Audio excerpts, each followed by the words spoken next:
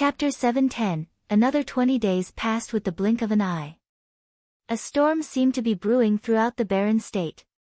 News from Crouching Dragon Mountain said that Futian would be entering the Holy Sea Palace in 7 days. It was news that shocked barren state somewhat and caught the attention of many. Another 20 days passed with the blink of an eye. A storm seemed to be brewing throughout the barren state. News from Crouching Dragon Mountain said that Futian would be entering the Holy Sea Palace in 7 days. It was news that shocked barren state somewhat and caught the attention of many. Zhuge Qingfeng looked at Futian. The young man was sitting there training in silence. Everything seemed peaceful.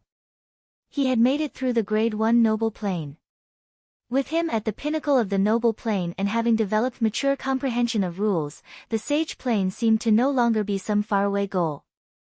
It would have been something worth celebrating about, but be it Futian himself or everyone around him, no one was in the mood for celebrating anything. "What do you plan to do at the Holy Ji Palace?" Zhuge Qingfeng asked the young man. Futian had, no doubt, been seeing if he was able to advance further. He would not have waited another month to go to the Holy Ji Palace otherwise. To prove one thing, Futian answered. "And what would that be?" Zhuge Qingfeng asked. The big shots at the Holy Ji Palace always thought themselves to be right about everything. Lu Chan had always been reluctant to admit when he was wrong about anything, holding the extreme belief that nothing he did had ever been wrong.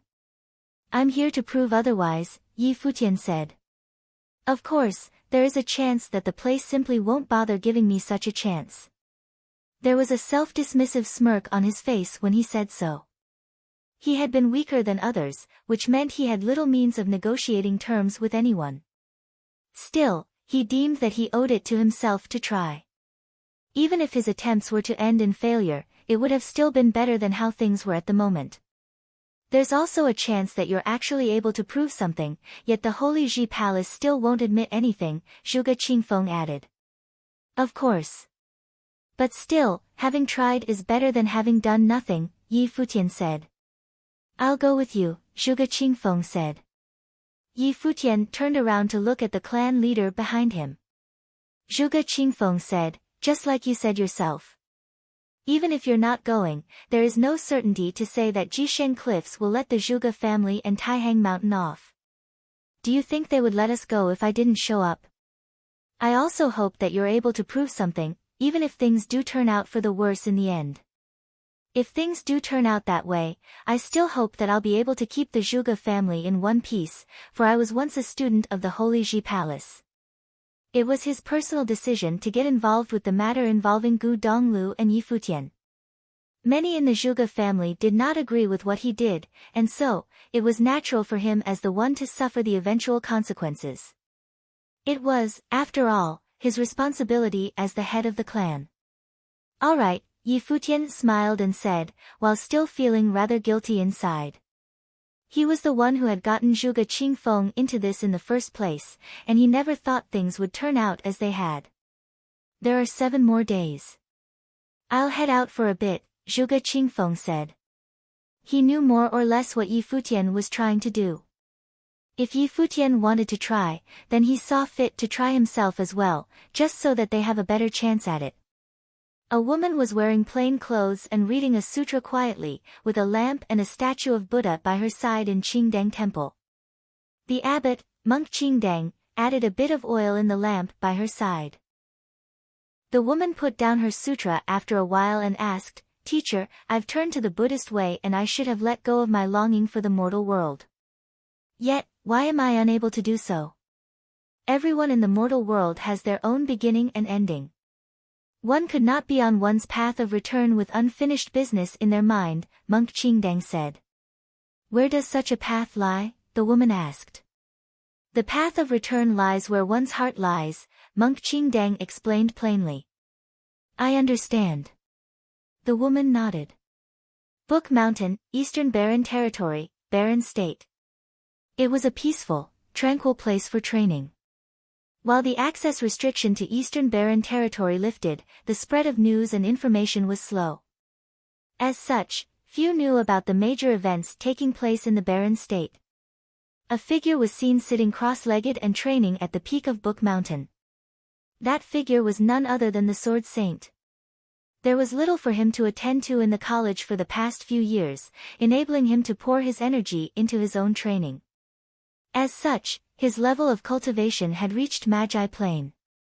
Such a state would have naturally enabled him to become an invincible being in the Eastern Barren Territory. However, he was not all that worth mentioning when he was compared to the people in the Barren State. Nonetheless, he had been progressed very quickly in his training, far quicker than he had been, being able to bring his cultivation to such a height within the span of several years. Without the events in the Barren State interfering with his training, he would have become even stronger. However, what was happening in Barren State was beyond him. A breeze blew by and the Sword Saint opened his eyes and said, "You are here." He turned around and saw a figure dressed in gray standing before him, emanating no aura. The Sword Saint was not surprised at all. It was as if he had known all along that the figure would show up. "You're going to the Barren State?" the figure dressed in gray asked. "Indeed." The Sword Saint nodded. Regardless if he was actually able to do anything, he deemed it necessary to go. It was his juniors who were in trouble, after all. "While you've improved greatly for the past few years, you're far from ready," the figure in gray said. "I know that, which is why I'm waiting for you," the Sword Saint said. The figure in gray glanced at the Sword Saint with cold eyes. That very instant had the Sword Saint feeling as if he had been thrust into purgatory. "Stop guessing my thoughts from here on out," the figure in gray said and unleashed a broadsword in their hand.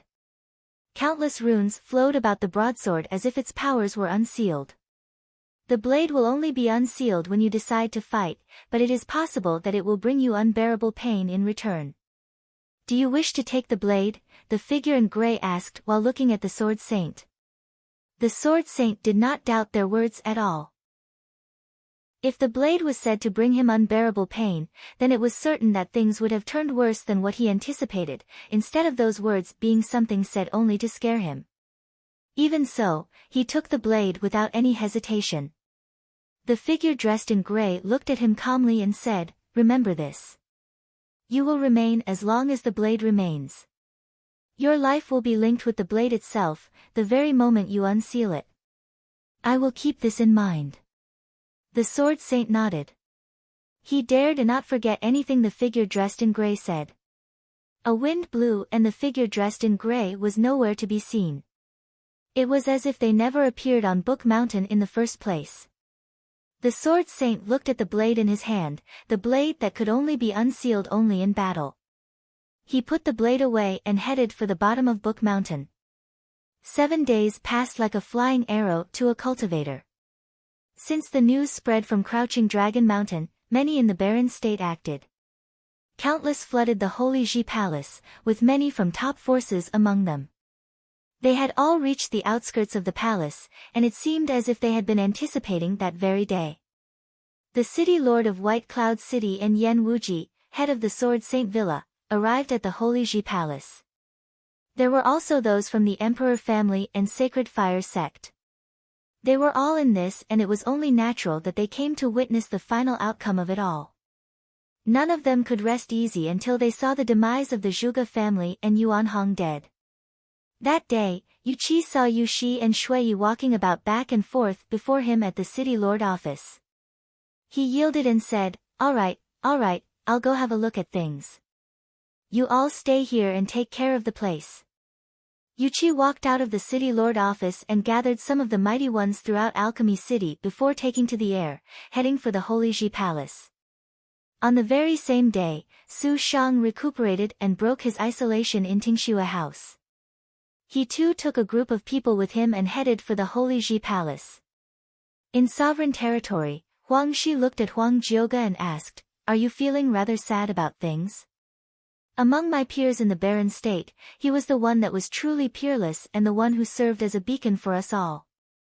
If he were to simply fall, it would be a shame indeed, Huang Jioge sighed and said. Seems like you appreciate each other. Huang Shi smiled and continued, Zhuge Qingfeng came looking for me a few days ago. I guess he had gone to quite a number of places besides here. He wanted to get his chances up as much as he could. While I too wish for the sovereign family to go do this, we are powerless against both Jisheng Cliffs and the Holy Ji Palace.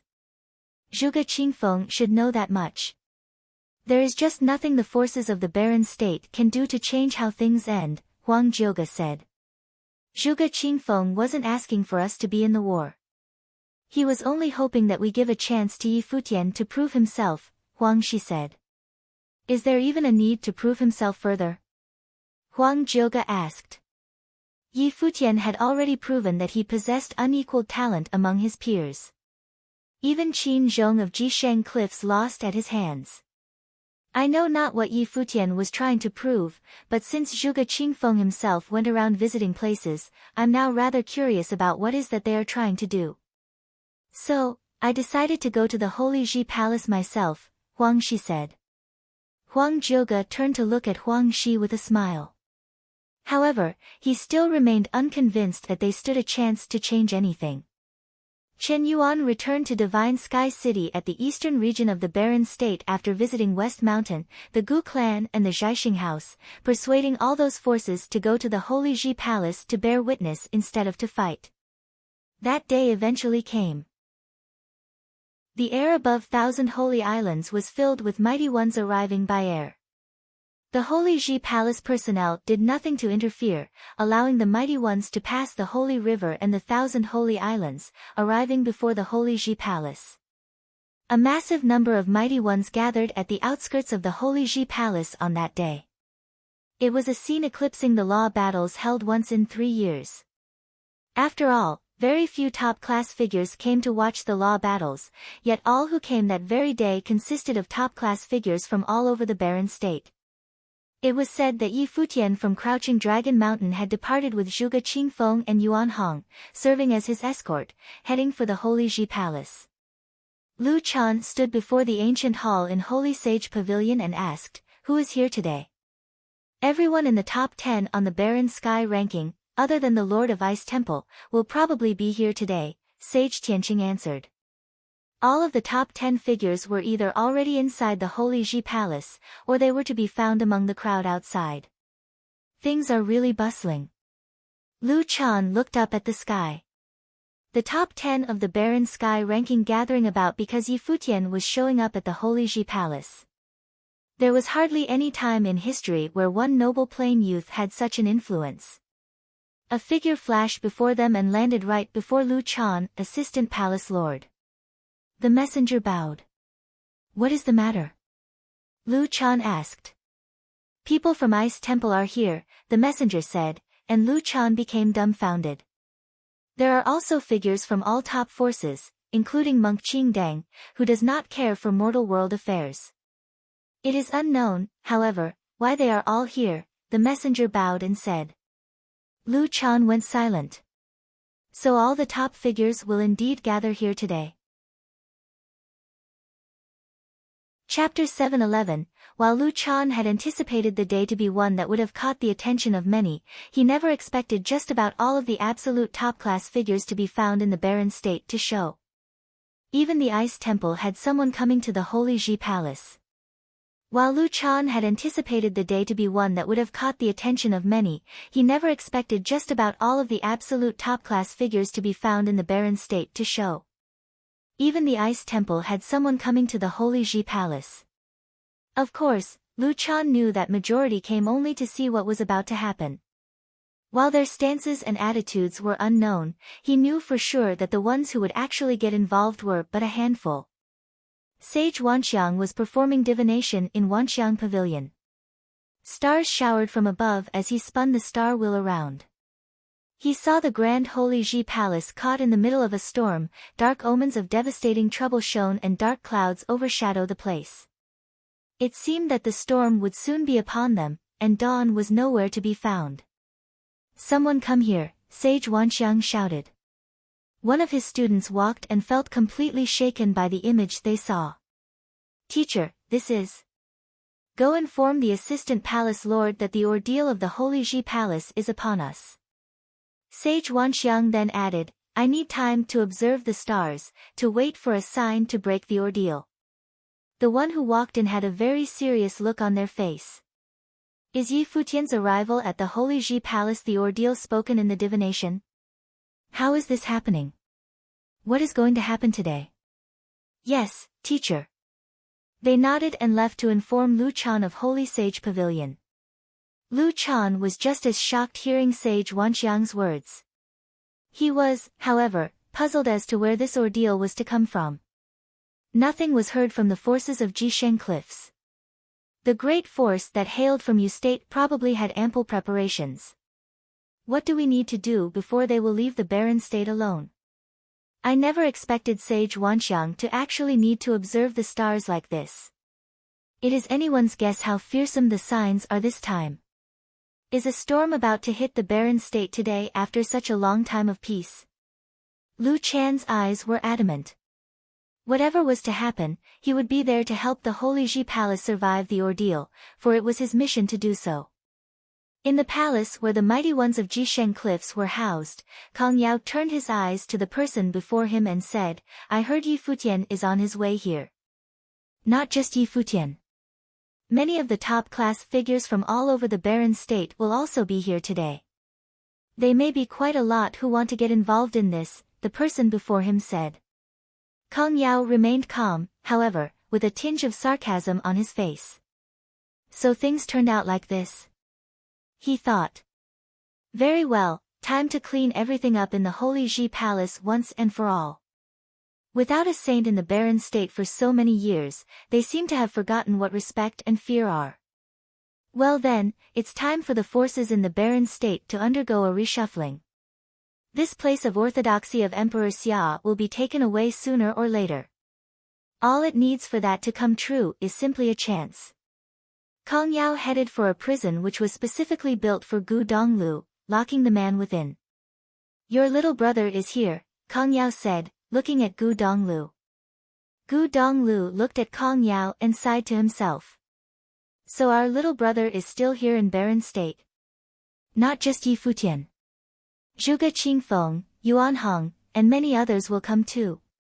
You may want to shoulder everything yourself, but it seems like there are many out there who actually care about you.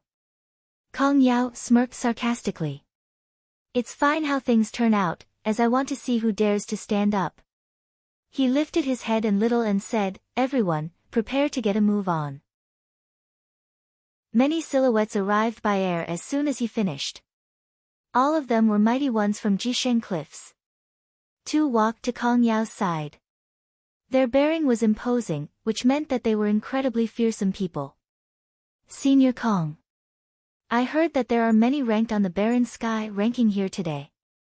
Someone at his side said sarcastically. The tone was such that it seemed that the person did not care about it at all. Indeed. Kang Yao nodded. It's been quite a while since I last went tempering my skills in martial arts with top-class sages. An elder beside him said in an extremely cold manner, if someone dares move against Jisheng Cliffs, I'm not going to hold back. I assume you won't have any opinions about that? None at all. Anyone who dares meddle in this, there will be no mercy for them, Kang Yao said in an equally cold manner. Very well then. The elder nodded. I heard that things didn't go so well for you when you were here last. Your opponent seemed to have used divine ritual implements. I guess this time you will be able to go at them with full force. It's a good thing to have so many mighty ones throughout the barren state gathering here today. We'll be able to teach them a lesson in fear and respect. Kang Yao said with a tinge of murderous intent in his eyes, let's go.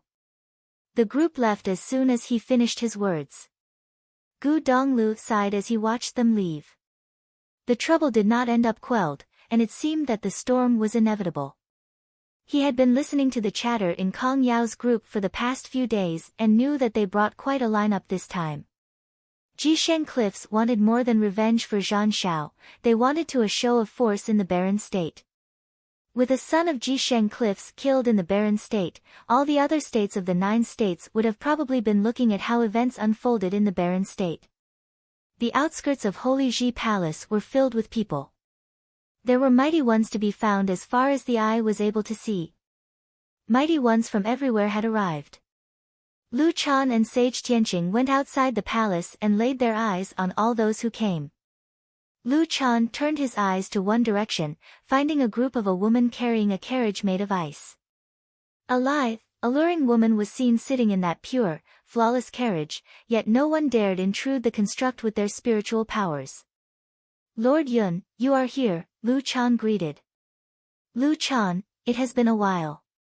A calm voice was heard from within the carriage. Many turned their eyes in her direction. She is indeed here. The most powerful woman in all of the Baron state, and the one who ranked second on the Baron sky ranking, just one place beneath the lord of the entire Holy Ji Palace. Shouldn't you be training within the Ice Temple, Lord Yun? What brings you here? Lu Chan then added, I assume you are here to see what is about to happen to the Holy Ji Palace. I did what? Yi Futian looked at Hua Jieyu and said, don't you know that I'm better with words and flirting than anything else? That promise was nothing. Hua Jieyu remained staring at him without saying anything. Yi Futian started looking frustrated and said, you have any idea how annoying you are? Lulan Shua is indeed the better girl, obedient and knows how to take care of others and all. You're just a stubborn bull in comparison. Hua Jieyu remained staring at him. Will you just leave? Yi Futian's tone turned serious. No way, Hua Jieyu answered. How can you be so selfish? Yi Futian's tone became very irritated. That day in Taihang Mountain, you cared only about yourself and you had third brother go to face everything himself. So what are you doing here today? You're being awful, tagging along. You know that. Just what are you doing here? To show how noble your love is. What about your folks? What about them, huh? Hua Jieyu's eyes were fixed on him as they went slightly red. She felt very guilty of what happened at Taihang Mountain. She was being selfish. She indeed betrayed third brother and second sister just so he was able to live. She was able to even betray her parents now. But am I doing this just to show how noble my love is? Alright, I'll tell you the truth, having come so far and all. You know well what kind of a person I am. I'm a ladies' man. Unless you like fighting with other girls for my favor, I can tell you this much, I've been with quite a number of girls all this while, and I'm now getting increasingly sick of you. You're good for nothing, but still, I don't want to drag you into this mess. Stop following me. Yi Futian then said dismissively, all that about you being my destiny and whatnot, I say that to girls all the time, and anyone who actually believes that nonsense is stupid. He then went on without her. Chapter 7:12. Hua Jieyu saw Yi Futian going further and further away, tears in her eyes. She then turned around to the black-winged condor and said, are you going to get in my way too? Hua Jieyu saw Yi Futian going further and further away, tears in her eyes. She then turned around to the black-winged condor and said, are you going to get in my way too? The bird lowered its head and said, I'm sorry, boss orders. So are you saying it's alright for you to ignore mine instead? Hua Jieyu stared at the bird coldly. The black-winged condor shook its head. The bird was stuck in the middle of nowhere. It did not dare go against his master's orders, yet it dared not offend his master's girl. It was a pitiful scene to look at. However, it knew that its master did all that for the sake of his girl, and so it chose to keep getting in her way. Seeing how the black-winged condor insisted on not letting her pass, Hua Jieyu turned her eyes far away and asked softly, hey, am I useless and a good for nothing? The black-winged condor shook its head. It too had such a feeling when it was around its master. However, the bird progressed far faster than any other demonic beast. It had now comprehended rules of the wind. Just so long as its master kept progressing, it would benefit from it as well. Take me with you. I'll just watch everything from afar, Hua Jieyu said while staring at the bird. The black-winged condor turned its head, figuring out what to do, before it eventually nodded. If its master were to punish it for it, then so be it, it thought. Yi Futian and the others continued moving forward. Zhuge Mingyue then said, "You know what Jieyu's thoughts are. Why did you need to go that far?" Second sister, the very reason third brother left that breakup letter behind was so that you didn't end up getting into all this. But you were stubborn enough to refuse, and he had to go all the way up to Crouching Dragon Mountain because of it. Although I know doing this would change nothing, this trip is an extremely perilous one, and I'm still rather reluctant, Yi Futian said. I get it.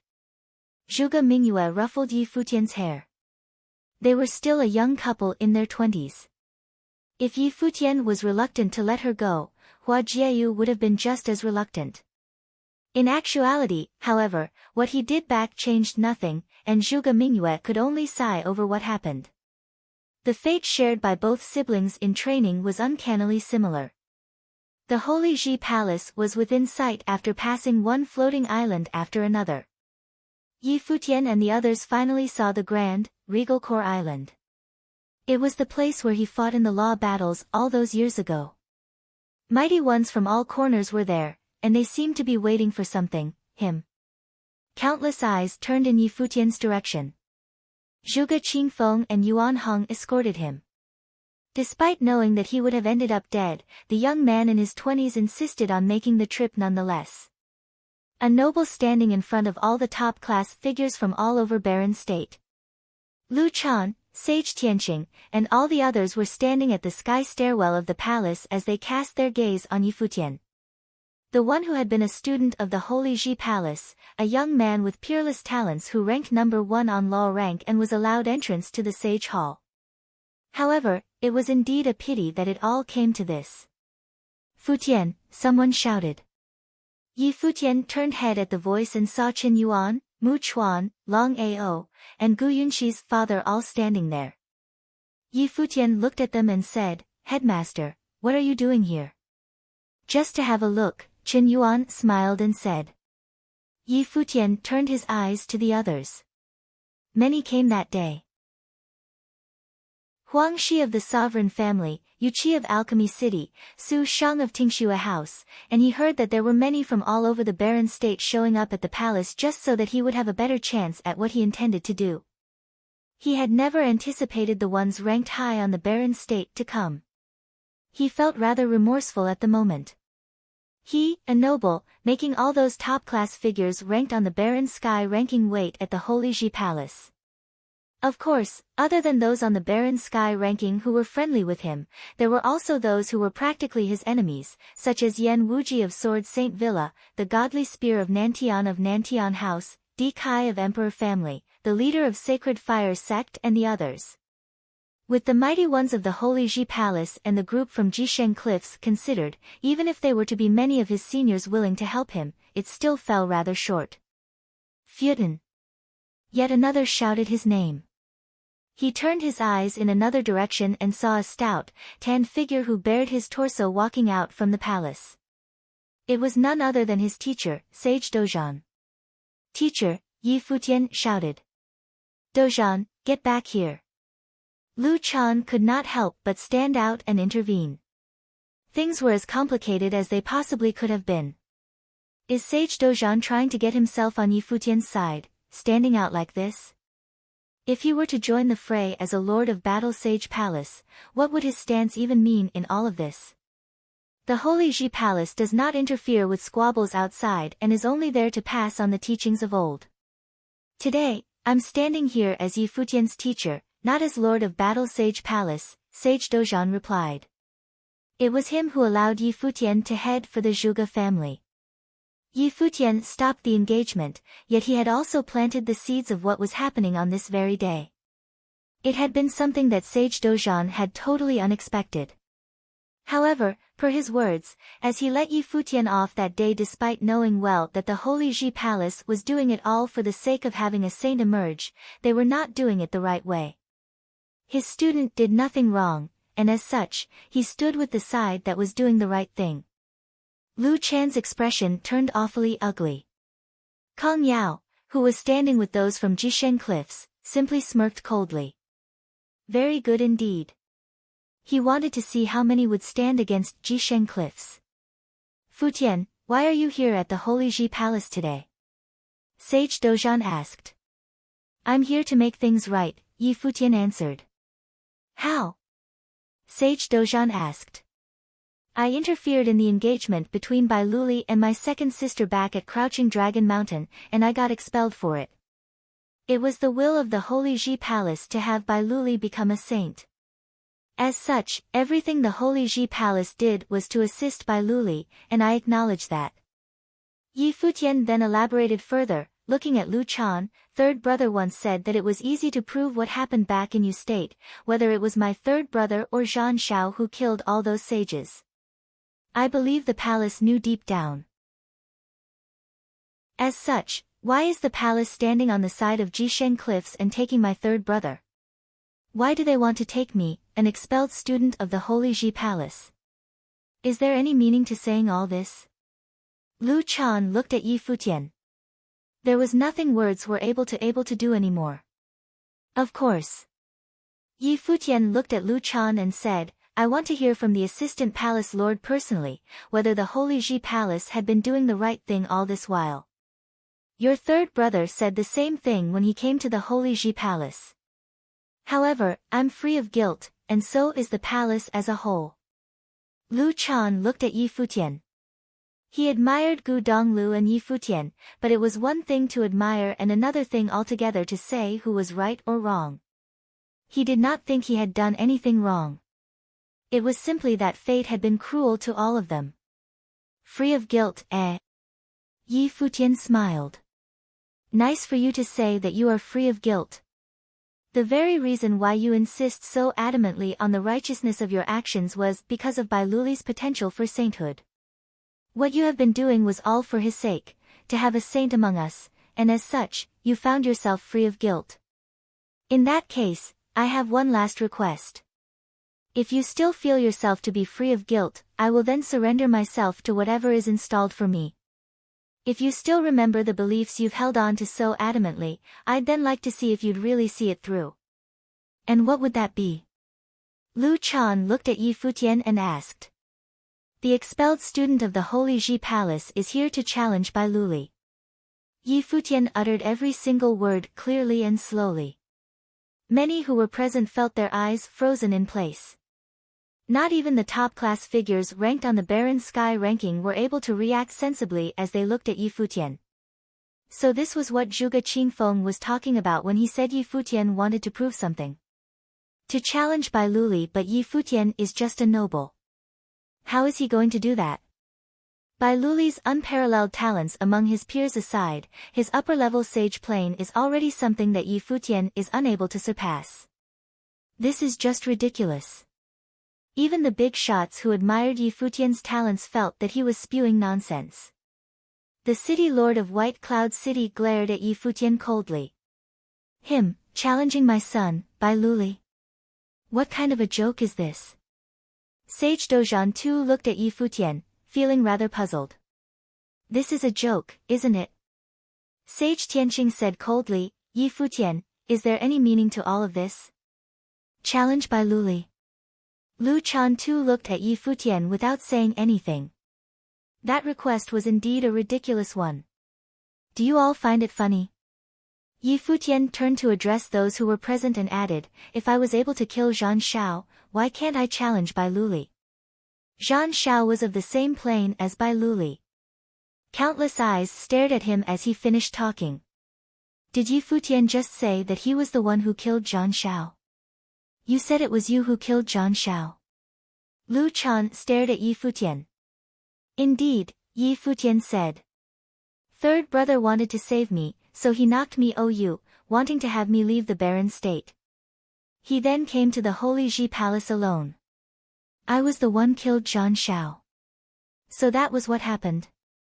Zhuge Qingfeng and Zhuge Mingyue felt rather relieved as they finally knew what actually happened. The great figures in the air felt rather shocked, yet Yi Futian did not seem like he was lying. But then again, how was this possible? Big words you spew there, Kang Yao said coldly. Zhan Shao was a son of Jisheng Cliffs and there was no way he could have been killed by Yi Futian, a noble. It was an utter insult to Jisheng Cliffs. Yi Futian looked up at Kang Yao before rising up slowly. He then melded his spiritual will with his surroundings. A formless hurricane whipped around violently in this air. Wind, Yi Futian uttered a word. The ferocious gale then went about rampaging in the air like a dragon. Power of rules. Many found their jaws agape. Fire, Yi Futian uttered yet another word. Power of rules of fire was unleashed, turning the air around scorching hot. Wah! Many shivered deep down. Thunder, Yi Futian uttered yet another word, bringing about rules of lightning to work. Yi Futian's body was still seen rising up. Stars shone and glittered, then wrapped around his body. Rules of the stars, Yi Futian continued. Many felt their hearts about to pop out of their chests as they stared at Yi Futian. A grade 1 noble brought many power of rules to bear. Furthermore, all of them were matured. Space. Freeze, Yi Futian said yet again, and all of the great figures felt the power of space rules bore upon them, surprisingly feeling their bodies stiffen in the air. The entire space felt as if everything was about to freeze. That is the rules of space. This. Their hearts pumped excitedly. All of the great figures on the barren sky ranking felt riled up inside over someone their junior unleashing their powers. It was not enough to just unleash the power of rules of respective elements. Yi Futian had even gone on to develop comprehension of rules of stars and the extremely high rules of space. Number 1 below the Saint Plain of Jisheng Cliffs. Yi Futian turned his eyes at Kong Yao and said coldly, "Do you know anything about talent whatsoever?" Chapter 713, Kong Yao, 9th on the 9 States Sage ranking, the number 1 person under the Saint Plain in Jisheng Cliffs. He had seen countless talents. The Jisheng Cliffs' generations of 9 sons were all people with outstanding potential. However, at this moment, in the declining barren state, a noble was pointing at him and asking whether he knew what potential was. However, he had no comeback. Kong Yao, 9th on the 9 States Sage ranking, the number 1 person under the Saint Plain in Jisheng Cliffs. He had seen countless talents. The Jisheng Cliffs' generations of 9 sons were all people with outstanding potential. However, at this moment, in the declining barren state, a noble was pointing at him and asking whether he knew what potential was. However, he had no comeback. He had indeed never seen such talent. To comprehend such complete rule power as a grade 1 noble, a prodigy could do it.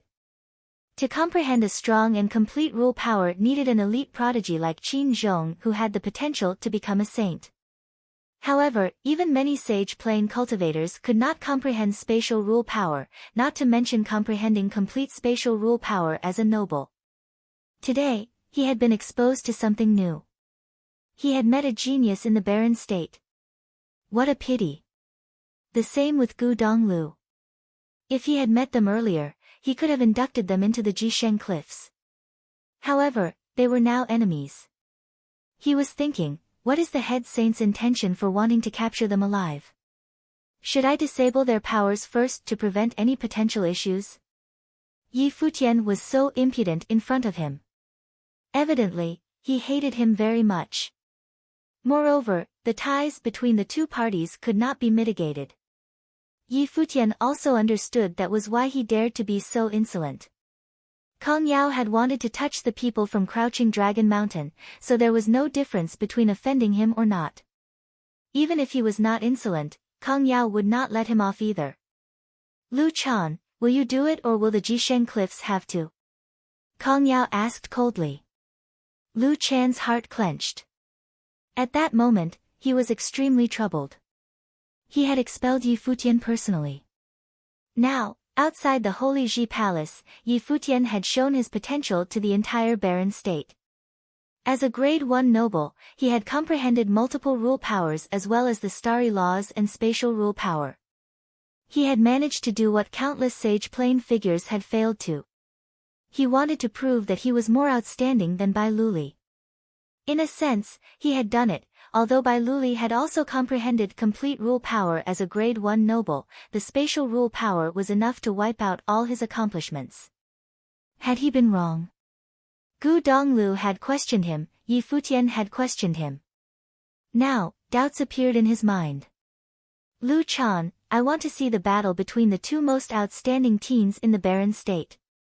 Since Yi Futian wants to challenge Bai Luli, the palace should grant him this wish. The sovereign family's Huang Shi also chipped in. Although Yi Futian had revealed such exceptional potential, it was theoretically impossible for him to defeat Bai Luli. However, since he had said that he was the one who killed Zhang Shao, this meant that Yi Futian still had a trump card up his sleeve. What was this trump card of his? Lu Chan, the Holy Ji Palace claims to have a single will for the barren state to have a saint. Now, there is a person with the potential to become a saint in front of you. I want to see if the palace will practice what they preach, Yu Qi said coolly. They were already at a point where Yi Futian's potential was undisputed. If Qin Zhong and Bai Luli could do it, Yi Futian should also be able to. A glint appeared in Kong Yao's eyes. These people had all come today to attempt to sway the Holy Ji Palace. They were courting death. Take them down. Kill whoever attempts to stop us, Kong Yao declared abruptly in an overbearing yet ruthless tone. His words weighed down on everyone as the experts from Jisheng Cliffs stepped forward. Lu Chan raised his head and looked in the direction of Jisheng Cliffs. He naturally knew how strong the Jisheng Cliffs experts were. After Zhang Zhao's death, there were people who had returned to the Jisheng Cliffs to report the matter. Kong Yao did not go back, but afterward, in the group of experts that had come from the Jisheng Cliffs, 2 of them were experts on the sage ranking.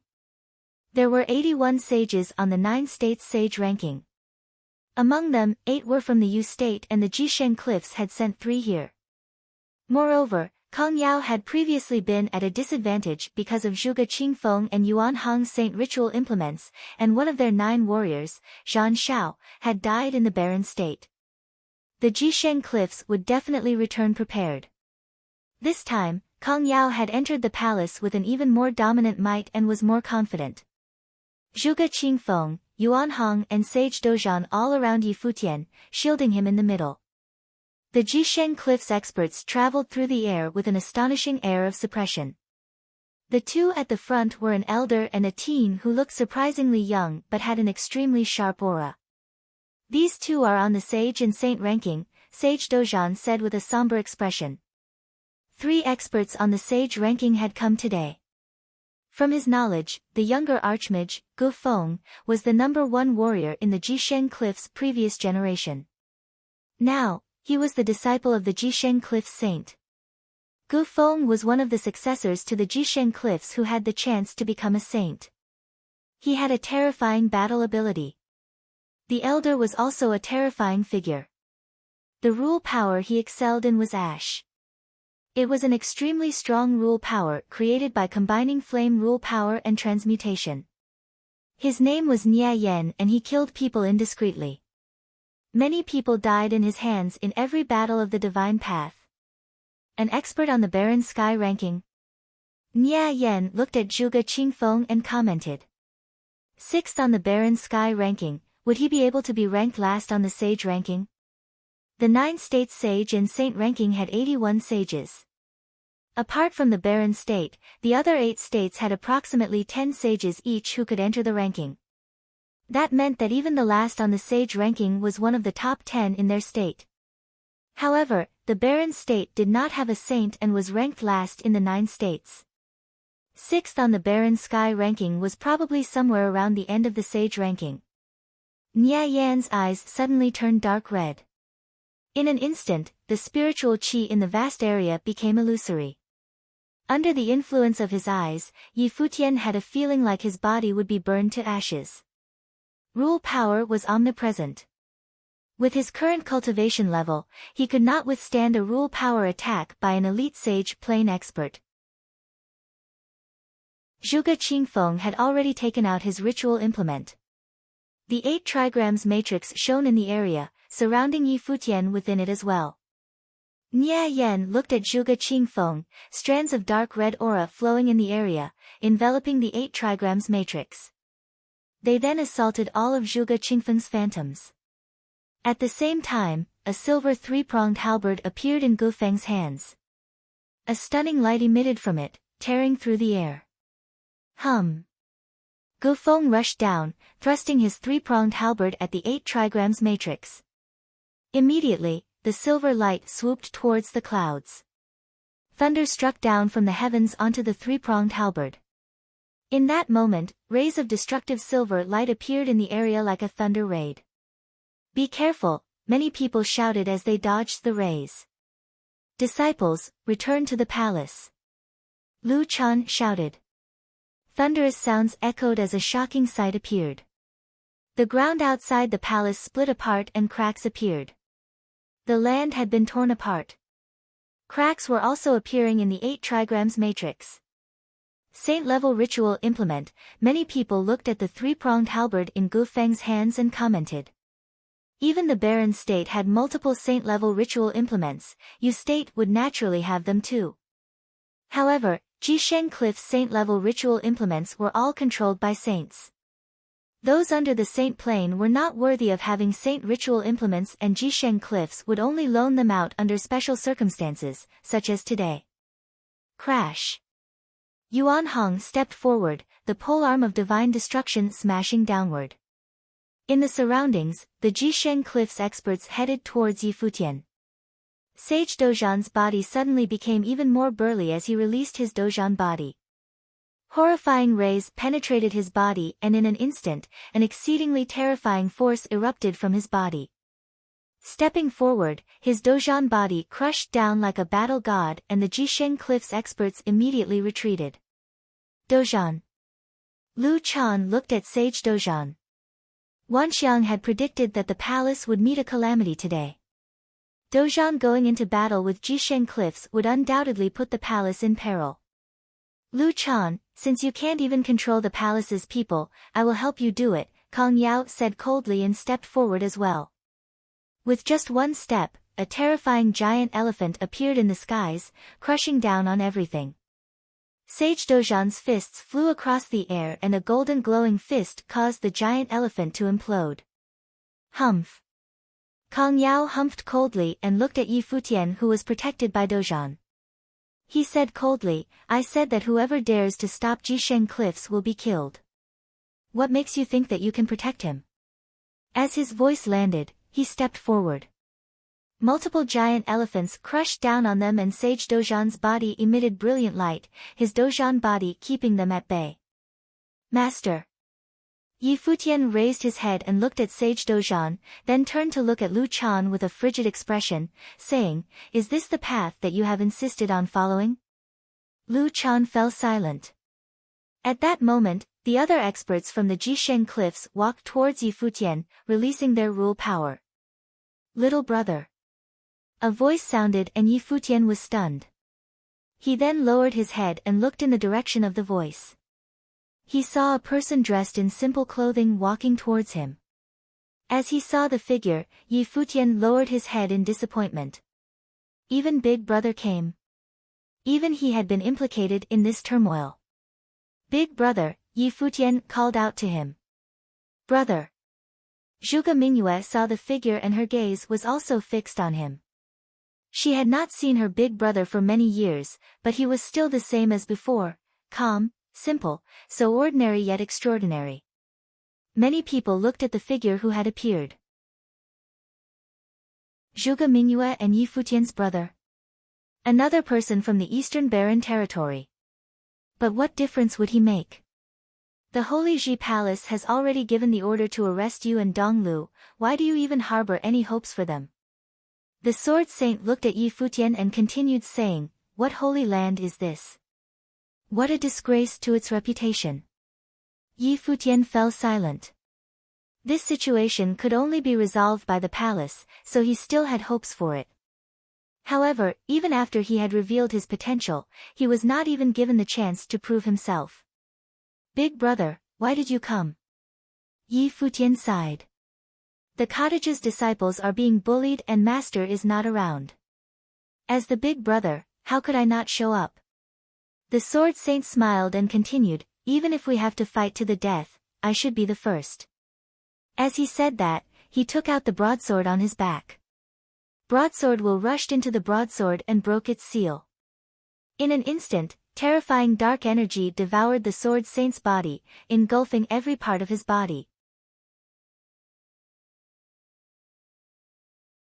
Chapter 7:14. A terrifying dark aura washed all over the place at the very next moment. Dark flowing light filled the space with the sword saint at the center, every streak of light containing fearsome blade will. A terrifying dark aura washed all over the place at the very next moment. Dark flowing light filled the space with the sword saint at the center, every streak of light containing fearsome blade will. What kind of ritual implement is this? Everyone's eyes froze as they stared at the blade in the sword saint's hand. The blade seemed to have forbidden powers. These powers were being unraveled bit by bit at that very moment. The power emanating from the blade rushed into every corner of the sword saint's body, filling up his blood and even his soul. The sword saint felt as if his body was being torn apart. Every single part of his body was in indescribably great pain. It was as if the streaks of blade will coursed throughout his body with impunity, threatening to cut him to pieces. The pain was more than enough to crush someone's will before killing them. Dark whirlpool seemed to have formed from his eyes. At that very instant, the sword saint felt the power within the blade and that it was no longer just a weapon forged from power of rules. The blade had a soul. The sword saint seemed to see many demonic projections within the blade. The demonic spirits manifested as terrifying devouring whirlpool. The dark aura emanating from the blade connected the heavens and the earth, causing boundless power to flow in reverse, devoured by the darkness of the demonic blade. The sword saint felt as if he was on the verge of being devoured by the power of that very blade. Regardless of how powerful a ritual implement was, it was limited by the one using it. He was only at the level of a magi, which meant that even if he was given an incredibly formidable ritual implement, he would still have had a hard time bringing out its full power due to the limitations of his own powers. Yet, when the seal on the blade was unraveled, the sword saint felt as if the blade had been crafted by the grey-robed figure just for him. The weapon matched well with the arts he trained in. Just what kind of a ritual implement is this? Many watched the scene unfolding before them in shock. The sword saint's plane was not all that high, and in the eyes of many, he was simply walking to his own death. Yet, when the seal on the blade was unraveled, they felt themselves trembling within as if some power that got them feeling fear resided in the blade itself. Kang Yao watched how the boundless dark aura in the air looked like vines, devouring the powers of the world in a frenzy. That blade was definitely a very high-level holy item. He had never thought he would have encountered such holy items in the barren state, and he deemed it crucial to get his hands on it. Such saint-level ritual implements were only accessible to saints back in Jisheng Cliffs, but if it was something that he had acquired for himself, he would have been allowed to keep it.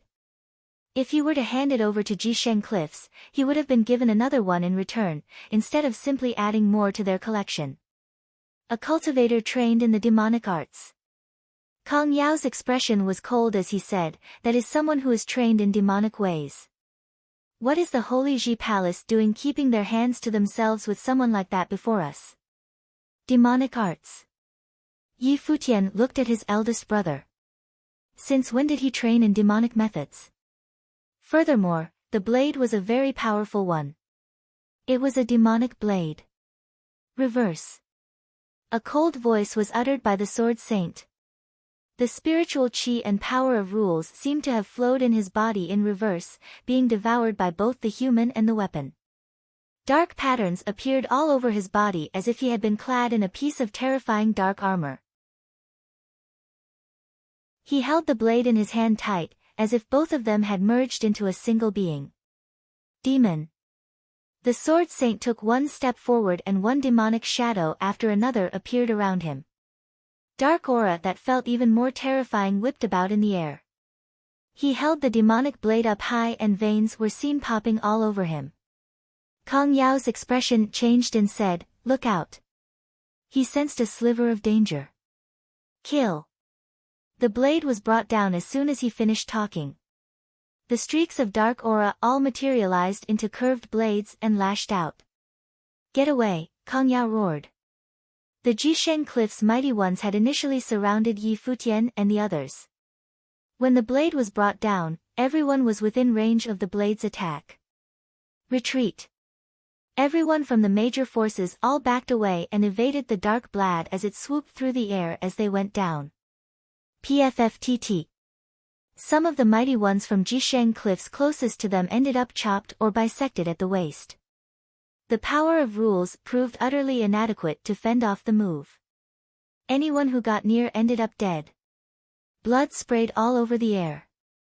One sage-level figures after another perished right there and then. Countless eyes stared at that very scene and many felt their minds trembling. The move was definitely one wrought by one at the pinnacle of Sage Plane. The Sword Saint melded his blade work and power of rules together with the power of the blade, boosting himself enough to reach the very limit of the Sage Plane. Boom! A loud rumble was heard. The blade was brought down the palace far away, with the peak having gashes on it. The sky stairwell was snapped. That was a holy stairwell leading into the Holy Ji Palace, a symbol that was cut up by that blade flash. Kong Yao, Nye Yen, and Gu Feng all glared at the Sword Saint. The guy actually ended up killing so many of us from Jisheng Cliffs. Ended up killing over a dozen mighty ones. What are we going to tell Jisheng Cliffs when we return? Kong Yao's body trembled slightly at the thought. His face turned incredibly grim. The two previous battles did not end up achieving their goals, but Jisheng Cliffs did not suffer many losses. However, despite having gathered more mighty ones from Jisheng Cliffs, they ended up losing more instead. He deemed such a result simply unacceptable. You all will die, Kong Yao said coldly. A beam of holy light burst before him as soon as he finished. It was a very, very tall bronze holy cauldron, looking regal and elegant as it hovered in the air. Streaks of holy light emanated from it. Everyone in the boundless space felt themselves being suppressed by a very terrifying power of rules, so much so that they found it difficult to breathe and incapable of moving. Yi Futian felt that precisely. At that moment, he felt impossible just to move his leg. Such terrifying holy item. The minds of many trembled. Yuchi of Alchemy City stared at that bronze holy cauldron. Alchemy City was unable to produce a holy item of such level. It seemed that Jisheng Cliffs was determined to get their hands on it by allowing a holy item of such a level to be used by Kong Yao. That made Kong Yao almost invincible at his plane. Open, Kong Yao said. The incredibly huge bronze holy cauldron blew up right there and then before reforming. It turned into armor-like protective gear, flying towards Kong Yao's body. Kong Yao's arms, legs, chest, and back were all clad in bronze armor in an instant. A boundlessly huge divine elephant life spirit appeared. The same type of armor appeared on all four legs of that massive divine elephant. It can transform. Many people's eyes froze in place. Kong Yao stepped on the air below and the divine elephant shadow did the same as well. Incredible power radiated and suppressed all below it. Many were heard grunting in Sage Dojan's battle form protected Yi Futian within it as well, preventing him from being affected. That one step vaguely cracked his battle form, a testament of how terrifying Kong Yao was when borrowing the power of holy items. He ranked 9th on the Sage ranking and was invincible throughout the entire barren state. Now that he had one such super powerful holy item with him, there was simply no one below Saint Plane capable of getting his way. I'll go take care of him, the Sword Saint said calmly, looking at Kong Yao. Terrifying dark light whooshed about him still. His body seemed to have grown quite a bit and took a demon form. The demonic blade was filled with boundless blade will, enlarging it and turned it into a 100-meter-long demonic blade. Streaks of dark aura burst from the demonic blade in a frenzy. The Sword Saint then took to the air, holding the demonic blade high in the air. All who had a part in this will die, Kong Yao said coldly. His murderous intent was brimming as he stepped down. The divine elephant did the same and one divine elephant shadow after another seemed to went on a stampede in the air, stepping down as they went. The Sword Saint swung his blade very slowly. Dark aura gathered in a frenzy, enlarging the blade gleaming with overbearing force, lashing out at the air. Sharp noises were heard and the divine elephant shadow was cut open by the demonic blade in the middle. The blade kept cutting at the air and headed for Kong Yao. Kong Yao's expression was ice cold. A magi-level figure actually came at me with a ritual implement. His ritual implement was also an extremely fearsome saint-level holy item and his plane was far higher than the sword saint's. One divine elephant shadow appeared after another and suppressed the air. Kong Yao shouted coldly and he, who was clad in battle armor and combat boots, stepped out, turning into a foot of the divine elephant. The divine elephant right behind him stepped out at the same time. With a deafening rumble, the boots stepped right onto the demonic blade. Terrifying dark blade flashes lashed out in the surroundings in that very instant, and that power that seemed to be bringing everything to its knees landed onto the body of the sword saint. Cut! The sword saint shouted and terrible light emanated from the blade, cutting up the rules that came at them from above. The blade and the boot stuck together and rose, with two shadows making for the sky. The blade flash was seen and both stayed away from each other, each taking one side in the air. There were countless outside the Holy Ji Palace who lifted their heads, looking tiny. Eldest brother. Yi Futian was filled with boundless worry. Yi Futian knew that his eldest brother deliberately went at Kong Yao so as to get him away from the battlefield. Kong Yao was, after all, too powerful. At such a plane, Yi Futian would not have been able to fend off even one step from Kong Yao. Nia Yan and Gu Feng moved once again, fighting Zhuge Qingfeng and Yuan Hong. Nia Yan said coldly, "Isn't the Holy Ji Palace going to do anything?" Yi Futian glanced at Lu Chan but he heard Yu Qi said, "This is a feud between Jisheng Cliffs and Yi Futian. As the sacred ground of the barren state, it would be better for the Holy Ji Palace to stay out of this. Even though they might not be able to carry out what they believe in, there should at least have some line they wouldn't cross for whatever reasons. Go!" Yan Wuji and mighty ones from Nantian House banded together at the moment and prepared to fight Zhuge Qingfeng and Yuan Hong together. They were compelled to kill those two right there and then. Di Kai, who gave you the permission to do anything? Yu Qi glanced at someone, appearing right before Di Kai of the Emperor family in Alchemy City. "This has nothing to do with you," Di Kai said coldly. "I'm the city lord of Alchemy City.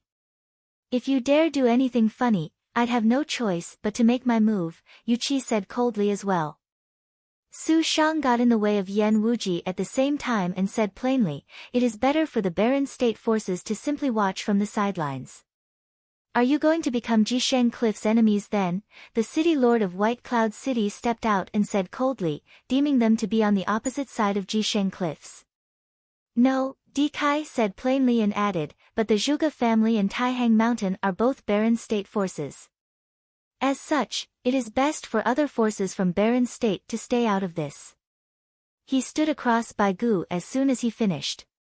They promised to come but they would have never asked for a fight with Jisheng Cliffs, as doing so would have given Jisheng Cliffs a reason to wage a war against them. But if Yi Futian and the others were able to get in Jisheng Cliffs' way, they were not beneath helping out a little.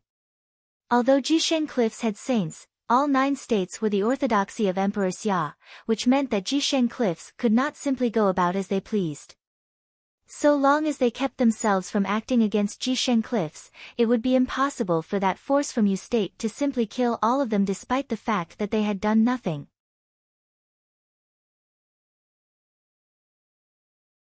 Chapter 715, Bai Gu, City Lord of White Cloud City, was standing against Huang Yi of the Sovereign family.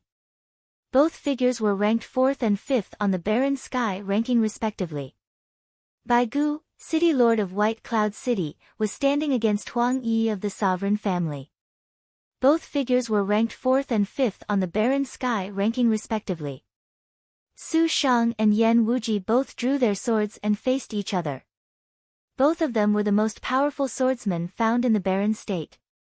One practiced the god-slaying sword while the other practiced the Wuji sword. Devastating storm of sword aura whipped around both of them. Other than that, the godly spear of Nantian was also stopped by monk Qingdang. Chen Yuan, Mu Chuan, and Long Ao got in the way of the head of the Sacred Fire sect. Almost all who came to watch the fight were embroiled in the storm, and it seemed as if a war was about to begin. Yi Futian, the one standing at the center of the storm, looked at everything around him feeling mixed. There were many seniors and elders who came out to fight for his sake. While none of them actually clashed directly with Jisheng Cliffs, it was a sentiment he would hold close to his heart. There were many who were simply little more than mere acquaintances to him, and they had only met several times, so much so that they had almost no relation to speak of.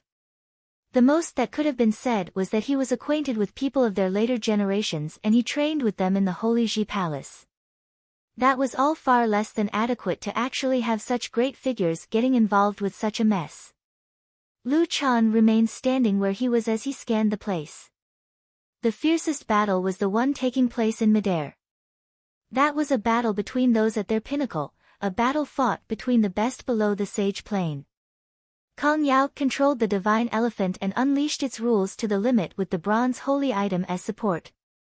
Every single attack felt as if the earth was about to collapse, being crushed under his feet. The sword saint's blade flashes shot through the air, and boundless aura and power of rules seemed to have flowed into his body in reverse. Every single slash felt as if it was capable of cutting the space apart. Lu Chan admitted that even if he were to fight one of them, he would have been suppressed.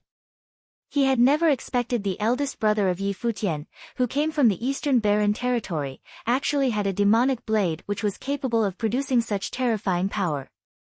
He had also never expected the sovereign family, Alchemy City, Su Shang, and many others ranked in high places on the barren sky ranking would have actually acted and fought for Yi Futian.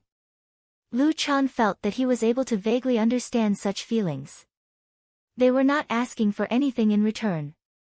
In fact, the risk of getting involved in this battle far exceeded the reward. Jisheng Cliffs was, after all, a true force with saints, and what they did there was similar to what the Holy Ji Palace had been doing to protect Bai Luli. Those people went to appreciate a talent so immensely that they were unwilling to let someone with potential for sainthood perish right there and then, which was why they were willing to do anything in their power to fight for Yi Futian. Lu Chan appreciated such an attitude immensely, and he was unable to blame those who acted. There was no right or wrong in that particular case. If there was anyone or anything to be blamed, it would have been fate. He turned his gaze at Yi Futian, which became incredibly determined in an instant. His eyes glowed with determination to see his way through, as if he had made a resolution. "Take him," Lu Chan said coldly. Lu Chan, Sage Dozhan, stood by Yi Futian's side and protected him. He shouted in anger and his large eyes were filled with coldness.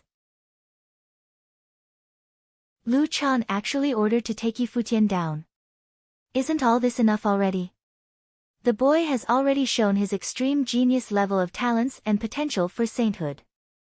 Many top-tier figures came to stand by Yi Futian and are willing to fight for him. Dozhan, Lu Chan shouted, "I understand what you're thinking, but what I'm doing here is for the sake of the Holy Ji Palace and for the barren state. There is no other choice with things coming to this state. The only thing to do to end all this is to take him. If you still remember who you are, then move aside." Many mighty ones ranked on barren sky ranking moved and fought for none other than Yi Futian. Almost all who ranked top 10 seemed to have gotten themselves involved in this mess, and Jisheng Cliffs was adamant to take him. If things were to escalate any further, it would be anyone's guess what would become of the barren state and how many forces would be in jeopardy. It would have been a catastrophe involving all of the barren state. The end had long been decided and it was up to Lu Chan to end it all. For the Holy Ji Palace, for barren state. Sage Dozhan turned his eyes to look at the Holy Ji Palace and said, "I've said it once. The Holy Ji Palace has rotted and so it should be reconfigured. There is no construction without destruction, yet you remain attached to how the place is now, Lu Chan. If that is the case, there is no hope for the Holy Ji Palace's restoration. Having the barren state be great again is all but a delusion. You have no courage to face it all and yet you want to create a saint. But just think about it, are those legendary figures something you can just simply create? Dozhan, the barren state is already a mess and I don't want to see the Holy Ji Palace splintering. I don't want to fight you, Lu Chan said looking at Sage Dozhan. Then I guess I'll have to see for myself what you're capable of, Palace Lord. Sage Dozhan took a step forward and his Dozhan body stood regal and tall in the air, looking immensely solemn and imposing. Brother. Sage Jin Gang looked at that scene and did not know how to feel. Lu Chan kept his eyes still at Sage Dozhan and went silent for a moment. He then said, Tianqing. Sage Tianqing walked up just as soon as Lu Chan, a sword appearing in his hand. The sword looked to be the sword of punishment, shining bright with light of punishment and pulsing with devastating flashes. Sage Dozhan looked at the scene and said, very disappointed, I take it that you even got the holy item prepared then? Dozhan, you know this sword. It is the sword of punishment left behind by the previous saint. He who holds this sword will be in charge of all punishments going on in the Holy Ji Palace. One could advise with the sword in hand even if the Palace Lord were to turn their back on the will of the Holy Ji Palace.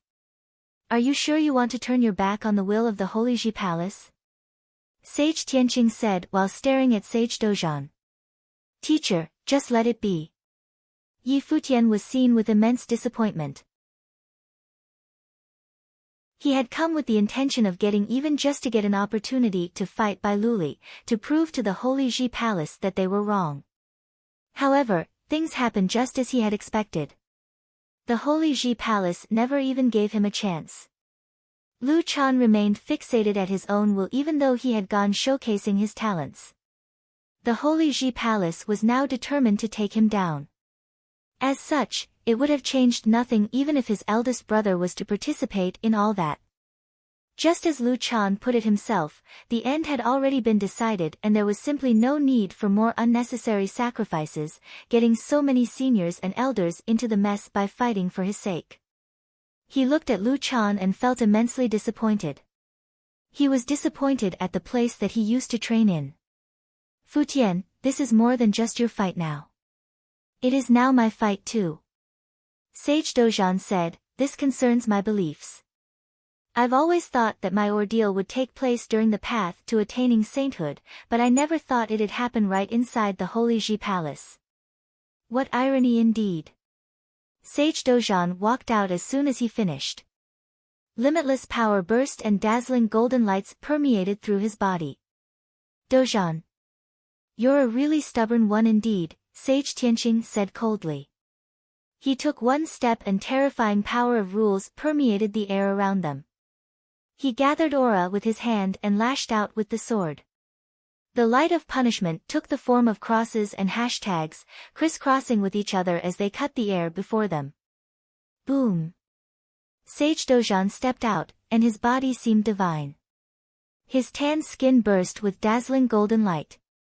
He stood still when the attack came, letting the light cut on his physical body. However, they left only gashes and were unable to break him open. Sage Dozhan, the #1 body refiner in the barren state. His body had been refined to the limits of refinement. He lifted his fist and threw out a punch. An incredibly huge golden arm appeared in the air, lifting its fist high and bringing it down on Sage Tianqing. Sage Tianqing's expression was incredibly cold. Such was the boundless power of Sage Dozhan, Lord of Battle Sage Palace of the Holy Ji Palace, and the one who ranked 7th on the Barren Sky ranking. His rules were power itself, extreme forces capable of shaking anything and everything. Sage Tianqing continued lashing out with his sword, a huge golden net appearing before them, formed by countless light of punishment in cross form, covering the incoming overbearing punch and cutting it up right there and then. Boundless light glimmered and that huge fist of power was torn apart, yet the extremely overbearing fist will continued its path. Sage Tianqing slashed with his sword.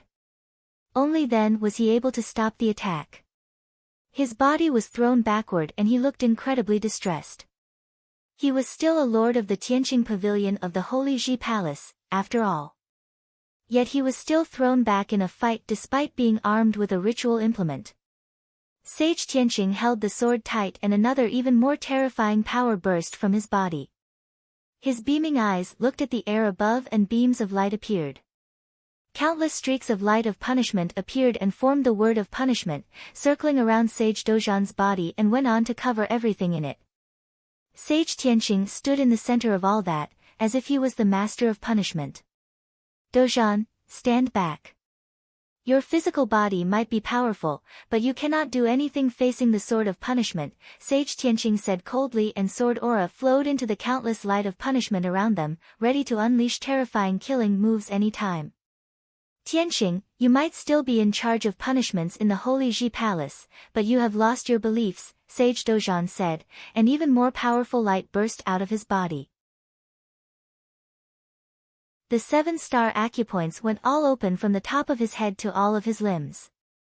Dazzling light burst through his body and Sage Dojan looked as if he was a god of war at the moment. He lifted his arms high, and with a roar, threw both of his fists in the air. Countless huge golden fists filled the air in an instant, lashing out at the void. Kill! Sage Tianqing yelled coldly. Countless killing beams emanating from the word of punishment clashed with the golden fists punching through the air, exploding violently. Sage Tianqing's body broke out like a bolt of lightning and lashed out with his sword, throwing punishment of light, intending to pierce the Dojan body. Break! Sage Tianqing roared and boundless light of punishment exploded with that sword move. Sage Dojan's body was immensely formidable, yet there was no stopping the sword of a saint. Sage Dojan clenched his fist and his battle form looked like an indestructible god of war. Boundless light shone, breaking up that invincible body bit by bit. The sword arrived as cracks formed. Countless beams of light pierced through, yet at the same time, Sage Dojan's arm lashed out and his battle form threw out an overbearing punch at Sage Tianqing as well. Devastating light whipped around the surrounding air. The battle form exploded and was destroyed. Sage Dojan's physical body was pierced and streaks of blood were seen. But at the same time, Sage Tianqing was sent flying with one punch. The bones all over his body were shattered. If Sage Dojan had not been pulling punches, refraining from going all out, Sage Tianqing would have died.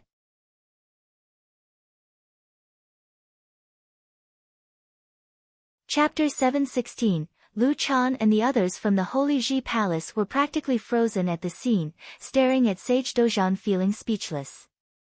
Lu Chan and the others from the Holy Ji Palace were practically frozen at the scene, staring at Sage Dojan feeling speechless. Sage Tianqing was unable to fight anymore and Sage Dojan's unbreakable body of the god of war was dripping blood, pierced by power of rules. However, his body remained standing tall and proud. Lu Chan apparently never thought Sage Tianqing, who was fighting using divine implements, would have ended up fighting such a bloody battle with Sage Dojan. The lord of the number 2 palace of the Holy Ji Palace had a body that was indestructible.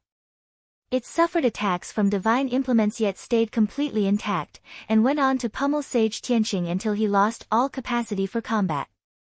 If Sage Dojan had not been going easy on him due to both of them studying in the same place, there would have been no way Sage Tianqing would have survived that one punch Sage Dojan launched directly on his body.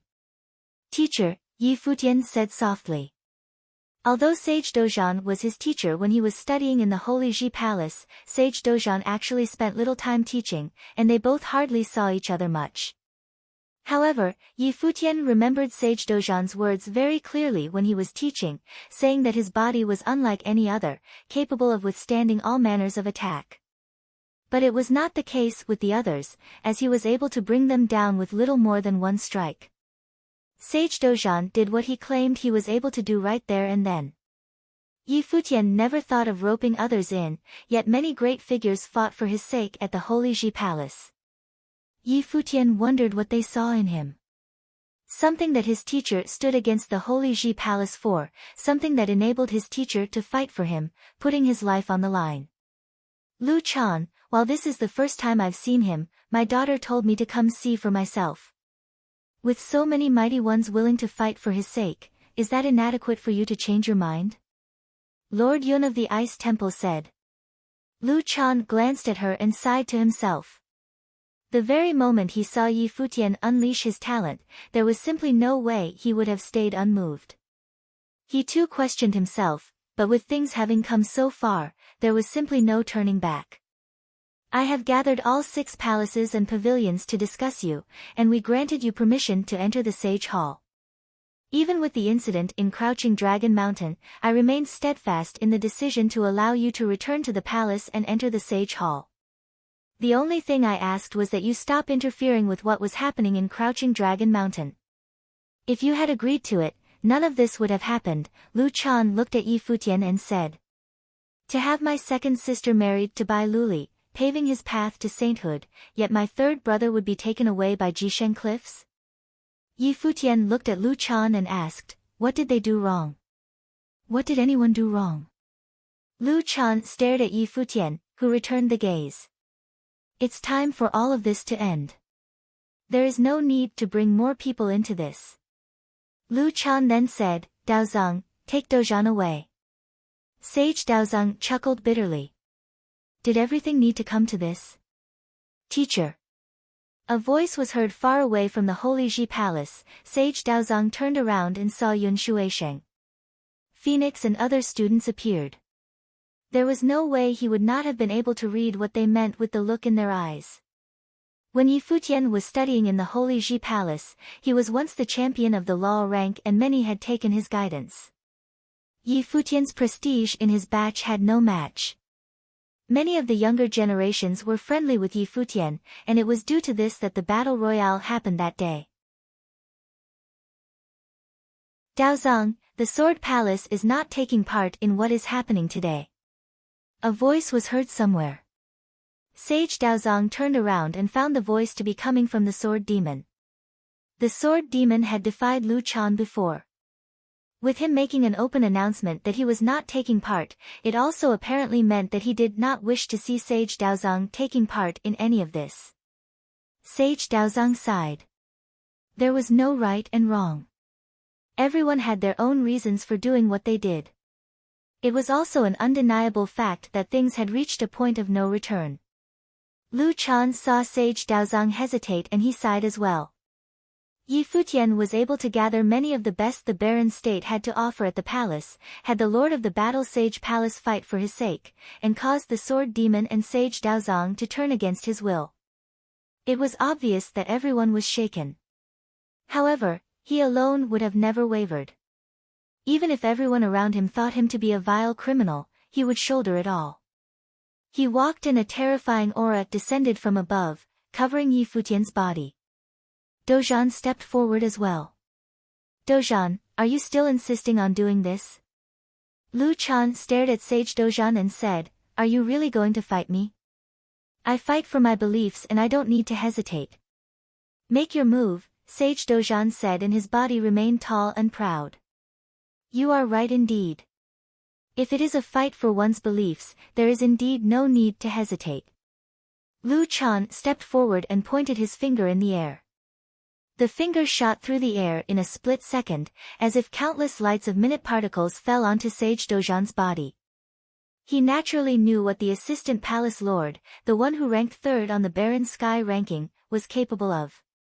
He shouted and stood still with his body like an ancient god. His skin went red as if burned with fire. Fiery golden sheen burst forth as if his body was some indestructible ritual implement. However, Sage Dozhan's body exploded again and again as the light of the particles hit him. It was as if he was being bombarded by some devastating force. Blood splattered and his body was sent flying backward. He was barely able to stand when he went into the fight, and there was no way he could fight Lu Chan. Lu Chan stepped forward, bringing his unparalleled, imposing might to bear. Enough. Yi Futian looked at Lu Chan and said, I'll leave with you. Lu Chan looked at Yi Futian. Hopefully, everything would end here. You were never wrong, so why do you need to leave with him? A spectral voice was heard. Lu Chan and Yi Futian both turned around, seeing a pure, flawless figure standing not far behind Yi Futian. Who are you? Lu Chan cast a glance at the girl who appeared out of nowhere. Her bearing was pure as if she was some mystical being. I'm Hua Qingqing, a student of monk Qingdang, the girl said. What are you doing here? Yi Futian looked at Hua Qingqing and said, Hua Qingqing, go back to where your teacher is. Hua Qingqing shook her head. She turned to look at Lu Chan and said, I've asked my teacher if I should come. He asked me to follow my heart. Palace Lord Lu, your stubbornness for the sake of the palace runs deep and your eyes are no longer still and clear. It seems that your mind has wavered. Why not ask yourself earnestly before you decide on anything? A student of Qingdang, right? Lu Chan looked at Hua Qingqing and said, I'm not going to do anything to you, seeing that you are one of my juniors. Leave now. I understand my own mind. I'm not wrong in my assessment, Hua Qingqing said insistently. Lu Chan glanced at her plainly and said nothing. He turned his eyes at Yi Futian and said, everything started because of him, and everything should end with him. Don't touch him. Yet another cold voice was heard. Lu Chan was stunned as he saw another silhouette around. It was to an extremely beautiful girl.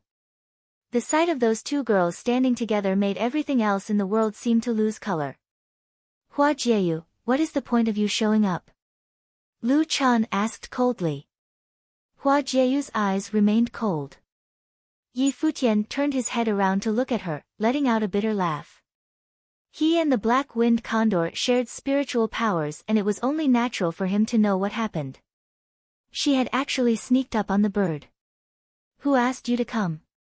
Yi Futian said with a tinge of anger in his voice. Hua Jieyu turned her eyes at him and lowered her head for a little bit, seemingly feeling wronged. However, her eyes were incredibly clear, and she said with great determination, I won't let them touch you. Stop fooling around and go home, Yi Futian looked at Hua Jieyu and said. No, Hua Jieyu shook her head and said, I want to try. She closed her eyes after she finished talking.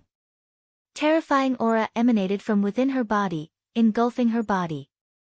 Extremely powerful spiritual power was unleashed from the middle of her brow, which seemed to be something unshackled as her spiritual will was being encroached. A shadow seemed to begin to form from her body. It all seemed as if there was another soul resting within Hua Jieyu's body. At that very moment, Hua Jieyu recalled that scene back in Jiaxing House. Back in Jiaxing House that day, she saw a mysterious figure asking if she feared death. She said yes. For him, there was nothing to fear. Jieyu. Yi Futian went pale as he looked at the changes on Hua Jieyu's body. What is happening? What is going on? Is there something wrong with Jieyu? Lu Chan's pupils were dilated as he stared at the changes on Hua Jieyu's body. The illusory shadow began to take tangible shape. Hua Jieyu's hair was flapping around in rage as another face began to take over her own. It was a face that was cold as a witch's, exuding bone-chilling frost like no other. At that moment, it seemed as if two people were sharing one body instead of there being a single person. What kind of witchcraft is this? Lu Chan stared at Hua Jieyu and asked. You're weak. If I were to unleash my power on a weak divine spiritual sorcerer such as you, there is no way you would be able to withstand it. Your spiritual will would simply dissipate and you would die, a voice said in Hua Jieyu's mind, a voice that was bone-chilling. It doesn't matter. Just unleash your power to the limit, Hua Jieyu answered. As you wish, a voice answered. At the very next moment, Hua Jieyu's body shook violently as if her spiritual will was forcefully taken away from her body. The power spread through the air as an extremely overbearing will melded with her spiritual will, controlling the powers of her surroundings. She bit her lip and blood dripped from her mouth. Her long hair and her clothes flapped around wildly in the air. The power of the pearl in her mind was cranked to max, which served to diminish the pain she was experiencing. Boom! Her spiritual will seemed to have completely blown apart as unending pain emerged. Terrifying spiritual will power shot out to her surroundings. At the very moment, everything seemed crystal clear and everything seemed to be put under her control. Lu Chan looked at Hua Jieyu. He felt somehow that he was watching some godly figure before him. That fearsome figure standing in the air, a witch of near limitless power, with her jet black hair flapping about. He was able to sense that if that girl was not living within Hua Jieyu and had instead possessed her own body, there was no way he would have been a match for her. That figure was probably someone of the Saint Plane. He was puzzled as to why a being of such power existed within Hua Jieyu. "I'll handle her, you all take Yi Futian," Lu Chan ordered the people of the Holy Ji Palace. Incredibly divine light burst from Hua Qingqing as well. Her figure floated before Yi Futian and the divine light seemed to be burning her body up. She turned into a lotus lamp. The light emanated from the middle of the lamp was incredibly bright, emanating light onto her surroundings. Tremendously powerful spiritual power emerged from within, and the lotus lamp floated lightly towards Yi Futian.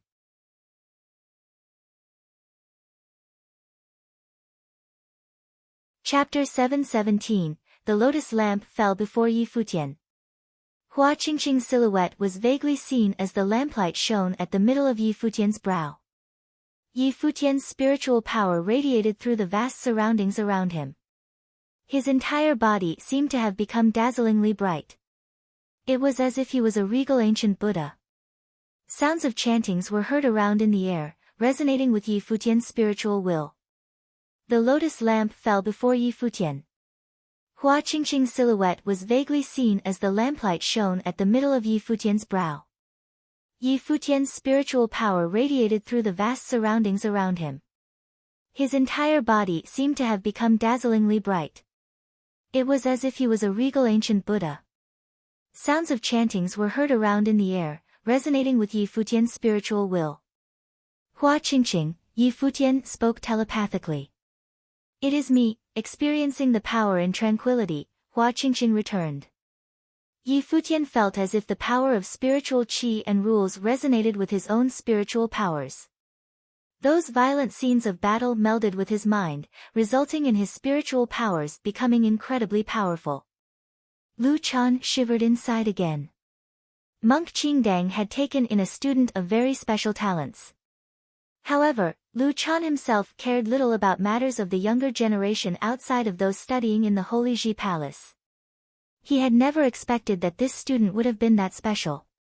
Is that lamp the Sarira lamp told in Buddhist legends? Is the Buddhist theory of reincarnation real? Why do so many mystical, special people keep appearing around Yi Futian? I'd like to hear that song on Sky Mountain, Hua Qingqing's voice said inside Yi Futian's mind. She loved the sound of the guqin as well. Yi Futian nodded and conjured a guqin before him. It was the guqin belonging to Lu Guangsheng, the nine-fingered guqin devil, as well as the guqin in the Guqin Valley of the Holy Ji Palace. Lu Chan stepped out and pointed at Yi Futian. Beams of the finger's power shot forth, bringing boundless light to the air. Hua Jieyu stepped forward and unleashed her life spirit. She wore an incredibly dazzling crown and looked absolutely overbearing. Her pitch-black eyes looked at Lu Chan, and a formless spiritual wall appeared all of a sudden. The godlike wall halted all of the beams raining down before blowing them up, bringing incredibly devastating power to bear. The most powerful power a divine spiritual sorcerer lies within their thoughts, which are able to reach the gods. A cold voice was heard in Hua Jieyu's mind. At the very next moment, Hua Jieyu felt that incredibly powerful spiritual willpower taking form in some formless hand, lashing out directly at Lu Chan's shapeless handprints appeared all over the air. Lu Chan felt as if his spiritual willpower was directly sealed. He looked at that power which permeated the space with a very awful expression. Break. Terrifying spiritual willpower burst, manifesting into countless spots of light tearing that formless power apart. However, Hua Jieyu moved forward right afterward, and her steps made Lu Chan feel tremendous pressure bearing on him. He, of course, knew that it was not Hua Jieyu that he was facing, but some cultivator who was like Hua Jieyu and probably a divine spiritual sorcerer at the Saint Plane, who was simply borrowing Hua Jieyu's body and will to unleash her powers. Did some divine spiritual sorcerer at the Saint Plane whose physical body was destroyed take an interest in Hua Jieyu? Thunder punishment. A cold voice was heard from Hua Jieyu's mouth. Streaks of spiritual lightning fell from the heavens. The attack seemed to be taking no form still, bombarding Lu Chan's mind directly. He felt as if his will was going to be torn to shreds. The attack was simply too terrifying as there were no signs to read. It was a spiritual type spell attack that went straight for his mind, after all. A bright light flashed in Lu Chan's hand and a fearsome ritual implement was conjured in his hand. That was a willow whip. The aura emanating from it was powerful enough to shake souls. It was also a fearsome offensive ritual implement passed down through the generations in the Holy Ji Palace, the god-beating whip. Lu Chan flicked his arm and swung the whip around, tearing that formless attack apart in no time. Hua Jieyu grunted. Her attacks were unleashed from her spiritual will, and any attacks she suffered would also directly hurt her mind. Music was heard in the air from another direction while they were still facing off. The spiritual qi in the air seemed to have been affected by the sound of the guqin, flowing in a rather special rhythm. Sad, withered tones were heard in the song. The Yukio song sounded rather different being played at such a time and place. Many who were fighting turned their attention to Yi Futian. A terrible storm seemed to have whipped around his body and was spreading out in his surroundings in a frightening speed, seemingly out to take control of all the spiritual qi in the air. Do it. A cold voice was heard. It was Ning Xian of the Ning clan. He led a group of mighty ones from Tianqing Pavilion and went for Yi Futian. Yi Futian seemed oblivious to all of that as he kept his low playing his guqin. The rhythm of the song was a fast and torrential one. Glittering lights enveloped Yi Futian's body, shining in sync with that lotus lamp. Ning Xian went up to the air right above Yi Futian, holding a golden halberd, then shot straight down for Yi Futian. Beams of light from the halberd shot forth with the full intention of killing Yi Futian where he sat. There were also few others who went attacking Yi Futian as well. No one had expected the fights that day to be so violent, not even Yi Futian himself. Terrifying attacks came at him, yet the spiritual qi moving with a mystical flow in the air turned into power of rules. The beams of the golden halberd halted right before Yi Futian as if they were frozen in place. They stopped short of piercing through Yi Futian's brain. The frozen space grew wider and wider, and Ning Xian found his body getting stiff as the wave of frozen space reached him. The space where he was became completely frozen and everything seemed to be reaching an absolute halt. Ning Xian's expression turned as he lowered his head to look Yi Futian. Is that lotus lamp amplifying his powers? How can he be this powerful? The sound of the guqin was still around. Ning Xian felt his spiritual power severely restricted. It was as if he had no way of melding his will with his surrounding spiritual qi. It was not just him who suffered, as everyone who moved against Yi Futian suffered the same feeling. The wind blew and turned into a terrifying hurricane capable of tearing everything apart. That hurricane went straight for Ning Xian and the others around him. Ning Xian reached out to sense the hurricane's power, and his expression turned for the worse. The hurricane was an offensive spell imbued with powers of rules of wind, instead of just pure wind power.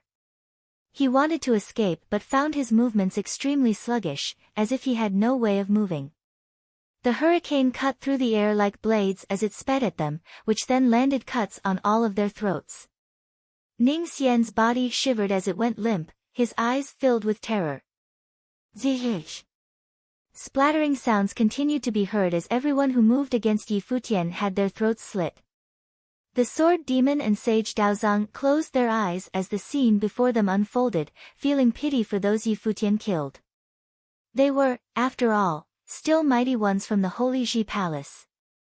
But can we blame Yi Futian for doing this? Having been cornered like this, Yi Futian probably has no love left for the Holy Ji Palace. We can't expect this former student of the Holy Ji Palace to show any more mercy. They all knew that Yi Futian came to the palace without expecting to leave alive. He wanted only a chance to let the Holy Ji Palace allow him to fight Bai Luli, so as to prove himself and change the will of the palace. It was a chance he did not get, and that set the ending in motion. However, what happened right there was probably far beyond what Yi Futian had expected. There were many who did not want him dead, and that included many of the great figures in barren state. Sage Tianqing's face turned incredibly sour as he witnessed that very scene. All of those who were killed were mighty ones from Tianqing Pavilion. Spiritual will burst from his trembling body. The divine sword of punishment shot out to the air. While his body was unable to move, his spiritual will was still intact, and it was still possible for him to guide the sword to kill Yi Futian. Extremely cold murderous intent was seen in Sage Tianqing's eyes. Light of punishment glittered as the sword got closer to kill Yi Futian. Stop! Hua Jieyu turned around. Her terrifying spiritual thought ordered the sword to stop right there and then. However, Lu Chan's god-beating whip struck and she grunted, spewing blood, and her face turned ashen. Kill! Yi Futian shouted in rage. His voice was extremely cold. Sage Tianqing, who was standing far away, was able to feel the power of rules which enabled the space to be frozen. That instant was followed by golden vines going straight for him like blades. Sage Tianqing's pupils dilated as he attempted to resist by trying to control the power of rules but quickly found all such powers around him were rendered unusable. PFFTTT. Cold vines landed right on him, piercing his brow, throat, and heart, nailing his body to a cliff in the palace. No! Lu Chan in rage. The lord of Tianqing Pavilion had been killed right before the Holy Ji Palace. He turned his eyes to Sage Dozhan and then at the Sword Demon and Sage Daozang. He found a ridiculous feeling welling inside him. So this is where the true ordeal of the Holy Ji Palace is. The hearts of the people of the Holy Ji Palace were divided, and then Sage Tianqing was found dead in battle. There were also many of those who ranked on the barren sky ranking standing against the Holy Ji Palace. The Holy Ji Palace that was once the beacon of faith of the barren state. He dedicated himself to the Holy Ji Palace and the barren state. How did it all come to this? He thought that taking out Yi Futian would be adequate to cut losses to the minimum. But how did the battles get so brutally bloody? He was unable to understand any of it. His heart trembled violently and he doubted himself. Was this the ending you wanted? Yi Futian's cold voice reverberated in Lu Chan's mind. He looked up at the young man who was still playing the guqin, and Hua Jieyu who was being possessed by a saint. His hand that was holding the whip shivered. Lu Chan closed his eyes in pain. At the very next moment, he swung the god-beating whip in his hand about. Countless light of particles shone in the air, gushing at the whip. In that very instant, it seemed as if the whip had turned into a howling dragon, imbued with power out to tear everything apart. Yi Futian kept his head low as he played his guqin. His spiritual will radiated in the air, enveloping his body. Power of rules of space freezing was unleashed yet again. However, the swinging whip tore the power of rules around it apart, restricting the use of the space freezing rules. Sage Wanxiang, in the Wanxiang Pavilion within the palace, looked at the Holy Ji Palace completely submerged in the light of the ordeal. The entire palace crumbled with even the main palace destroyed, yet a light of hope seemed to have emerged from the ruins of the Holy Ji Palace. Sage Wanxiang trembled violently within. How did things turn out this way? Was Dozhan really right about it all?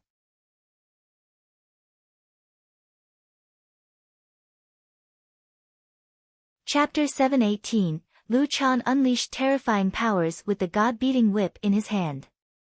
Countless particles coalesced into an appalling storm, swallowing everything in its path and headed for both Yi Futian and Hua Jieyu like a dragon. Every single particle that formed the dragon was imbued with the tremendous power of rules, and with the power of the whip added to it, no being below the Saint Plane would have survived its attack. Lu Chan unleashed terrifying powers with the god-beating whip in his hand. Countless particles coalesced into an appalling storm, swallowing everything in its path and headed for both Yi Futian and Hua Jieyu like a dragon. Every single particle that formed the dragon was imbued with the tremendous power of rules, and with the power of the whip added to it, no being below the Saint Plane would have survived its attack. Hua Jieyu came to stand before Yi Futian. The voice in her mind said, if I were to resist such a force, it would exceed the limit that your mind can take. Do it. Hua Jieyu closed her eyes and went burning her spiritual will thoroughly, cranking her power to the maximum. Her hair flapped around again as a terrifying power melded with her spiritual will, enveloping her entire surroundings. Follow my lead and one strike will rob him of his capacity to fight, that voice said, and Hua Jieyu nodded. Their melded will burst and seemed to fill every corner of the space. Jieyu. Yi Futian's fingers ran across the strings of the guqin. The will of the guqin was cranked to the absolute limit, rendering everything under the heavens under his command. A true star appeared with him and Hua Jieyu at the center. All powers under the heavens melded with the star and manifested as the power of rules of the stars. The power increasingly expanded, heading for Lu Chan. The frightening dragon clashed with the giant star and a terrifying rumble was heard. The space around them seemed to have exploded. Devastating storms whipped in the air maniacally, yet the god-beating whip maintained its course without stopping.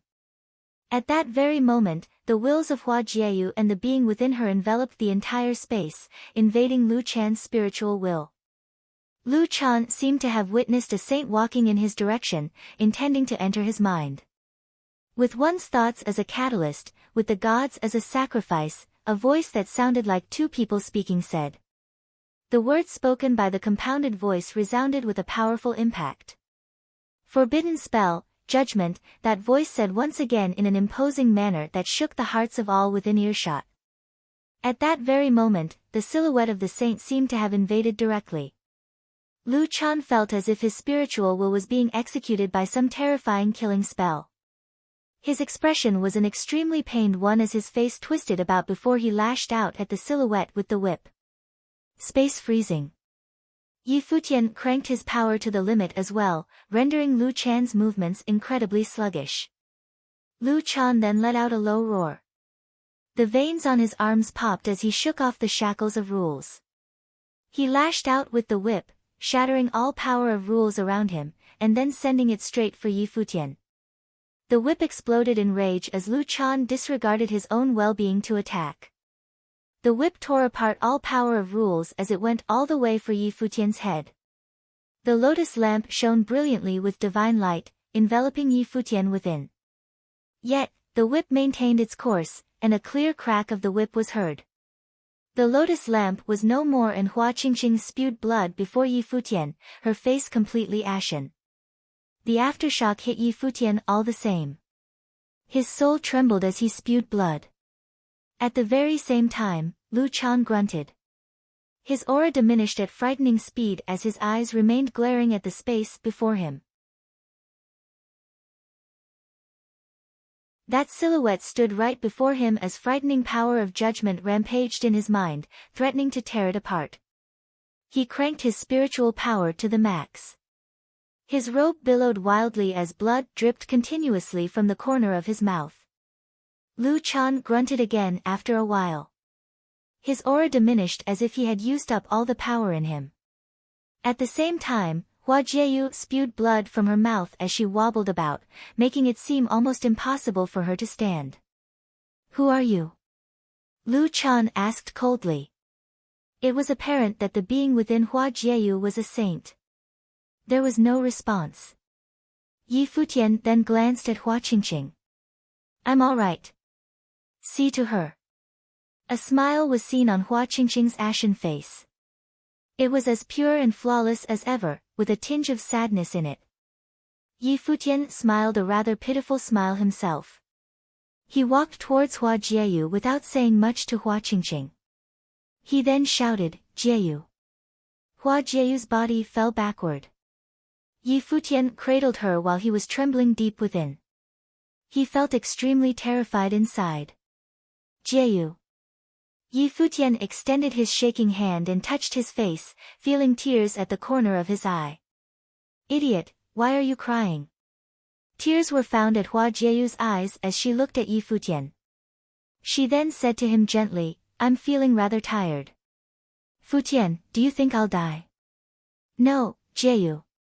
Promise me you'll be fine. Yi Futian held her tight in his arms. Yeah. Hua Jieyu nodded and said, Futian, look at Hua Qingqing. She's just like a fairy. Lulan is a good girl too. She'll take care of you. Tears rolled from the corner of her eyes. Don't say anything, Jieyu. You'll be fine. You will definitely will be, Yi Futian said with a trembling voice. A few people came to them.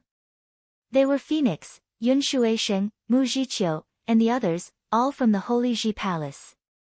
Phoenix took out a pill and fed it to Hua Jieyu, saying, Your mind suffered massive damage. Don't say anything anymore. Take the pill and rest. You will be fine. Yeah. Hua Jieyu nodded at Phoenix and swallowed the pill after looking at Yi Futian with a smile. She then closed her eyes slowly. Lu Chan, Yi Futian's voice went extremely cold as he glared at Lu Chan. I never thought of hurting her. Lu Chan sighed. He then looked at Yi Futian and said, All that I did was to end all of this. You still to refuse to admit you were wrong, even at this very moment. Yi Futian smirked sarcastically and sorrowfully. Lu Chan, a voice was heard from the Holy Ji Palace. Lu Chan turned around and saw a few people walking in his direction. The one who took the lead looked incredibly withered and old. His aura was wilting, and he looked as if he could die at any minute. There were two others by his side, Sage Wanxiang and Bai Luli. Assistant Palace Lord, Sage Wanxiang could not help but utter, seeing Lu Chan so incredibly weak. Senior, why are you out here? Lu Chan looked at the withered-looking old man. It was none other than the Palace Lord of the Holy Ji Palace, the one who ranked first on the Barren Sky ranking, Sage Chunyang.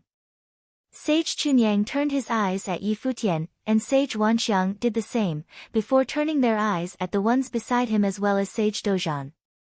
Brutal battles were still going on in some far corners, battles fought between top-class mighty ones ranked on the Barren Sky ranking. Why has everything come to this? Sage Chunyang looked at the brutal and miserable scenes before him. Sage Dozhan was severely injured, Sage Tianqing dead, and Lu Chan was in a grievous state as well. He looked at Yi Futian with deep, old eyes filled with sorrow. Why? Yi Futian smirked and then yelled, You tell me why. My third brother was framed by Jisheng Cliffs. Why did the Holy Ji Palace arrest him instead? I studied in the Holy Ji Palace and I was expelled. Even so, what did I do wrong? I'm here today only to set things right. Yet, why won't you let me? Why do you still insist that you have done no wrong, even at this very moment? Sage Chunyang listened to Yi Futian roar. His withering eyes remained still amidst all that and he answered, In this world, there is more than just right or wrong. So what? Yi Futian stepped forward and said sarcastically, If you want to kill me, do it. Bai Luli stepped forward at that very moment, walking towards Yi Futian and said, There is no right or wrong. If you insist on fighting, I will fight you. Is there any meaning to it anymore? Yi Futian smirked dismissively. Bai Luli took several steps more forward and said, There is. It is to prove your mind. The star will behind Sage Wanxiang spun. Stars shone all around them, encompassing the space in starlight.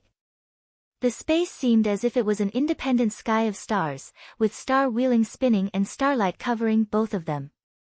There were only a few of them, as well as others, such as the Lord of Ice Temple, Phoenix, and Yun Shuisheng in that space. My mind never needed to be proven. Yi Futian smiled and stepped forward. His body seemed to have burned as an incredibly bright beam of light shot up. His body became a tremendously regal beacon.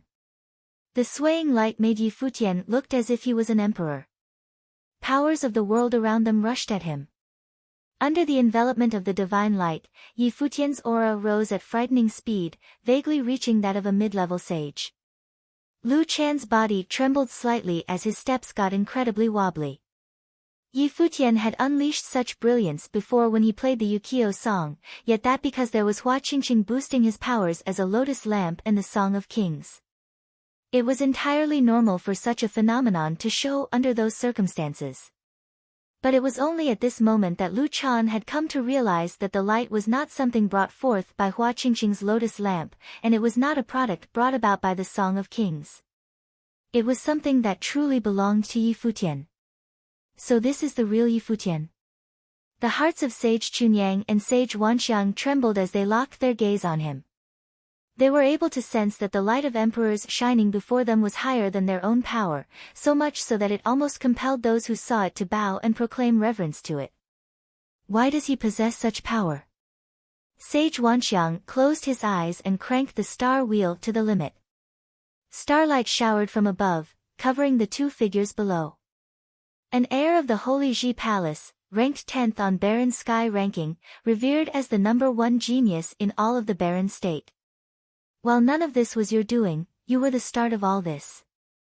The Holy Ji Palace chose you and they went doing everything for you.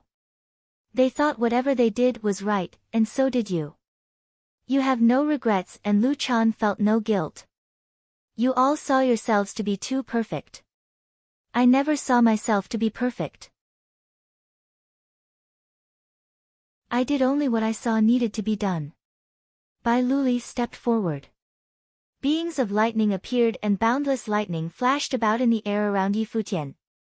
Bai Luli unleashed the eye of devastation, looked at the sky above Yi Futian, and said, "Godly creation of all things." A silhouette looking like an ancient god appeared as soon as Bai Luli finished. The being was seen holding the heaven-shaking divine hammer, possessing the power to destroy everything in its path.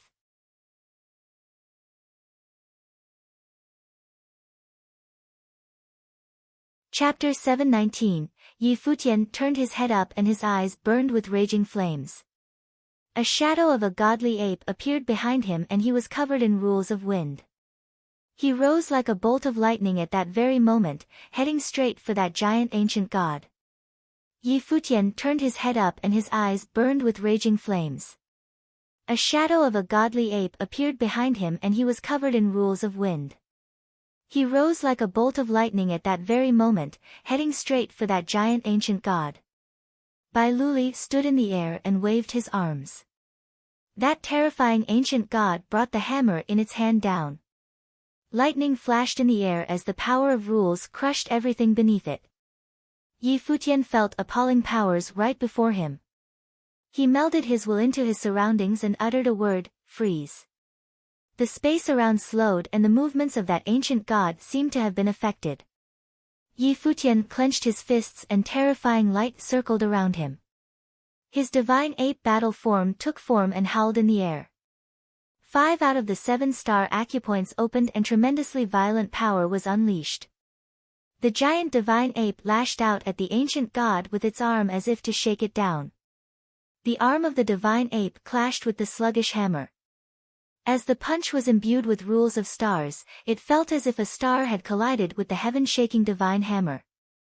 Devastating power engulfed their surroundings and the hammer was shattered. The body of the ancient god was thrown back, and Yi Futian was thrown back as well. Lu Chan felt himself trembling inside. He closed his eyes, and his mind had been shaken. He opened his eyes and turned to his senior and sage Wanxiang and said, "Wanxiang, what did the signs say?" Wanxiang said he needed to observe the signs and his senior should not have come out. Sage Chunyang's end was near. Every time he spent any of his spiritual powers, his life force diminished, bringing his end even closer. It was impossible for them to show unless Sage Wanxiang saw some changes in the signs and informed Sage Chunyang. Assistant Palace Lord. Sage Wanxiang looked at Lu Chan and was rather reluctant to utter the words. The signs were too brutal for Lu Chan. "Lu Chan, just watch seriously," Sage Chunyang said. Lu Chan turned his deep eyes back on the two young men fighting. Yi Futian headed for Bai Luli at breakneck speed. Bai Luli's eyes turned gray as he unleashed the Eye of Devastation life spirit. Everything around him seemed to be put under the control of his spiritual will.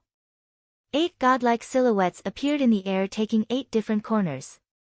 Countless threads were laid out through the air with Yi Futian at the center as if a boundless matrix was set in place. At that very moment, Yi Futian felt his surroundings and even his spiritual will were being shackled. Lines of forbidden runes appeared, hovering in every corner around his body. The ceiling of all creations held his spiritual will in a very restricted area with no way to spread out. His radiating spiritual will seemed to have been isolated, rendering him incapable of melding his spiritual will with his surroundings, which in turn heavily restricted on the means he was able to use. Even the power of the rules of space freezing would have been restricted to the space immediately around him. Yi Futian looked up at Bai Luli. The light of emperors rose and the light of all celestial bodies shone in the air in blinding brilliance. Whooshing sounds were heard as an ancient tree seemed to have been imbued with divine essence, extending for the heavens. The ancient tree grew increasingly large, a dragon of lightning circled above it and the rock perched on one of its branches. All power of elements were melded into one and infused with the tree. The light grew increasingly dazzling and the branches expanded.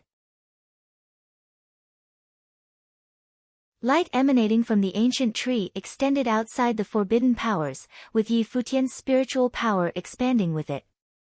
Both the inside and outside of the forbidden power was enveloped by Yi Futian's will. He clenched his fist and punched. The huge divine ape followed suit, lashing out with a punch at its surroundings. It was as if a star trembled in the space. Cracking sounds were heard in an instant, as the power of the ceiling of all creations were broken through bit by bit. Lu Chan practically went pale looking at the scene. Those are all Yi Futian's life spirits. The swaying light of the ancient tree enveloped Bai Luli with the mighty power of rules brought down on him in the form of space freezing. Bai Luli felt the space he was in almost ground to a halt, before sensing Yi Futian charge at him at top speed. The power of the Eye of Devastation was cranked to the limit as Bai Luli went tearing himself away from the power of rules of space freezing. His Eye of Devastation glared at Yi Futian. With the Eye Sorcery Zone, it was his rules that reigned, outside of said zone, Yi Futian's rules reigned. An incredibly huge grey shadow appeared behind Bai Luli, holding a sword of devastation. At that very moment, Bai Luli's body melded with that of the ancient god. He borrowed the body of the ancient god and wielded the sword of devastation with both his hands, stabbing it into the space. A devastating storm, lightning storm and a storm of power rampaged about. The world tree enveloped Yi Futian's surroundings and he moved forward. A true star appeared around him and enveloped him within. The swaying world tree blinked. The power of rules became insanely powerful. Clad in defense by the rules of the stars, Yi Futian danced about with a staff in his hand. His twirling body lashed out with one strike after another as the divine ape roared, heading closer and closer to Bai Luli. The space felt like it was being torn apart before both of them clashed, letting out high-pitched, deafening noises. Soul sacrifice, Bai Luli uttered. His body had completely melded with his life spirit and the body of the ancient god, turning him into some sort of god. He then brought down the sword with both his hands. The sky felt as if it was being cleaved apart at that very moment, tearing the middle as devastating storms whipped about with the power to tear everything apart. The sword of devastation was brought down on the stars, cleaving it in the middle. The devastating storms tore everything in its path and the power of space freezing was brought to bear. The sword that was being brought down seemed to have ground to a halt, becoming incredibly sluggish. The roaring huge divine ape battle form descended, and Yi Futian had too become one with the ape, melding with his life spirit. Shadows of staffs all over the place coalesced as one as the divine ape crashed through the air. The world tree life spirit's light flowed in a crazed manner into the body of the ape. The staff felt as if the sky itself was being brought down, colliding with that sword of the ancient god. A devastating stream of storms whipped out with both of them at the center. The earth rumbled violently in response. The sword of devastation shattered bit by bit as the staff was brought down with boundless brilliance. Boom! A loud rumble was heard as the staff was reduced to dust. The staff was brought right on top of the ancient god's body. Cracks were seen all over the ancient god before it shattered bit by bit. Bai Luli was thrown behind with another rumble, landing where Lu Chan and Sage Chunyang were. He spat up blood and his face looked pale. Yi Futian turned his eyes at Bai Luli, then at Lu Chan and Sage Wanxiang. Cracks were seen on the star wheel in the air. Sage Wanxiang looked especially pale. Yi Futian stepped forward as the light of emperors shone. The world tree swayed as he was being enveloped by his other life spirits. He stared at Sage Wanxiang and said, "You know how to tell fortunes, don't you? Have you found out anything?" Sage Wanxiang looked at Yi Futian's eyes. His eyes turned demonic as if he wanted to see everything there was to see about the young man. At that very moment, he saw an incredibly regal figure walking in his direction. Wanxiang turned all of his mental and spiritual focus in order to make the figure clear, of all the signs of fate within. That regal figure glanced at him casually. Wanxiang grunted in the very next moment. His face was ashen and blood spilled from his mouth. His mind and spirit were severely injured. How could this be possible? Sage Wanxiang said as he kept coughing blood. His hands were shaking and pain was seen in his eyes. How could this be possible indeed? Lu Chan asked himself as well. He stared at Yi Futian, the one who beat Bai Luli as a noble. The will of the Holy Ji Palace was to have Bai Luli attain sainthood. They were willing to pay whatever price just to have a saint emerge.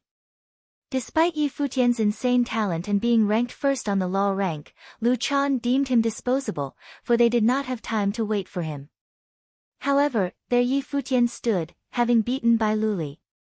Is that sainthood potential? A noble with sainthood potential defeating an upper-level sage. What does this all mean? We gave everything to create a saint, and yet it all backfired? He wanted to know why it all turned out this way. Cough. He coughed, spitting up blood again. No one was able to relate to what Lu Chan was going through. That very battle broke all of the illusions he believed in so adamantly before. Why did things turn out like this?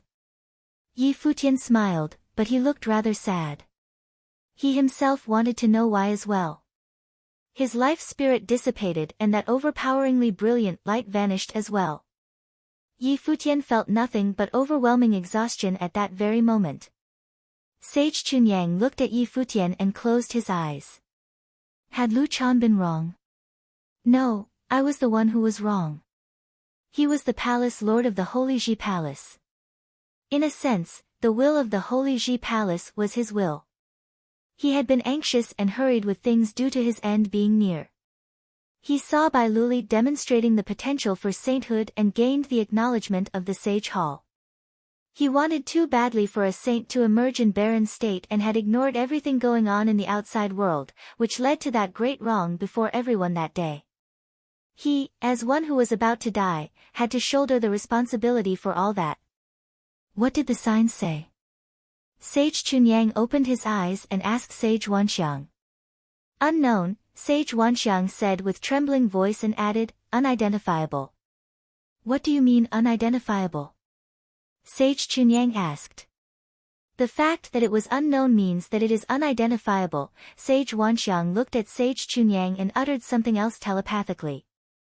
Sage Chunyang trembled slightly after hearing that and his aura became even weaker. He looked at the one before him and did not know what to make of it. The Lord of Ice Temple, Yun Shuisheng, Phoenix, and the others looked at the topmost authority of the Holy Ji Palace, Sage Chunyang, Lu Chan, and Sage Wanxiang. All three of them wavered and were incredibly restless. If they had given a chance for Yi Futian to fight Bai Luli earlier, things would not have turned out like this.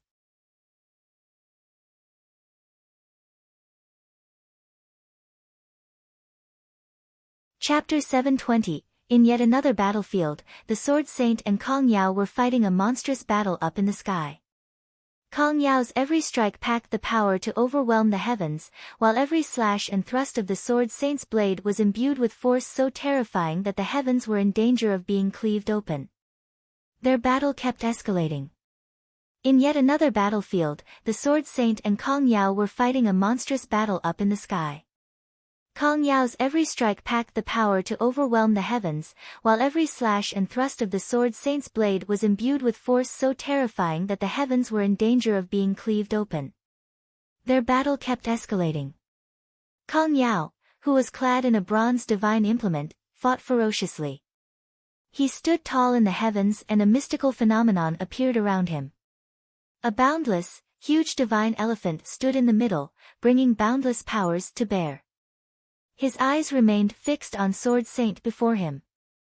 People practicing demonic arts trained by going against the flow. They swallowed all powers and then unleashed them in full force. Their might was extremely overbearing and one strike could have easily proven fatal. The Sword Saint held onto the broadsword in his hand, as streaks of black air currents flowed in reverse, rushing to his body and vaguely conjuring a shadow of a demon behind him. The broadsword disappeared from his hand, seemingly turning into sword will, merging with his body. Every single dark current flowing in the air seemed to all be sword wills. Boom! A terrifying dark current burst from the Sword Saint's body, turning into a demonic blade. Their surroundings turned incredibly dark. He held the blade up high with both hands and siphoned massive power into it. He then brought the demonic blade down, and at that very instant, it seemed to have cut the space around open. Kong Yao clenched his fists and moved downwards. His surroundings shook and the mystical phenomenon around him trembled. An elephant roar shaking the heavens was heard as Kong Yao's fists conjured fearsome devastating light. He lashed out at the air, clashing with the blade coming at him. A dark whirlpool swirled wherever his fists went, seemingly about to swallow everything in that space. The attacks of both men clashed in midair and a devastating storm whipped out. It seemed as if the space they were in was about to collapse. A silhouette was seen penetrating that very devastating space. That silhouette felt more like a blade than a person. The demonic blade had become one with the Sword Saint. That slash back then was not dealt by the blade itself, but the sword will of the blade. The heavens and the earth felt like they were being cleaved apart by the demonic blade. Kong Yao roared and the divine elephant went on a stampede. Another punch was brought to meet that incoming blade. Sharp, creaking noises were heard. A dazzling demonic flash swept by as the blade landed on its target. The Sword Saint's body was thrown behind while Kong Yao ended up bleeding in many places. The shadow of the Sword Saint disappeared yet again, streaking through the air while Kong Yao cranked his power to the maximum. He, invincible under the saints, conjured devastating light in the air continuously. Kong Yao finally dropped from the air and was no longer on the battlefield. His body was then covered in blood as an untold number of sword will pierced through his body, but he knew well that the Sword Saint was not doing all too well either. "You crazy fool," Kong Yao roared in rage. The Sword Saint glanced at him before disappearing as a flash of darkness, cleaving that will of stars that Sage Wanxiang had laid out, entering directly. Yi Futian turned around and saw his eldest brother appear before him, staring at the figure across with cold eyes. "Chunyang, do you still wish to continue?" the Lord of Ice Temple asked. She and Sage Chunyang were ranked second and first on the Barren Sky ranking respectively, so it was only natural that they knew each other. Chunyang sighed, looking at the Sword Saint and the battlefield before him. Everyone took notice of the situation there. One figure after another ceased fighting and headed for them. The Palace Lord of the Holy Ji Palace, Sage Chunyang, had appeared. "Here you are, finally," Huang Shi said to Sage Chunyang. "Luli." Bai Gu rushed to his son's side, seeing him injured. Many had funny looks on their faces. Sage Wanxiang had laid out the Wheel of Stars before. Did Yi Futian and Bai Luli just finish fighting? From the looks of things, Bai Luli was injured. This teacher, Zhuge Qingfeng walked up to Sage Chunyang and called out to him. "Qingfeng, I'm so sorry," Sage Chunyang said. "You were acting for the sake of the Holy Ji Palace, and I have nothing to say to that. No one can truly tell all the rights and wrongs in this. From here on out, the score between both us is cleared, and we are done with each other." Zhuge Qingfeng cut a piece of his shirt and then bowed deeply to Sage Chunyang. I know little in the way of truths and principles, but I do know that the Holy Ji Palace is just as selfish for sacrificing others for its ideals. You have no place to talk about having a saint emerge in the barren state. If it is truly to have a saint emerge, the result before our eyes is very obvious. How did the Holy Ji Palace go about carrying out its beliefs? Su Shang's voice sounded rather lazy, yet his words were true and blunt. Sage Chunyang looked at everyone around him and said, "The Holy Ji Palace is a sacred ground of the barren state. I can hardly absolve myself from blame for all that has happened. Lu Chan followed my will and went throwing his weight around. From here on out, both Lu Chan and I will no longer be the palace lords of the Holy Sage Pavilion." Many shuddered at the words of Sage Chunyang. They had never anticipated him to be so decisive in the matter. He quit his job as the lord of the Holy Ji Palace with Lu Chan. "Luli, I and Lu Chan wanted nothing more than to have you become a saint, but things backfired and we roped you into a disaster instead. I hope you won't be all that affected by all that has happened." Sage Chunyang turned to Bai Luli and said. Bai Luli was calm hearing Sage Chunyang's words. He had nothing to say about his defeat. For years, he had been showered with adoration, ranked 10th on the Barren Sky ranking, and known by all as the #1 genius in all of the Barren State. If Yi Futian had not appeared, he might have glittered just as dazzling as he had. However, as another emerged to take his place, he saw it fit to step down. Bai Luli turned around and bowed deeply to Sage Chunyang and Lu Chan, saying, "I have been training diligently all these years with the will of the Holy Ji Palace held close to my heart, caring little for the affairs of the outside world. Starting from today, I will be going on my pilgrimage to the mortal world, and White Cloud City will no longer be involved in the affairs of the barren state." He knelt and kowtowed to both Sage Chunyang and Lu Chan before turning to pay his respects to the Holy Ji Palace. He stood up and looked at his father, the city lord of White Cloud City, saying, "Father, let's go." "Are we?" Bai Gu looked at everyone and everything before him. All he did was in line with the Holy Ji Palace's wishes, to have his son Bai Luli become a saint. "So we've lost everything now?" He had not been able to fathom why the ones ranked 1st, 3rd, and he, who ranked 4th on the Barren Sky ranking, ended up like this for standing by Bai Luli. Bai Gu glanced at everyone around him and said, "We will be seeing you on the divine path." He left as soon as he finished, without saying goodbye to his teacher, Sage Chunyang, or his uncle, Lu Chan. It was very obvious that he did not want to admit defeat. "Chunyang, are you arranging for what is to come after you leave?" Kong Yao said coldly, "I care not for your Holy Ji Palace. The ones I came for are still on the loose. From here on out, anyone who stands in the way of Jisheng Cliffs or Yan Wuji and the others, I will see them all as acts of war against Jisheng Cliffs. Those who act in such ways will suffer the consequences." Kong Yao was apparently threatening Huang Shi, Su Shang, and the others.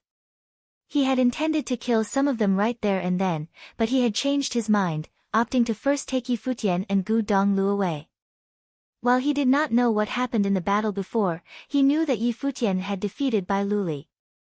That was something worthy of immediate attention, and he deemed that Yi Futian must be taken away. Cold eyes glared at Kong Yao. He is now threatening the forces of the Barren State on behalf of Jisheng Cliffs then. Is Jisheng Cliffs threatening Barren State now? Chunyang looked at Kong Yao.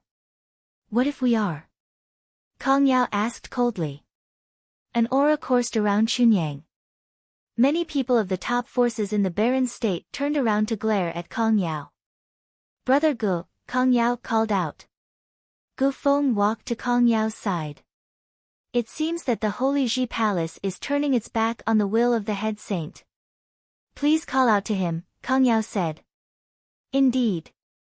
Gu Feng's eyes were ice cold. He had not wanted to bother his teacher if things were not in such dire states. He closed his eyes and cranked his spiritual power to fearsome levels. A dazzling light was unleashed from within his body, with a streak of power that did not seem to belong to him vaguely emanating. A projection was thrown in the air before them, turning into an incredibly imposing and regal form. We bow to the head saint. Everyone in Jisheng Cliffs bowed. Teacher, I'm very sorry for interfering with your training, Gufeng bowed and said.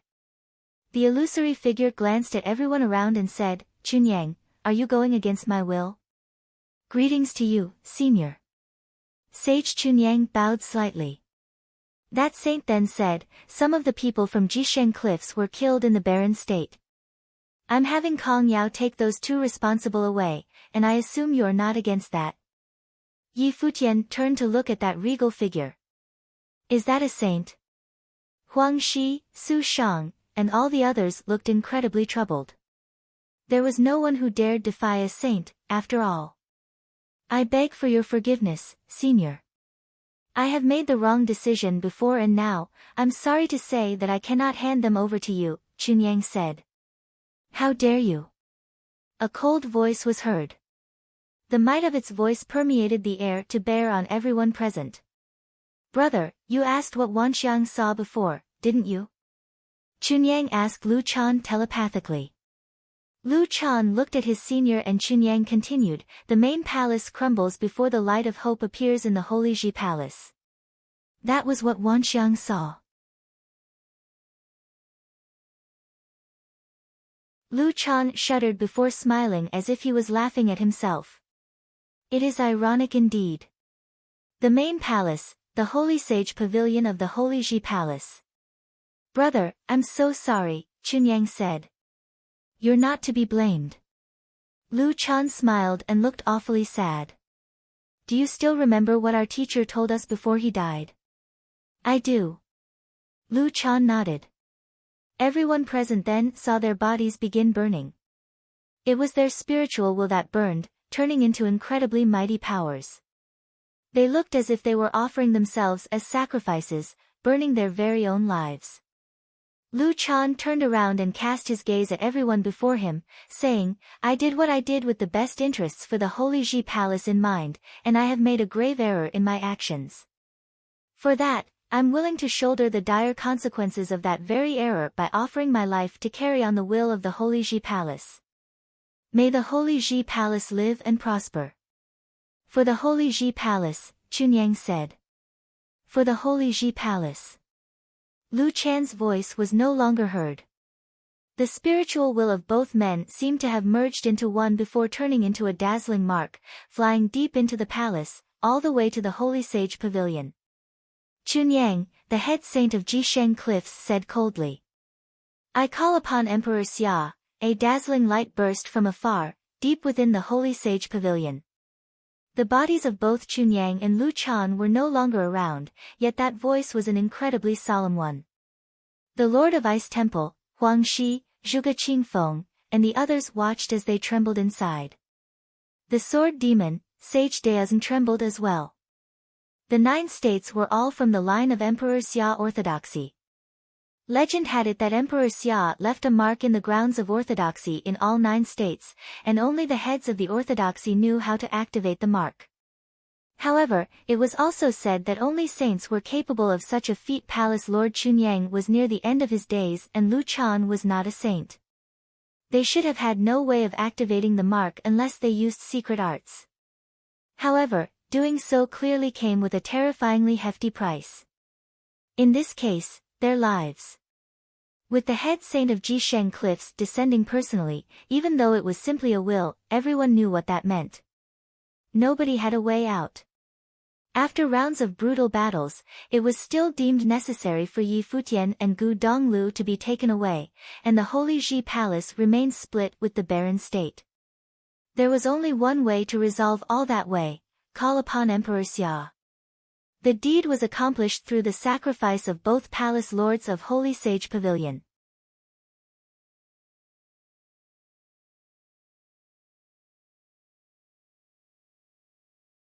Chapter 721, There seemed to be a mark being opened deep in the Holy Ji Palace. A dazzling light burst afterward. An image slowly came into being above the sky. It was a great, regal figure. He was standing at the top of 9 Cloud Palace and looked below. His silhouette seemed to have encompassed the entire sky. There seemed to be a mark being opened deep in the Holy Ji Palace. A dazzling light burst afterward. An image slowly came into being above the sky. It was a great, regal figure. He was standing at the top of Nine Cloud Palace and looked below. His silhouette seemed to have encompassed the entire sky. Ren Huang. Everyone's minds shuddered. The insurmountable legendary being. A figure who stood at the Ren Huang plain. The emperor who ruled all of the 9 states, Emperor Xia. All hail Emperor Xia. Chunyang and Lu Chan bowed and paid their respects. All hail Emperor Xia. The saint of Jisheng Cliffs bowed as well. While he was a saint of Jisheng Cliffs and was extremely irked about Chunyang, he had no choice but to bow down to the Emperor Xia all the same. One figure after another bowed to show their respect for Ren Huang. Barren State, the Holy Ji Palace. Emperor Xia opened his mouth calmly. His voice sounded as if it was imbued with the might of the heavens. Indeed, Chunyang bowed and said. What is the matter? Emperor Xia asked. The Holy Ji Palace had been a part of his orthodoxy and he had left a mark to show it. Brother. Chunyang looked at Lu Chan beside him. I beg you to look at this, Emperor Xia. Lu Chan's burning spiritual powers walked to Emperor Xia and turned into images to be presented to the will of Emperor Xia. The emperor came to understand what had transpired soon enough. Zhan Shao, a student of Jisheng Cliffs, killed many of the Yu state and set up Gu Donglu of the Barren state to take the fall, pursuing the man to this land.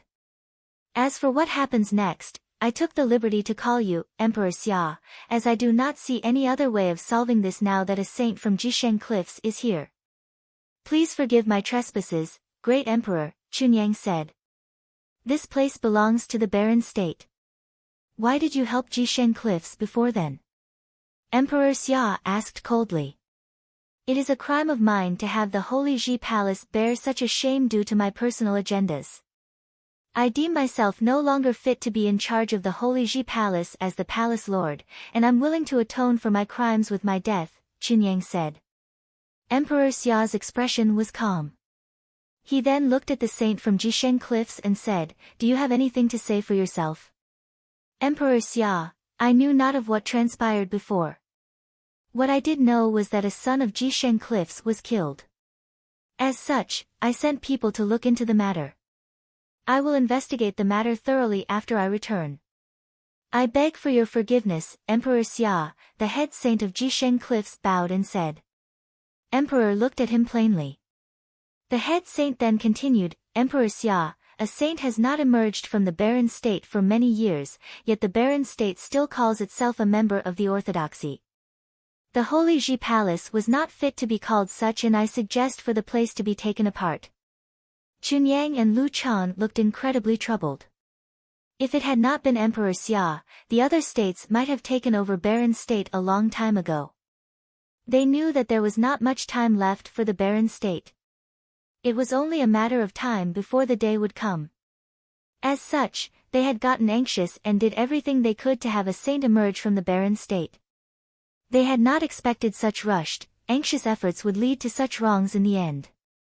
Emperor Xia scanned everyone present and then said, If there is to be no one at the Saint Plain emerging from the Barren state when the next battle of saints is held, the Holy Ji Palace shall be taken apart. Before that day comes, Jisheng Cliffs shall not lift a finger against Barren state. Indeed, Emperor Xia. The head saint of Jisheng Cliffs bowed. He was a saint and thus making him a being right beneath Emperor Xia. While the matter at hand concerned the Holy Ji Palace's survival, it was something that hardly mattered to Emperor Xia. Why does Ren Huang care about a force that doesn't even have a saint among them? Even Jisheng Cliffs would not have had such a high status in the eyes of Emperor Xia, and that was the reason why no one dared to get on the bad side of Emperor Xia. Thank you, Emperor Xia. Chunyang had not expected Emperor Xia to punish Jisheng Cliffs, as he knew there was simply no possibility for that to happen. The Baron state had not had a saint emergency among their ranks, and it was obvious that the status of Holy Ji Palace had gotten very low in the eyes of Emperor Xia. Are there any other matters to be discussed? Emperor Xia asked Chunyang. Chunyang bowed and said, the Holy Ji Palace needs a successor. I would like Yi Futian to take my place as the next palace lord after I perish, and he shall be assisted by all members of the Holy Ji Palace. I would like to seek your agreement on this particular matter, Emperor Xia. Many great figures from the Baron state shuddered as they looked at Chunyang. The palace lord of the Holy Ji Palace had wanted a saint to emerge from Baron state so badly that he went to nurture Bai Luli regardless of the cost, yet his efforts practically turned the Baron state upside down. However, he was still a man of charisma and persistence. There was no one who had expected him to pass on the place of palace lord to a noble right before he perished. It was an act totally against convention. Nobody had done so before, and there would probably no one else doing the same thing ever again. Furthermore, he brought the matter up right before Emperor Xia was about to disappear. It was obvious to many what his intentions were. The mess that they were in that day was brought up by Yi Futian and Jisheng Cliffs determined to get their hands on him. Furthermore, while Emperor Xia had decreed that Jisheng Cliffs shall not touch the Holy Ji Palace, he did not say anything about not moving against Yi Futian. Now that Chunyang placed Yi Futian on the seat of the palace lord, Jisheng Cliffs probably dared not move against Yi Futian, as it would have defied the will of Emperor Xia. The Holy Ji Palace was practically in shambles and Chunyang was doing whatever he was able at the last moments of his life to keep the place in one piece.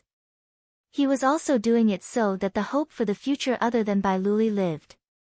Yi Futian lifted his head and looked at Chunyang. He had not expected the elder sage to be doing such a thing for him. But am I fit to become palace lord of the Holy Ji Palace? I acknowledge your decision. Emperor Xia nodded plainly. Then I have nothing else to bother you with, great emperor. Chunyang bowed. The silhouette of Emperor Xia gradually faded away. We shall see you off, Emperor Xia. Voices were heard and the silhouette above the sky disappeared. The mighty ones from Jisheng Cliffs looked extremely irked, including the head saint. We really got played today by Chunyang. Bringing out Emperor Xia just to threaten me, eh? Good move. Let's go. The head saint's silhouette disappeared as well.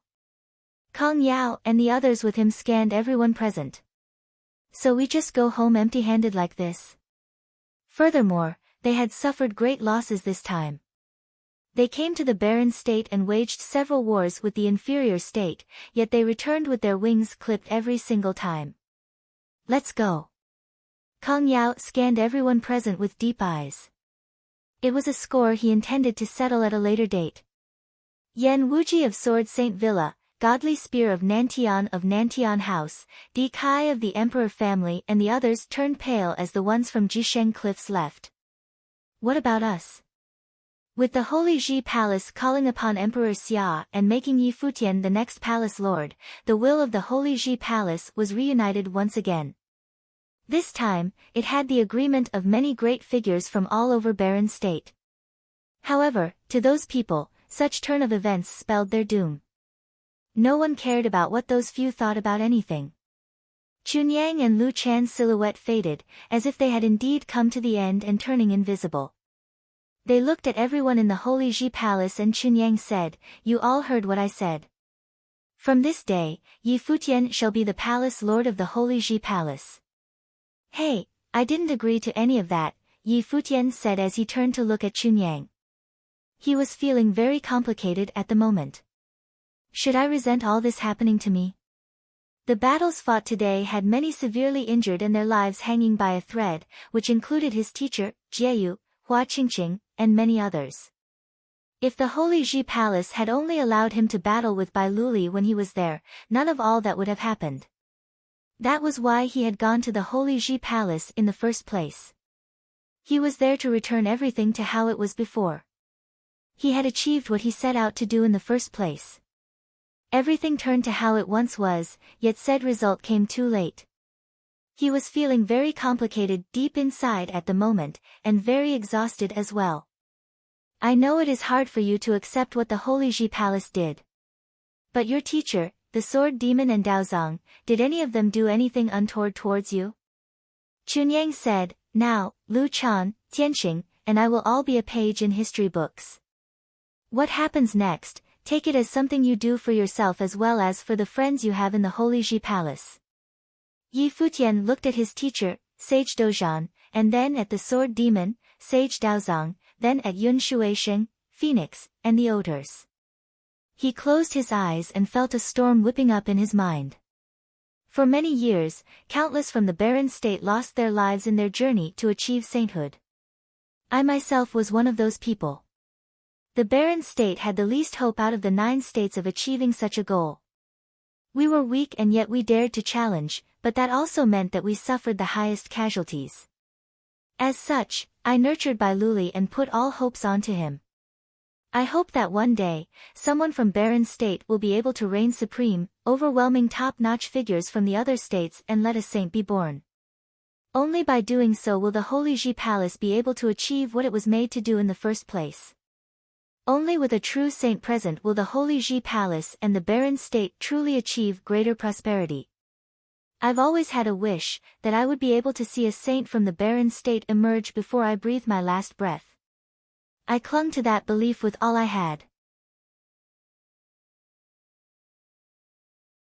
Now, I will never see that day come, but I do not wish for this place to be taken over by the states.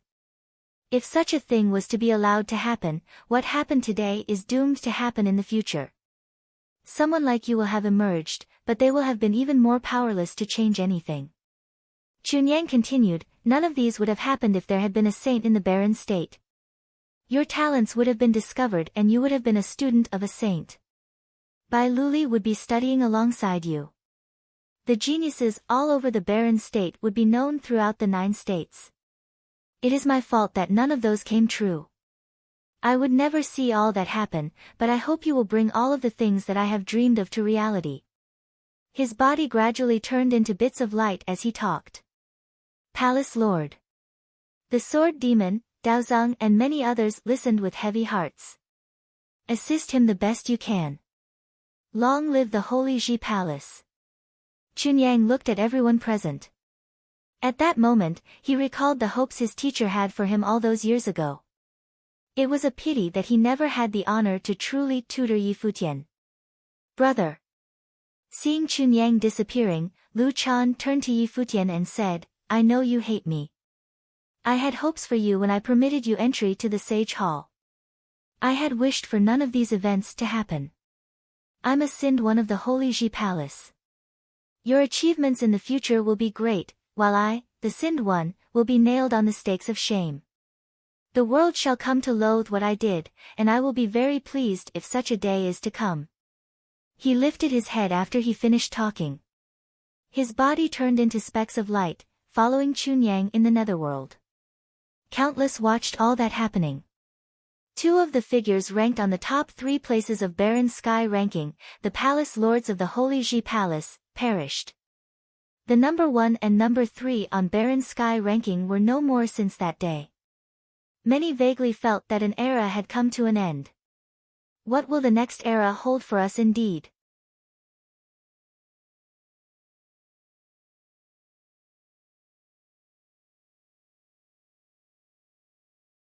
Chapter 722, Outside the Holy Ji Palace, countless eyes fell on Yi Futian. Outside the Holy Ji Palace, countless eyes fell on Yi Futian. The brutal battles had finally come to an end. Many had given everything they had in those battles, and great figures of untold numbers came to stand by Yi Futian's side, fighting for his sake. It was probably one of the reasons Chunyang passed on the position of the Palace Lord to him. Throughout the entire barren state as of that moment, only Yi Futian had been capable of consolidating the barren state and the Holy Ji Palace. The battles fought there ruined the Holy Ji Palace's reputation. Chunyang wanted to atone for what he did. As he put it himself, he was willing to do anything for the sake of the Holy Ji Palace. Even in death, his plans had been laid in the hopes of making the Holy Ji Palace thrive. Where is my third brother? Yi Futian asked. He is in the Holy Ji Palace. I'll take him here, the sword demon said. Thank you, elder. Yi Futian nodded. He had been very grateful to the sword demon for not participating in the battles. He was, after all, the lord of the sword palace. From a certain perspective, he should have sided with the Holy Ji Palace. Eldest brother. Yi Futian turned to look at the sword saint, who was putting his blade away. He looked very frail. All of his powers seemed to have been sucked dry. Yi Futian helped him up and the sword saint smiled, saying, It's all right, little brother. Yi Futian lowered his head and turned around, looking at Sage Dozhan, Hua Qingqing, and the others. Teacher. Yi Futian looked at the frail Sage Dozhan and felt incredibly sorrowful. A peaceful smile was seen on Sage Dozhan's face as he said, Futian, what do you think? I feel all over the place. Yi Futian naturally understood that his teacher was asking about the matter of him becoming palace lord. I understand. Get some rest when all of this blows over. Sage Dozhan naturally understood what his student had been going through. Everything happened too suddenly. However, he still hoped that Yi Futian was able to agree to it. While it was indeed Chunyang and Lu Chan who had been in the wrong and they were the source of the disaster seen that day, it was not the same to say that the entire Holy Ji Palace was at fault. He still had a lot of feelings for the Holy Ji Palace. Yi Futian had turned into the linchpin holding the Holy Ji Palace and many forces throughout the barren state together. Did anyone allow you all to leave?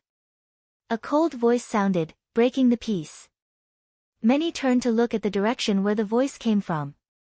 It was Yu Qi talking. He stopped Yan Wuji, head of the Sword Saint Villa, from sneaking out of the place. Yan Wuji, Di Kai, and the others were all exposed at the same time. Many stared at them and everyone looked troubled. They had sided with Jisheng Cliffs and the Holy Ji Palace. However, with Yi Futian being made the next palace lord and Jisheng Cliffs retreating, the scene before them looked like a living nightmare. Both sides were hardly on the same level at the moment. Yi Futian looked at all of them with an extremely cold expression.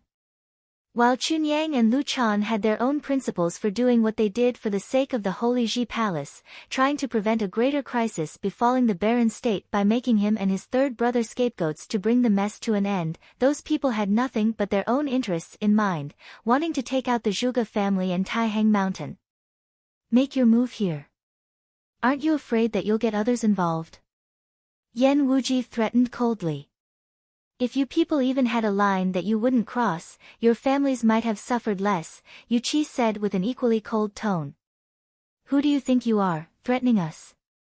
Yu Qi, Yan Wuji's expression turned bone-chillingly cold. If they had the guts to show up in the first place, I see no reason to have them leave this place alive, Yi Futian said coldly.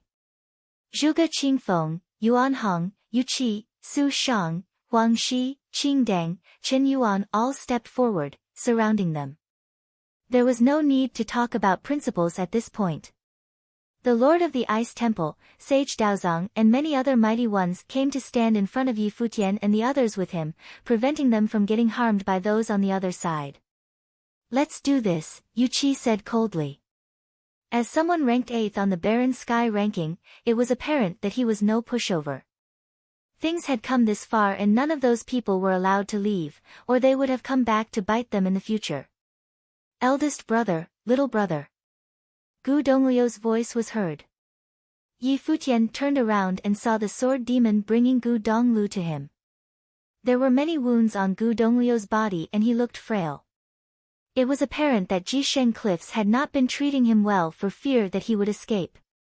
Jisheng Cliffs. Yi Futian's eyes looked incredibly cold.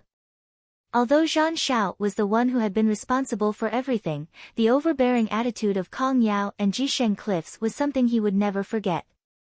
Many mighty great apes in Taihang Mountain were killed by the mighty ones from Jisheng Cliffs that Zhan Xiao brought with him, after all. Zhuge Mingyue walked to his side. Both Shi and Gu Donglu smiled at each other while looking rather sad. It was fortunate, however, that the disaster was over. Yuqi, Zhuge Qingfeng, do you have to go this far? A roaring voice sounded, and Yan Wuji was no longer breathing after he said that. The Nantian House is willing to submit to the Holy Ji Palace, the head of Nantian House said. The Holy Ji Palace doesn't need you, the sword demon said coldly. A scream was heard soon enough. The Lord of the Sacred Fire sect was unable to last long and soon had his throat slit by Su Shang, who was wandering around in the battlefield. The people surrounding them looked at the slaughter taking place without sympathy. They sowed their seeds when they decided to align with Kong Yao of Jisheng Cliffs. If Jisheng Cliffs emerged victorious, they would have been able to earn themselves a powerful ally. But now that Jisheng Cliffs retreated, there was simply no way they would be able to come out of their predicament unscathed. 4 of the mighty ones ranked in high places in the barren sky ranking soon lost their lives in the Holy Ji Palace. The surviving figures on the barren sky ranking had been reduced in that day's battles. I should go get some rest. The weight in Sage Dojan's heart was settled and he fell right there and then. It was apparent that he had only been able to stand for so long due to his powerful will. Teacher. Brother. Many came up to them. Sage Jingang lifted him up. Sage Dojan's eyes were completely shut and he looked very peaceful. He needs to spend some days recuperating. Sage Jingang said, I'll take him to Battle Sage Palace. Right. Yi Futian nodded. Sage Jingang then took Sage Dojan with him and left. Qingqing, we should go get some rest too, Monk Qingdang said to Hua Qingqing. Yeah. Hua Qingqing nodded and turned to look at Yi Futian, who was bowing to Monk Qingdang saying, Thank you, Elder. Monk Qingdang put his palms together and left with Hua Qingqing. Yi Futian came to Hua Jieyu's side and picked her up. She was in a coma. He looked at her with gentle eyes. I will ask my teacher to come out of isolation and treat everyone, Phoenix said to Yi Futian. The teacher she meant was naturally not Sage Daozong, it was the Undying Sage, who was also known as the Undying Old Man, thank you. Yi Futian thanked her from the bottom of his heart. He turned to look at the others and bowed. He said nothing, but he took all of their sentiments, his debt to all of them, to heart. Futian, you have any plans in mind? Zhuge Qingfeng looked at Yi Futian and asked. I'm thinking of taking Jieyu back to the Eastern Barren Territory for a while until she wakes up, Yi Futian said. He felt washed all over with exhaustion. He was barely able to keep his strength up and he was forcing himself to pick up Hua Jieyu's body. Furthermore, his exhaustion was more than just a physical thing. Right. Zhuge Qingfeng nodded. It's best for you all to go get some rest. Mingyue and Donglu will accompany you to recuperate in the Eastern Barren Territory. Senior Su, do you know where Su Ke and the others are? Yi Futian turned around and asked Su Shang. Su Ke would have contacted Tingxue House. Rest assured that I'll have them go see you, Su Shang said. Right. Yi Futian felt at ease. Grandpa Yuan, Yi Futian called. Yuan Hong's massive body was seen stepping out. Yi Futian took Hua Jieyu with him and sat on his shoulders. Eldest brother, second sister, third brother, Yi Futian called and all of them left with Yi Futian for the Eastern Barren Territory. The Sword Demon and Daozong looked at each other as they watched Yi Futian leave. They sighed in their hearts. Yi Futian did not agree to become the palace lord right there and then. It was apparent that he was unable to let go of his grudge with the Holy Ji Palace just yet. He may not have resented the Holy Ji Palace, but it was still difficult for him to become a palace lord of the Holy Ji Palace so suddenly. Furthermore, Hua Jieyu was severely injured and was in a coma. He needed time to take in all of that. If I had only been able to emerge from isolation sooner, maybe none of this would have happened. Sage Wanxiang sighed as well. While Lu Chan had been the one calling the shots, if he had been able to come out earlier and get to know Yi Futian personally, he might have been able to calculate his fate. Perhaps Lu Chan would have taken a different approach. Or perhaps, if he had not calculated by Luli's talents or the ordeal of the Holy Ji Palace would have been put through, the trajectory of things might have been different instead. Astrologers earned the enmity of the heavens by peering into celestial secrets, which was why astrologers often ended up dying bad deaths. It's better to reduce the use of astrology to calculate fates in the future then. Everything in the world is eventually required to move according to the great patterns and rules, instead of deliberately changing certain facets due to having prior knowledge of certain matters. The end results are often disastrous, just like how it is with the Holy Ji Palace now. The news regarding the battles taken place in the Holy Ji Palace spread all over the barren state quickly, shaking the entire barren state. It had been many, many years since the last time such a disaster befell the barren state. The war had even gotten saints involved and required Renhuang to descend upon the world again.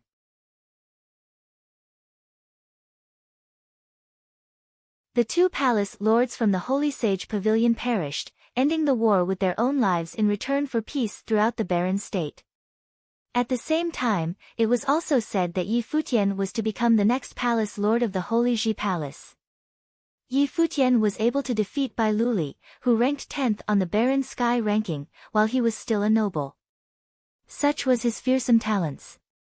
Many were awed, trying to imagine what the battle would have looked like. They knew that from that day onwards, Yi Futian was the true undisputed #1 genius throughout the barren state. No one had imagined that he, as a noble, would have been given the seat of palace lord. Just what did the previous palace lord see to make such a decision? Those who knew Yi Futian trembled in their minds. A new era had begun with the ending of the previous one. A legendary figure demonstrated what he was capable of. What future awaits him indeed? Will Yi Futian agree to take the place of palace lord of the Holy Ji Palace? Other than that, the Sword Saint Villa, the Emperor family, Nantian House, and the Sacred Fire sect all went through cleansing. Only the Yu clan of the two top-notch forces who had been with Alchemy City for many years were left standing. Many sighed at the turn of events. The four top-notch forces which had once stood at the top of everything lost everything in one day. Their leaders were all killed and it was a rather sad thing. All of that stemmed from little more than a single thought's difference. No one would have imagined Crouching Dragon Mountain to be able to fend off Jisheng Cliff's invasion, and no one would have been able to know that things would eventually turn out how they did. It was anyone's guess how many years it would take for the barren state to regain its former power after that war. Furthermore, Emperor Xia gave the barren state little time to prepare. If no saints emerged from the barren state by the time the next battle of saints was held, the Holy Ji Palace would be taken apart. No one knew what such a future would hold. Perhaps only time would be able to tell anyone anything.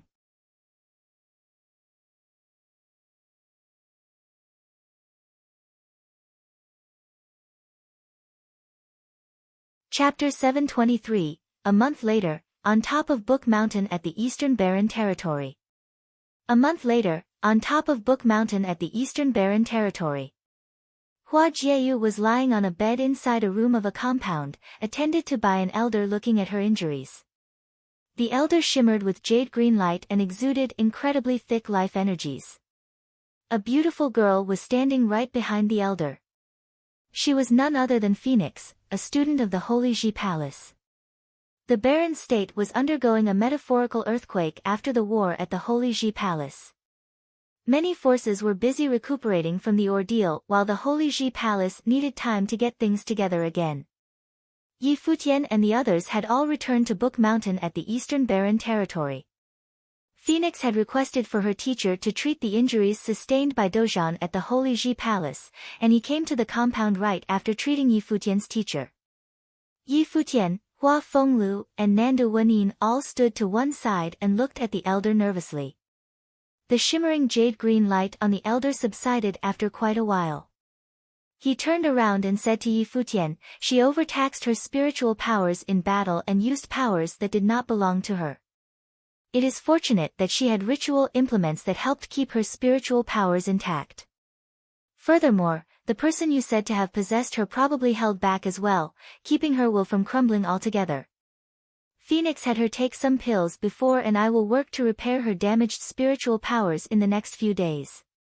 She is not in any life-threatening danger, but she might undergo quite a long sleep, and it's anyone's guess when she will waking up. Thank you, Elder, Yi Futian said softly. He had been very worried for the past several days. The undying old man's words put him at ease right there and then. He would have waited regardless of how long she would sleep, so long as she was safe. Let's move. We'll let her rest. The undying old man walked outside the room and the others followed. There were many waiting outside. Gu Donglu, Zhuge Mingyue, Yu Sheng, Yi Wuchen, Yi Shaoshi, and the others were all on Book Mountain now. How is she doing? Zhuge Mingyue asked. The elder said she was in no danger, but she will probably spend quite a while sleeping, Yi Futian answered. All breathed a sigh of relief. If anything were to happen to Hua Jieyu, Yi Futian would have probably spent the rest of his days feeling guilty and beating himself up. The matter about him taking over as Palace Lord of the Holy Ji Palace would have been for naught. All will pass, Zhuge Mingyue said softly. Yeah. Yi Futian nodded, then smiled and said, what's with the grim looks? This is good news, isn't it? That was probably his attempt at comforting both himself and the others, seeing how everyone looked so grim. Little brother. Two figures walked in their direction. Yi Futian lifted his head and saw his eldest brother and goddess Wangyue. Look who's here, the sword saint said with a smile. Yi Futian peered behind his eldest brother and saw Shui Yi, Luo Fan, Yu Shi, and the others. Yu Shi was seen carrying a baby in her arms. Fourth brother, fourth sister-in-law. Yi Futian went up to greet them. He took a look at the baby girl in Yu Shi's arms. The baby had huge eyes and looked at Yi Futian without feeling shy at all. Here you go. Yu Shi handed the child to Yi Futian. He held her in his arms and said with a smile, well, are you looking at uncle here because you think uncle is good-looking? The others around them laughed. Shui Yi then said, well, her uncle is quite different from her dad here in terms of looks, but her uncle is a handsome one nonetheless. Brother, please. Yi Futian then turned to look at Shui Yi. I'm her uncle and yet I don't even know her name. Shui Chao. Just call her Little Grass, Shui Yi smiled and said. Grass. Yi Futian said, so you're naming her after the cottage then, one? Indeed, if she has a little brother in the future, I'll name him Shui Tang. Shui Yi nodded with a smile. Yi Futian looked at the baby girl in his arms and felt tears welling up in his eyes. He lowered his head and kissed Shui Chao's forehead, then said with a smile, I call myself her uncle and yet I don't even have a gift for her. I'll keep that in mind then. When Little Grass grows, I'll let her come ask for it from her uncle, Yu Shi smiled and said. All right then, you keep tabs for Little Grass here, sister-in-law. Yi Futian nodded and then looked at the sword saint and goddess Wangyue, saying, eldest brother, when are you going to marry the goddess? And third brother and second brother. You both are my elders. Don't drag things out for too long. The sword saint looked at everyone. Even Beitang Xing'er and Yi Shaoshi were there as well. Every single student of the cottage was accounted for. There is our teacher. The sword saint turned his gaze far away. Yi Futian was exasperated. Eldest brother is really close-minded when it comes to these things. Yeah, enough with teasing your sister here. What about you and Jieyu then? You two seem to be the pair with the longest history, Zhuge Mingyue said, looking at Yi Futian. Yi Futian returned Little Grass to her mother, recalling the days when he was far younger. Over 10 years had passed. Yi Futian smiled, shut his eyes, and then took a look at the sky. He then turned around and looked at Hua Fenglu and Nanda Wenin. Teacher, mistress, I want to marry Jieyu and I seek your approval, Yi Futian said all of the sudden. Both Hua Fenglu and Nanda Wenin were stunned. When? Hua Fenglu asked. Jieyu was still in a coma at the moment. A month from now. Regardless if she wakes up by then or not, I will marry her, right here at Book Mountain. Yi Futian's words rendered everyone around him silent. It was obvious that no one had expected him to bring that up so suddenly. Futian, I don't have any objections to that, but if Jieyu were to wake up and find herself already married without knowing what her wedding looked like, wouldn't that be quite a pity? Hua Fenglu said. If Jieyu wakes up after the wedding, so long as she is willing, I'll throw her another wedding. Yi Futian smiled brightly. Nanda Wenyin felt her eyes getting red and she lowered her head, not knowing what to think. Very well. Hua Fenglu nodded. Thank you, father-in-law. Yi Futian smiled and everyone around him smiled as well, but they all felt their noses wrinkling and sand getting in their eyes all of a sudden. Regardless, it was still a beautiful thing. The news of Yi Futian ready to marry Hua Jieyu shook everyone at Book Mountain. While the people of Book Mountain did not know what exactly happened when Yi Futian and the others returned, they knew that a war took place in the barren state, a war which the Sword Saint had participated in, and Hua Jieyu returned from severely injured and in a coma. Yet, Yi Futian was about to marry Hua Jieyu. The people of Book Mountain naturally knew a lot about Yi Futian and Hua Jieyu. Everyone shuddered within. Gu Biyue and Chu Yaoyao felt less calm about the whole thing as they knew Yi Futian and the others best. Time really flies. Is he really getting married already? The news quickly spread throughout the entire Eastern Barren Territory. Many people headed for Book Mountain suddenly, wanting to witness the wedding. A great incident happened in Lu Kingdom several days after the news spread. Yi Wuchen brought the princess of Lu Kingdom, Lu Chenyu, and the prince, Lu Feiyang, back to Lu Kingdom for a bit. Several lord palaces that had been renowned for a while and the residences of the ministers of Lu Kingdom all went through a bloodbath. Yi Wuchen, as the one-armed god of killing, killed all those who had betrayed Lu Kingdom in the past, taking revenge for Lu Kingdom. It was something that Book Mountain had not been looking into for quite a while, and it was a task handed over to Yi Wuchen. No one had expected the day to arrive so quickly. Just how many years have passed since then? Yi Wuchen had already become a superior noble within that span of time, and all the mighty ones of Lu Kingdom who had seen him in action claimed that Yi Wuchen's prowess was on par with the king back then. If Yi Wuchen had already grown to be so powerful, it was anyone's guess how powerful Yi Futian and Yu Sheng, the two who had been legendary geniuses back then in Eastern Barren Territory, had become. Have they reached that plane told in legends, the Sage Plane? Sages were insurmountable legends in the Eastern Barren Territory. The news of Yi Futian about to get married spread not only in the Eastern Barren Territory but out in the Barren State as well. Many top forces and top-notch figures ranked on the Barren Sky ranking were prepared to make the trip to the Eastern Barren Territory to attend the wedding. They insisted to go even though Yi Futian had not invited anyone. Yi Futian knew nothing about all that and paid no heed to it all.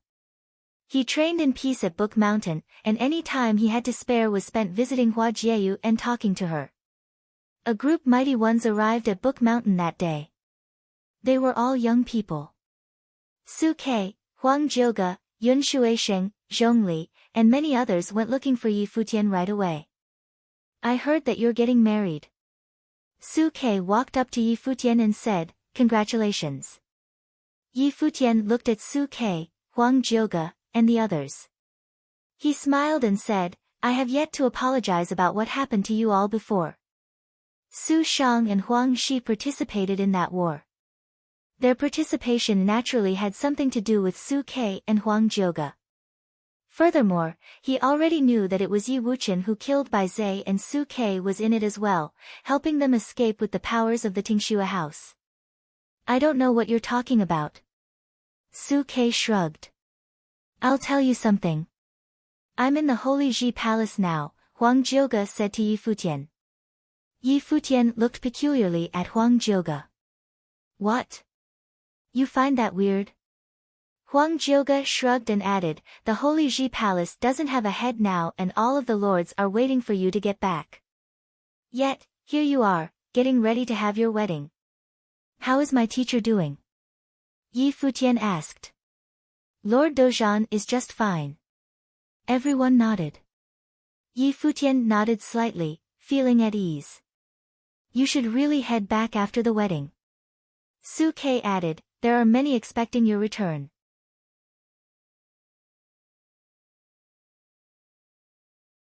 You can't just keep staying here at the Eastern Barren Territory, can you?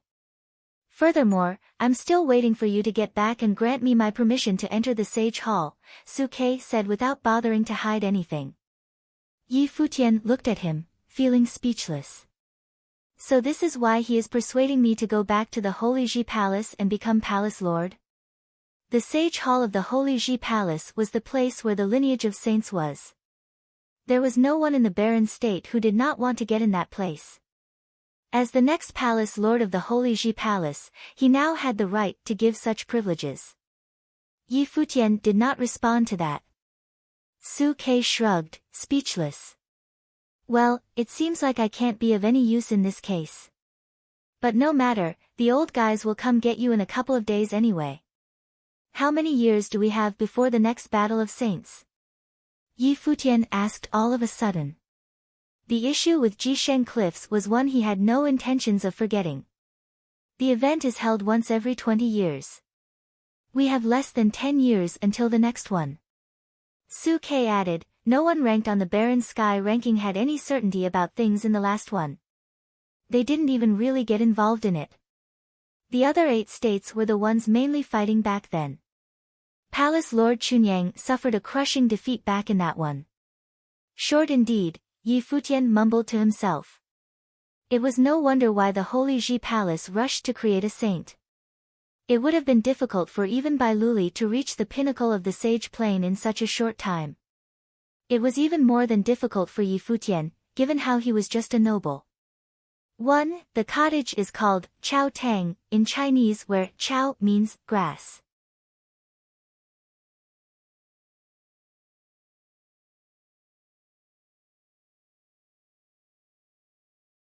Chapter 724. Things got very rowdy below Book Mountain as many from the Eastern Barren Territory showed up. Things got very rowdy below Book Mountain as many from the Eastern Barren Territory showed up. Following the news of Yi Futian's wedding, which he released himself, there was other news saying it was not only Yi Futian who would be getting married 3 days later, Yu Sheng and Yi Wuchen were also going to hold their wedding the same day as Yi Futian. While Yu Sheng and Yi Wuchen had been overshadowed by Yi Futian somewhat, they were still extremely renowned figures of the younger generations in the Eastern Barren Territory. Furthermore, they were hardly considered to be of the younger generation anymore. Yi Wuchen, who had not even reached 30, carved his way through the old royalties of the Lu Kingdom like a hot knife slicing through butter, killing grade 1 nobles without breaking a sweat. His fearsome talents were apparent. People of the Eastern Barren Territory also heard that there would be many throughout the Barren State showing up at the wedding. It was indeed a very noteworthy event. Despite his wedding being right around the corner, Yi Futian was found training in silence at the peak of Book Mountain instead. Winds blew and there was no noise in his surroundings. It was a place where he was not bothered by anyone else. Quiet, light footsteps were heard behind him, prompting his eyelashes to twitch, yet his eyes remained closed. The figure who came from behind walked up to Yi Futian and sat beside him, casting his gaze at the sea of clouds far away. Yi Futian opened his eyes and turned to look at the old man beside him. The old man looked just as he had always been, slouching somewhat and completely plain, the kind of person who would draw anyone's attention on the streets. Yi Futian turned his eyes forward shortly after, gazing at the vista far away. There was nothing but silence. The air was stiflingly quiet. Yi Futian lost track of how much he wanted to say to and ask the old man. However, he was calm and tranquil at the moment, not knowing what to say. He did not even know if he should respect or hate the old man. Futian, I guess you have seen through it all, the old man said softly. His eldest brother was in possession of the demonic blade, Jieyu was possessed by a saint, and both of them were people closest to him. They were people who would give their lives to fight for him. The trail of thought then led to the demonic arts that Yu Sheng was practicing. There was just no way Yi Futian would not have seen through it all. That was you in Donghai City, wasn't it? Yi Futian then asked softly, why did you let Grandpa die? Why did you let Jieyu go through all that? His voice sounded rather dejected. He had the ability to prevent all those tragedies from happening easily, yet he did not. In your impression, what am I like as a person? The old man asked softly. Yi Futian's thoughts went back to more than a decade ago, and they went even further back after that. He and Yusheng both grew up under that old man's tutelage. Kind, firm, even cold, Yi Futian said. The old man was kind and gentle when dealing with him, yet he was harsh and cold when dealing with Yusheng. Which one of those do you think is the real me? The old man asked again. The latter, Yi Futian said, thinking the old man to be definitely a cold person. The old man smiled and said, Kid, what you saw were simply facets. I'm colder and more brutal than you could have imagined. My hands are stained with the blood of countless people. I've killed more than I bothered to count. All of the slaughter I did was not something you could have ever imagined. The old man's voice was calm all the same as he said those words, yet one would be able to feel the grand battlefields he had been through, the battlefields which he had carried out his slaughter. He was one cold, brutal machine who had made his mark killing everywhere under the heavens. Yi Futian lowered his head and clenched his fists. He then asked, why did you treat me like you did then? That's because you're their child. The old man looked at Yi Futian with eyes filled with warmth and gentleness. Yi Futian felt as if he was looking at the eyes that belonged to both the snow ape and Emperor Yi Qing all those years ago when they looked at him. Who? Untold sorrow was heard from Yi Futian's voice as he sounded extremely dejected. Who is the person you're talking about? The old man shook his head. Yi Futian felt very disappointed and asked again, you had Yusheng practice the demonic arts, you let eldest brother take hold of the demonic blade, and even the person who possessed Jieyu seemed to one who practiced demonic arts as well. Why won't you teach me the demonic methods then? You are born as the emperor, and as such, you cannot train in the demonic arts. The old man shook his head and continued, the one who possessed Jieyu was one I deliberately prepared for her. That person was a divine spiritual sorcerer. I hadn't thought of handing her to Jieyu so soon, but the events happening at Taihang Mountain at the time prompted me to do so earlier than expected. So, I went having Jieyu possessed with that spirit in Zhaixing House. While Jieyu had a hard time with things before, she would have had a powerful divine spiritual sorcerer to guide her in her training in the future. But they're all people I hold dearest to me. Don't you think you're going too far with all that? Yi Futian felt his heart aching. Yusheng, his eldest brother, and Jieyu all had different arrangements assigned to them, all of them would suffer further. It was their honor, the old man said with a neutral look. To hell with that kind of bullshit honor. How are you any different from Lu Chan? Yi Futian howled with a low voice. Is this even honor at all? All of them were closest to him. All of them suffered just to let him succeed. The old man cast his gaze far away and went silent for a while, before saying, I did not push them to do so. They were all willing to do what they did for your sake. If you feel guilty, if you hate me, then get stronger. Yi Futian lowered his head. Nothing matters. The blood of the common soldiers was what won the general fame and glory. If you don't get any stronger, more will die in the future. Rest assured, even if more were to die for you, I won't bat an eye. Hate me with all you've got, and it still won't change a thing. The old man stood up and said slowly, I need to see to one particular matter and you won't see me by your side from here on out. Take care of yourself. A gale swept by and the shriveled old man remained standing tall where he was, before disappearing like a mirage shortly after. It was as if he had never been there in the first place. Yi Futian felt incredibly painful inside as he watched the old man disappear. He then said, I will get stronger, Godfather. Do I hate him? How could I possibly hate him? He was the person I respected the most growing up. The wedding was quickly approaching, and there was a day left before the big day. Book Mountain was in an uproar, with preparation work done right from the bottom of the mountain. More guests showed up at Book Mountain. Long Linger, Gu Yunxi, Mu Zhiqiu, and the others all came to celebrate. They even brought Xinyu, the servant girl who was with Yi Futian at the Celestial Pavilion. Other than that, Wang Yuro, who was studying at Starry School, came as well. Her family, the people of Wang family, would also join in the festivities. As they were acquaintances of Yi Futian, the members of the Wang family saw it fit to show up. While people of the Eastern Barren Territory knew little of Yi Futian's current status in the Barren State, that was something made clear to all in the Barren State a long time ago.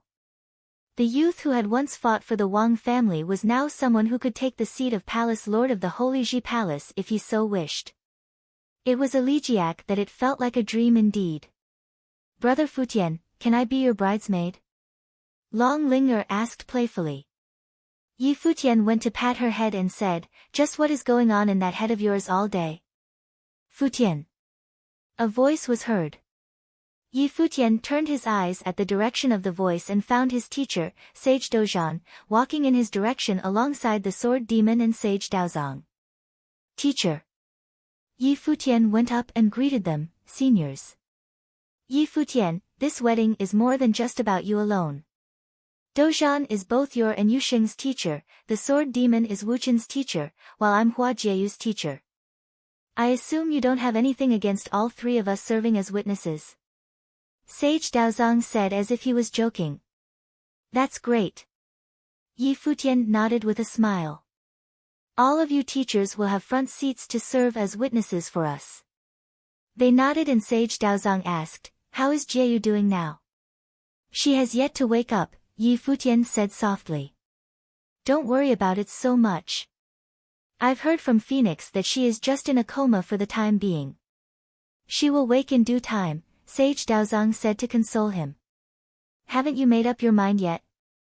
The sword demon asked. "The entire Barren State is waiting for your answer." "I want to wait until Jieyu wakes up," Yi Futian replied. "Fine. No rush," the sword demon quipped while smiling with a nod. "Go take care of things. There seems to be quite a number of guests here today." The sword demon smiled and Yi Futian nodded. "Lulan, take care of teacher and the lords for me," Yi Futian said. "Will do." Lulan nodded. Yi Futian left the scene and went to the compound where Hua Fenglu took up residence, which was filled with people. The Emperor of Nanda Nation, Nanda Wenshan, the Emperor of Kangyi Kingdom, and Yilingxi were all there. Yi Xiang was naturally there as well, giving instructions to Yi Qingxian and Yu Sheng.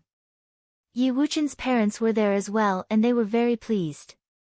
They had not seen their son much since Yi Wuchen embarked on his journey of cultivation and left the Eastern Barren Territory. There was another guest whom Yi Futian found rather surprising. Her looks were incredibly stunning. She looked at Yi Futian and asked, "What, you don't know me anymore?" "The number one beauty of Kangyi Kingdom."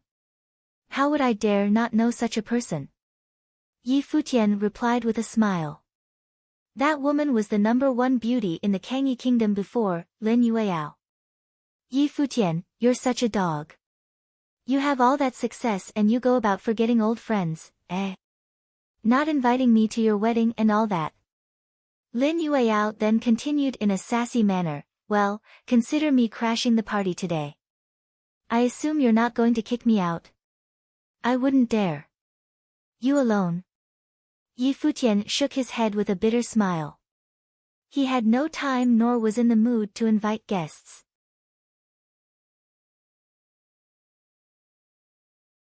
Everyone who showed up came on their own, but he was still feeling happy to see so many old friends around. It would have been better if Jieyu woke up. "What do you think?" Lin Yueyao said jokingly, "Should I bring a guy with me?" "I'd love to, but I'd lose face if the guy wasn't as good looking as you are." "You have a point." Yi Futian nodded approvingly. "I'm quite an exceptional being, after all. No guy would stand a chance compared to me." Lin Yueyao was dumbfounded. "Make yourself at home. I'll go check on Jieyu." Yi Futian smiled and left. Lin Yueyao glared at him and walked up to Emperor Yi, asking, Your Highness, what is Yi Futian's plan now? I don't know. Emperor Yi shrugged. With things being so rowdy at Book Mountain, I guess that fellow would really be something, Lin Yueyao murmured to herself. Yi Futian came to Hua Jieyu's room. Nandu Wenyin was there looking after her. Masteress, allow me, Yi Futian said softly. Right.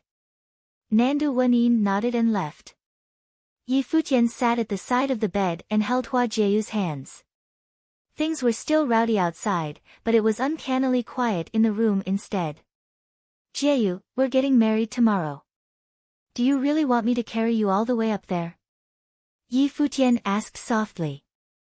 You've been sleeping for quite a long time. Time to get up. When we get married tomorrow, I'll sleep with you as much as you want every day.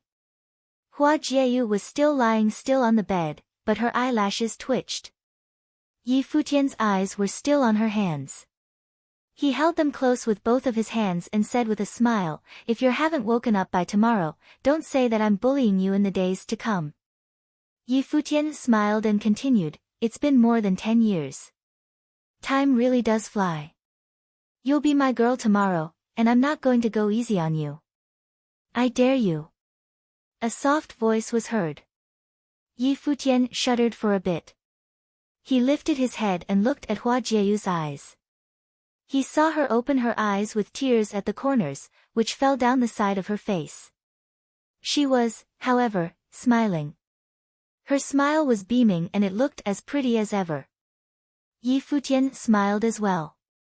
He took Hua Jieyu's hand and kissed it gently, before looking at Hua Jieyu's eyes and saying, You'll know if I dare tomorrow.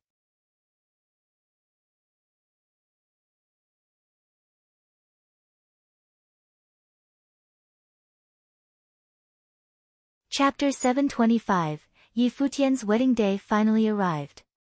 On that day, the winding staircase from the bottom of Book Mountain all the way to the top was filled with people.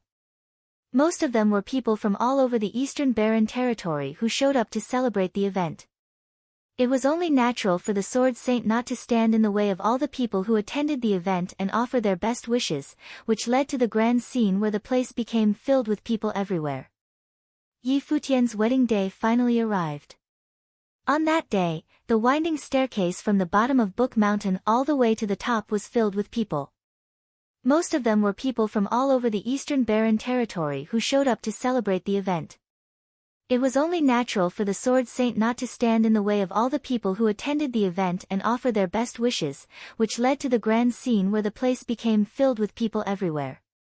Book Mountain was all rowdy and festive with everyone talking about the wedding to be held, as well as the ones, Yi Futian, Hua Jieyu, Yu Sheng, and Yi Wuchen, involved. Thinking back all those years ago when the Qin dynasty wanted to reign supreme all over the Eastern Barren Territory, conferring the royal prince his title and sending mighty ones out, Yi Futian, who had studied in the cottage, showed his mettle for the first time and caused a massive sensation. The third student, Gu Donglu, and the second student, Zhuge Mingyue, of the cottage, followed by demonstrating their impressive capabilities, taking down the Qin dynasty and the mighty ones of the Donghua clan. Within a period of several years, Zhuge Mingyue and Gu Donglu were said to have become sages like the Sword Saint. Yi Futian is about to get married as well. All that felt like a dream and time really did fly by. The new is replacing the old. Mighty ones of noble plains are impressive like none other all those years before. Yi Wuchen went on his pilgrimage for several years and came back to cut down the Lu Kingdom's old princes and ministers. Even grade 1 nobles ended up being cut down with a single slash of the sword. So what did that all mean? I'm afraid all three bridegrooms of the wedding are near the sage plain. Indeed. The tide of time washes everything old away. New legends began to rise on the stage of history. I'm afraid they have all carved out their own places in the barren state now. Talk of the three men was heard all over the mountain. One would be able to see all of Book Mountain from its peak, and everyone below was able to see in that direction as well. The staircases were filled with beauties at the moment, and all of them were once female students of the Moon Clan, who had all now submitted. Seniors were seen above. The seniors of Yi Futian, Yu Sheng, and Yi Wuchen were all found sitting there. Hua Fenglu had a beaming smile on his face. It was, after all, his happiest day for the past several decades. He was once in love with Nandu Wenin and they were forced to separate. He stayed alone at Donghai Academy in Qingzhou City, yet he never expected that ordeal to have changed his fate as well. The student that he picked up unintentionally back in the academy reunited him with Nandu Wenin, restoring his training and life spirits. Everything felt like a dream. That student that he treated as his son was now to be married to his own daughter. He was so happy that it looked like he had never been happy before. Nandu Wenin was just as happy as he was. Both looked at each other and held their hands tightly together. Fenglu, Wenin, you both can finally take it easy for real now, Nandu Wenshan said with a smile. I've always been taking it easy, Nandu Wenin said with a smile. I don't think I can actually take it easy with that kid, Hua Fenglu said jokingly.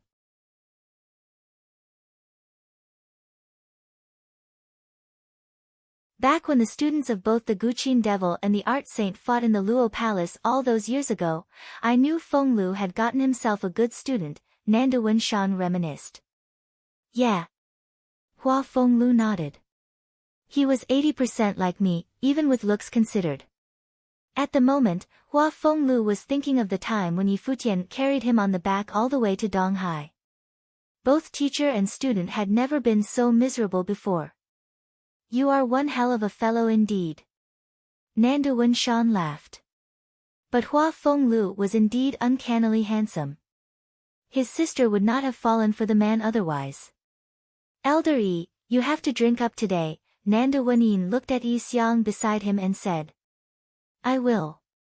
Yi Xiang nodded frankly. The old man looks happy today. Have fun indeed. Hua Fenglu laughed a bit. Don't get my teacher drunk. Tang Lan, who was standing right beside, glared at Hua Fenglu. It's fine. I'm around still, Emperor Yi and Lord Yi, who were both sitting at the side, smiled and said. Other than them, there were also Sage Dozhan, the sword demon, and Sage Daozang sitting at the same table. Seeing the chatter of the group before them, all three men smiled. Such was the vigor of life, and it was something they had not experienced for years. They were able to get to know some of the things Yi Futian went through from those people, and it was also natural for them to get a better understanding of his personality. At that very moment, changes in the weather happened and a blinding light flashed in the air from far away. What is happening? Everyone in Book Mountain was able to feel that daunting air from far away, and one after another, they went looking in that direction. They then saw a golden dragon pulling a carriage with a group of mighty ones on it. All of those people sported an unusual and impressive bearing. The one who took the lead looked incredibly imposing, sitting on the carriage, looking dashing. That fellow. Dozhan, the sword demon, and the others smiled at the incoming guests. Alchemy City from the western region of the Barren State is here to offer our best wishes. A booming voice reverberated throughout the place. The one who was sitting at the front of the carriage was none other than Yu Qi, city lord of Alchemy City. A vermilion bird swooped past. The carriage pulled by the divine bird was equally as dazzling and carried figures who were just as eye-catching. Fire Emperor Palace of the Flames is here to offer our best wishes. The group consisted of mighty ones from Fire Emperor Palace. Everyone in the Barren State was able to tell that they were family members of Li Futu. Yu Qi was now considered the supreme clan in the western region of the Barren State. With the relationship between Yi Futian and Yu Qi, as well as Yi Futian's own status and talent added to the mix, the group deemed it necessary to show. Ha ha ha. A squeamish laugh was heard and everyone saw the group of Jotian goddesses descend from the heavens. The woman who took the lead was fascinating and glamorous like none other.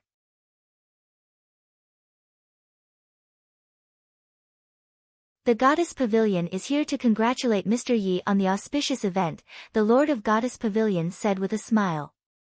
Chu Ji, behave yourself today, Yu Chi said plainly. I know. Chu Ji glared at Yu Chi. That old fart really likes sticking his nose into places it doesn't belong. She turned off her will of seduction and everyone felt less dazed in an instant. They felt cold sweat all over them. A frightening woman indeed. One look is all it takes to seduce people so that no one is able to think straight. Just who the hell are all those people coming to celebrate out of nowhere? Boom, boom, boom. The earth beneath Book Mountain shook as if the place was experiencing an earthquake. Many shuddered and then saw one enormous golden great ape after another in the air, appearing in all corners. What? The crowd was totally startled. Are they here to start trouble? Taihang Mountain is here to offer our best wishes, Yuan Hong said with a voice so booming that it shook the mountain. The Zhuge family is here to offer our best wishes. Yet another group descended. It was a group of mighty ones led by Zhuge Qingfeng. The sovereign family has come to offer our best wishes. Mortal world has come to offer our best wishes. Taishan Mountain has come to offer our best wishes. Voices were heard here and there, and the air above Book Mountain was quickly filled with a tremendously dazzling scene. A massive number of mighty ones seemed to have taken over the skies. Those who showed up were glittering, eye-catching figures, exuding powerful auras. The people of the Eastern Barren Territory were unable to stop themselves from shaking. What is happening right now? Is this really Yi Futian's big wedding day? The Mortal World and Taishan Mountain. Weren't those two incredibly imposing top forces of the barren state that descended onto Book Mountain all those years ago? Why are they here to join the celebration? There is also the Zhuge family. Isn't that the family of the second student of the cottage? It was said that they were the topmost force in the barren state. Why are they here today? Surely it has more to do than just because of Zhuge Mingyue, right? More showed up: Starry School, Dragon Clan, Gu Clan, Zhaixing House. Just about all who were acquainted with Yi Futian came. Many forces who were not acquainted with him were there as well. The people of the Eastern Barren Territory had hardly ever seen a grand scene like that. They all felt rather numb at all that was unfolding before them, not knowing what it was all about. Even Emperor Yi, Nanda Wenshan, Hua Fenglu, Yi Xiang and the others were hardly accustomed to such an uproar. They were all extremely restless. Just what kind of ruckus did Yi Futian manage to kick up in the barren state? It seemed that more than half of the top-class forces from all over the barren state were there. Yi Lingxi, Yi Danchen, Lin Yueyao, and the others stood in a group, looking at the scene before them with gaping mouths, feeling their hearts about to jump out of their chests. They had entertained the possibility of Yi Futian achieving extraordinary achievements in the barren state, but they had never expected to see such an uproar right before them. At that moment, one figure after another went up the platform. It was Huang Jioge, Su Ke, Xiaoshi, Yuan Zhan, and Zhongli. Girls like Yun Shuisheng, Phoenix, Gu Yunxi, and Mu Zhiqiu showed up as well. Many felt their hearts undergoing tremors looking at the silhouette of the youths who showed up. What a group of young people. The girls alone looked stunning, and all of them were incredible beauties. They were all standing at the side of the stairs, waiting to receive the soon-to-be married couples. Yi Futian and Hua Jieyu, Yu Sheng and Yi Qingxian, and Yi Wuchen and Lu Chenyu walked up the stairs to the platform. Countless eyes were on them, and at that very moment, Book Mountain was all quiet again.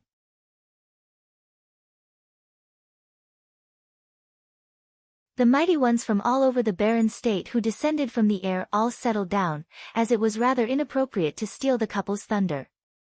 They all remained in the air but slightly lower than the height of the platform, as a sign of respect for the wedding itself. Yi Futian and the others went before Hua Fenglu and all the other elders. Huang Jioge, Su Ke, and the others handed the couples their cups before pouring wine into them. Yi Futian knelt with both knees and all the others followed suit. While it was said that gold lied with a man's knees and one should have never kneel easily, the ones who sat before them were Hua Fenglu and Nanda Wenin, Hua Jieyu's parents and Yi Futian's teachers. Dozhan, Yi Xiang, their eldest brother, and the other seniors were people who fought for the married couple's sake, putting their life on the line. Yi Qingshuan's father, Yu Sheng's teacher, Emperor Yi, and Yi Wuchen's parents were among them. It was only appropriate for all 6 of them to kneel before all the figures before them. I never knew where my parents were. Teachers and all of the elders before me are like my own parents. I wouldn't be here today without any of you. A toast to all of you seniors. Yi Futian emptied his cup in one gulp. Father, mother, and teacher, Hua Jieyu called out and emptied her cup as well. Yu Sheng and Yi Wuchen followed suit. Smiles were seen in everyone's eyes. Tears were even seen in some of them, such as Hua Fenglu and Nanda Wenin. Those were tears of joy. Stand up. Nanda Wenin's voice was rather shaky as she held both Yi Futian and Hua Jieyu. I got myself a student, and that cost me my daughter. Man, what a loss I've suffered, Hua Fenglu smiled and said. Beaming smiles were seen on everyone's faces. Yi Futian and Hua Jieyu smiled as well. Time for the second cup, Long Linger smiled and said. A group came and poured them their wine. Yi Futian and Hua Jieyu looked at each other. Both smiled, but Yi Futian said softly, my second cup, to the one I love the most. They crossed cups and emptied them. The third cup. Not to the heavens nor the earth, but to the cottage, to my brothers and sisters.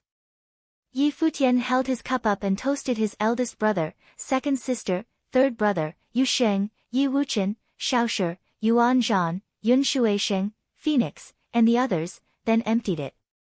All the others followed and emptied their cups in a very frank manner. Su Ke, more wine. Yi Futian extended his cup and Su Ke poured wine into his cup. Yi Futian and Hua Jieyu went to the edge of the platform, turned his eyes to all the seniors from all over the barren state and said, to all of you seniors who came all the way here, I owe my life to many of you as you have fought for my sake. The fourth cup will be for all of you. He and Hua Jieyu emptied their cups. Yu Sheng, Yi Wuchen, and the others felt rather moved as they walked up. Wine, Yi Futian continued.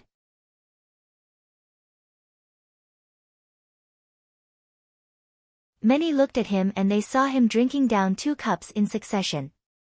Hua Jieyu and the others followed suit. The 5th and the 6th. A toast to the past, and a toast to the future, Yi Futian had the 7th poured after drinking 2 cups. He raised his cup and turned his gaze to the countless people before him and said, the 7th cup, to the barren state. A toast to the barren state. A good one indeed. Drink up. Yu Qi took out his cup and every one of the great figures followed suit, drinking with Yi Futian. To barren state. Futian, this is your big day today. Time to make your decision, Zhuge Qingfeng said, looking at Yi Futian. Yi Futian nodded and said proudly, I agree to take the place of the palace lord of the Holy Ji Palace. Many stood as soon as he finished. Even Sage Dozhan, the sword demon, and Sage Daozang stood up and walked in his direction. Many students of the Holy Ji Palace who were present that day looked at Yi Futian solemnly. When Yi Futian spoke those words, he became more than just Yi Futian, he became the leader of the Holy Ji Palace, the sacred ground of the barren state. Dozhan of the Battle Sage Palace of the Holy Ji Palace. Sword Demon of the Sword Palace of the Holy Ji Palace. Daozang of the Daozang Palace of the Holy Ji Palace. All hail the Palace Lord. The 3 lords bowed to Yi Futian. It was a necessary ritual, even if Yi Futian was their junior. All hail the Palace Lord. Su Ke, Huang Jioge, Yun Shuisheng and all other students of the Holy Ji Palace bowed solemnly at that moment. Yu Qi, City Lord of Alchemy City. Zhuge Qingfeng, clan leader of the Zhuge family. Su Shang of Tingshui House. We hereby pay respect to the Palace Lord of the Holy Ji Palace. One great figure after another bent at the hip and bowed in Yi Futian's direction. The Holy Ji Palace was the place of the divine path in the barren state, and that made it the leading place of the barren state itself. With Yi Futian taking the place of Palace Lord of the Holy Ji Palace, he was now a leader of the barren state to a degree. The voices rumbled throughout Book Mountain. Many gazed at the scene and were unable to keep calm. It was a sight that would be etched in their minds, a sight that many would recall for many years to come.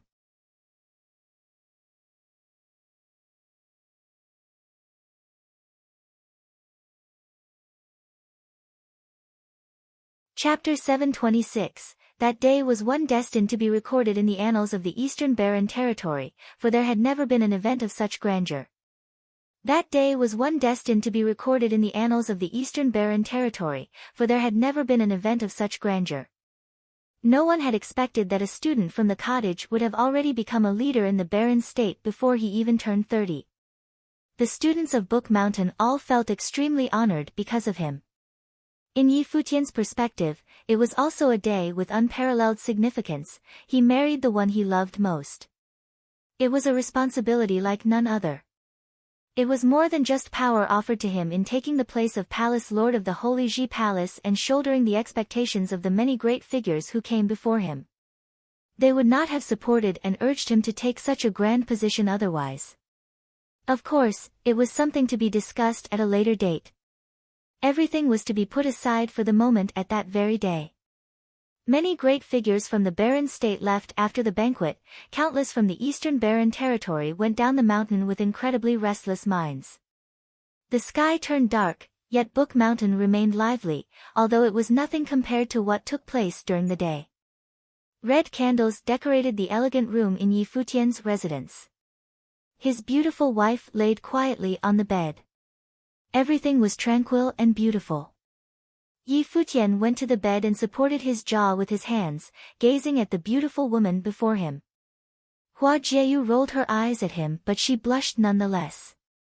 She obviously knew what was to come next. "Well, Miss Fox. It seems like you're unable to escape me after all," Yi Futian said to her softly. "I'm drowsy. Let's get some sleep."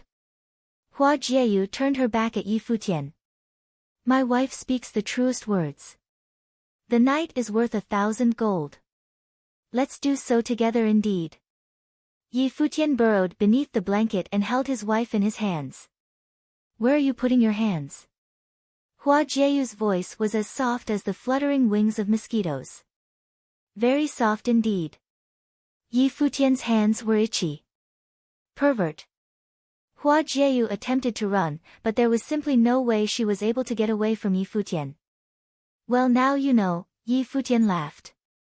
The bed shook rather violently after that. It was as if the ones on it were having fun playing.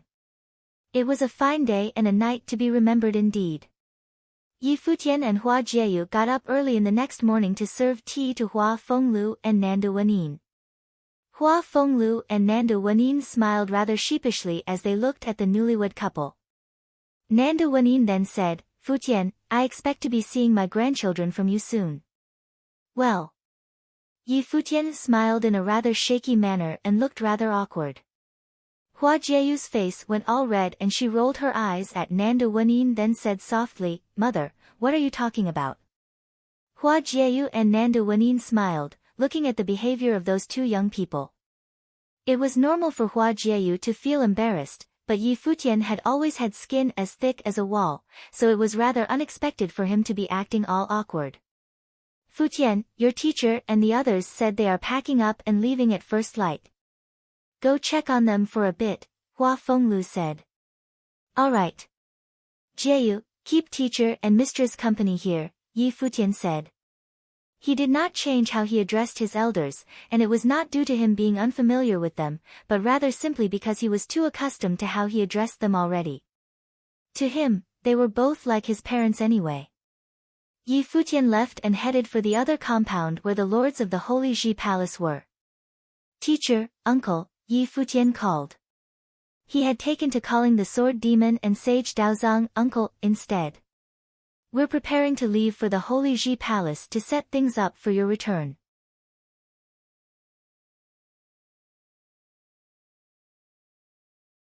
"When will you be returning there?"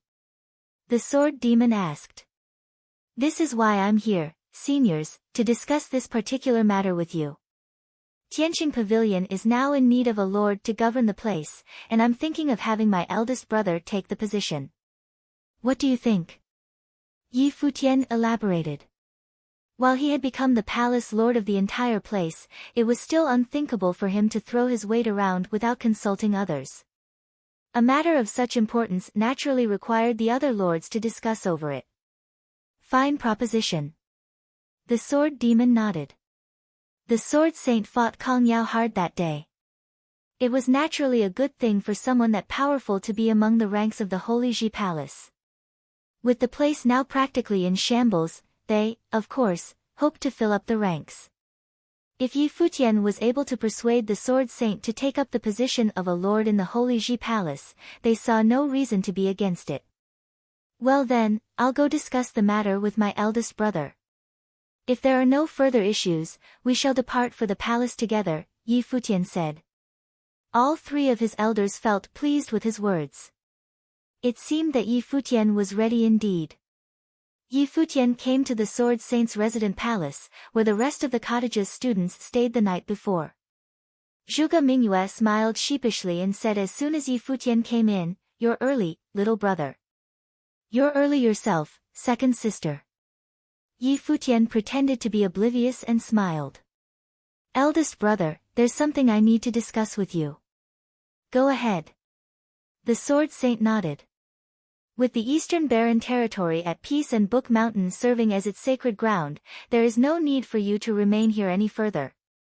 How about you go train in the Holy Ji Palace with us? Yi Futian said, "Me, seventh brother, and Yu Sheng will be there too. As such, I'm thinking of getting all of the cottage's students to train in the palace." Little brother, Gu Donglu, who was standing beside him, said, "I have discussed the matter with eldest brother yesterday." "You're right. With things being stable in the Eastern Barren Territory and you becoming the Palace Lord of Holy Ji Palace, many forces throughout the Barren State will also cooperate. Our next target should be all of the 9 states, and we will go to the Holy Ji Palace with you." The Sword Saint nodded and said, "Donglu spoke my mind." Yi Futian felt warm and fuzzy inside. Such were the students of the cottage. Everyone was willing to be by his side, entering the Holy Ji Palace together and take on the rest of the 9 states. Yeah. Yi Futian nodded furiously. He knew before he even opened his mouth that his brothers and sisters had been planning things for his sake. "I will hand the position of college chief to Bai Lishu." "I consider that handing things over properly," the Sword Saint said softly. Bai Lishu was the personal student of the previous college chief and was an exceptional talent.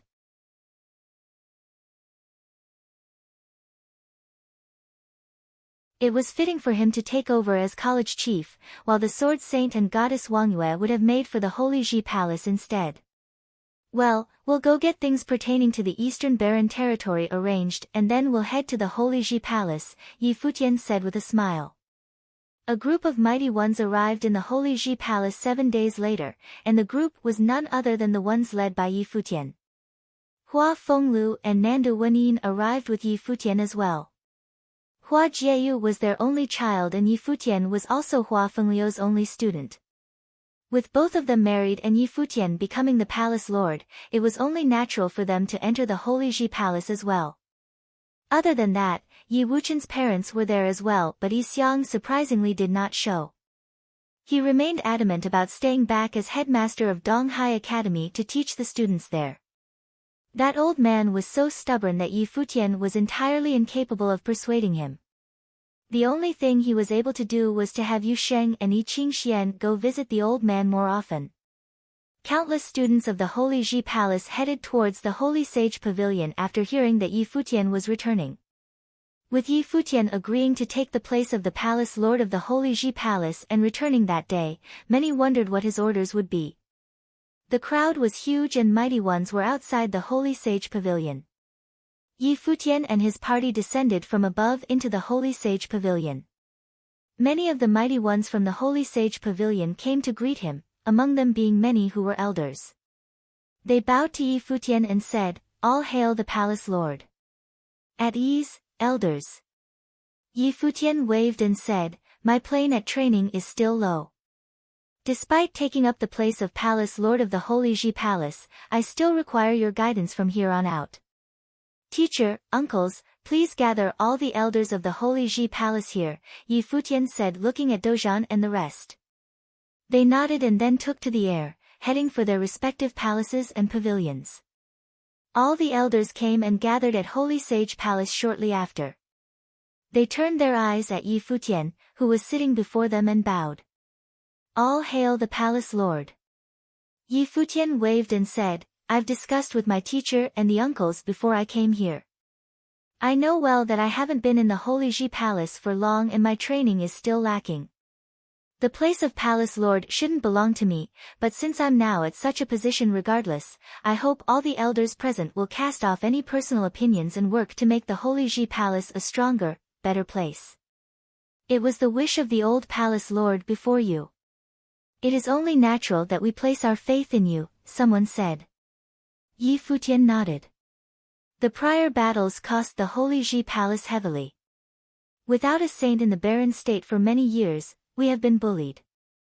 With Jisheng Cliffs intending to crush the Holy Ji Palace, we do not have much time left. I hope you elders will work with me. Sage Dozhan stood beside Yi Futian and said, "The Holy Ji Palace is the sacred ground of the barren state, and we dedicate ourselves to creating a saint. We need to work harder on this goal in the coming days.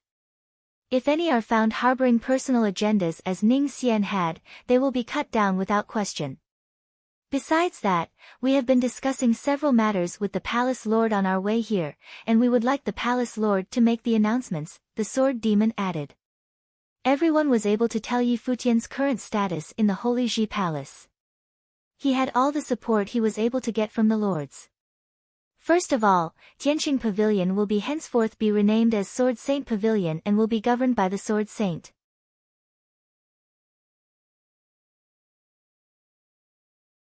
Gu Donglu and Zhuge Mingyue will train in the pavilion, assisting the Sword Saint to reform the place into a proper Sword Saint Pavilion, Yi Futian said with a brimming voice. Many shuddered to hear one of the 6 palaces and pavilions being renamed. Tianqing Pavilion was reduced to some item of the past, replaced by the Sword Saint Pavilion governed by the Sword Saint. The man was more powerful than Sage Tianqing had been.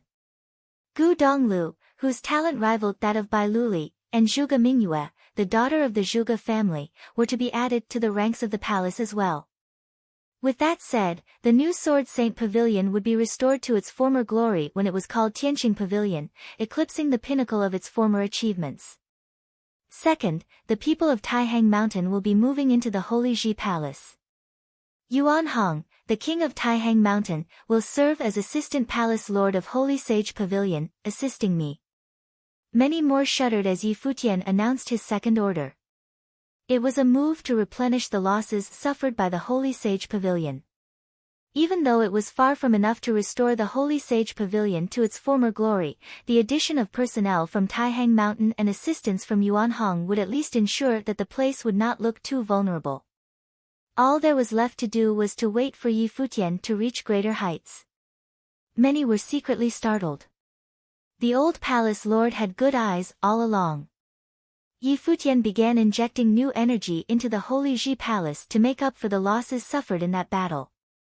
Furthermore, with the Sword Saint and Yuan Hong among the ranks of Holy Ji Palace, Yi Futian's position was further reinforced, as it was only natural for them to back him with all their might.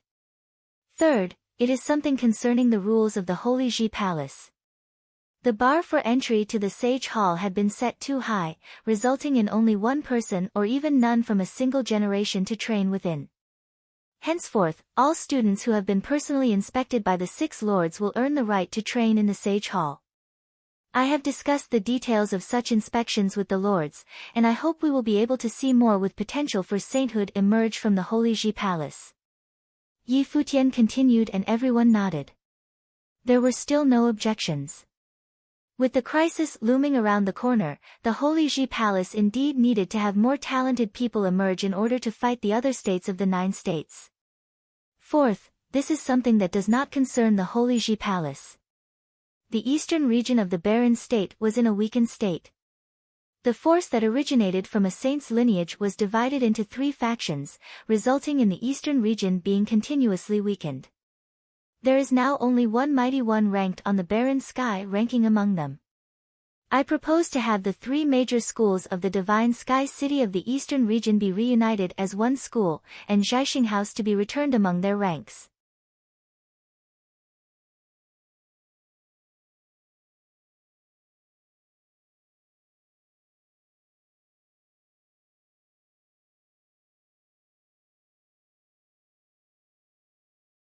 Chapter 727. Once Futian had given his orders, the palace immediately got to work.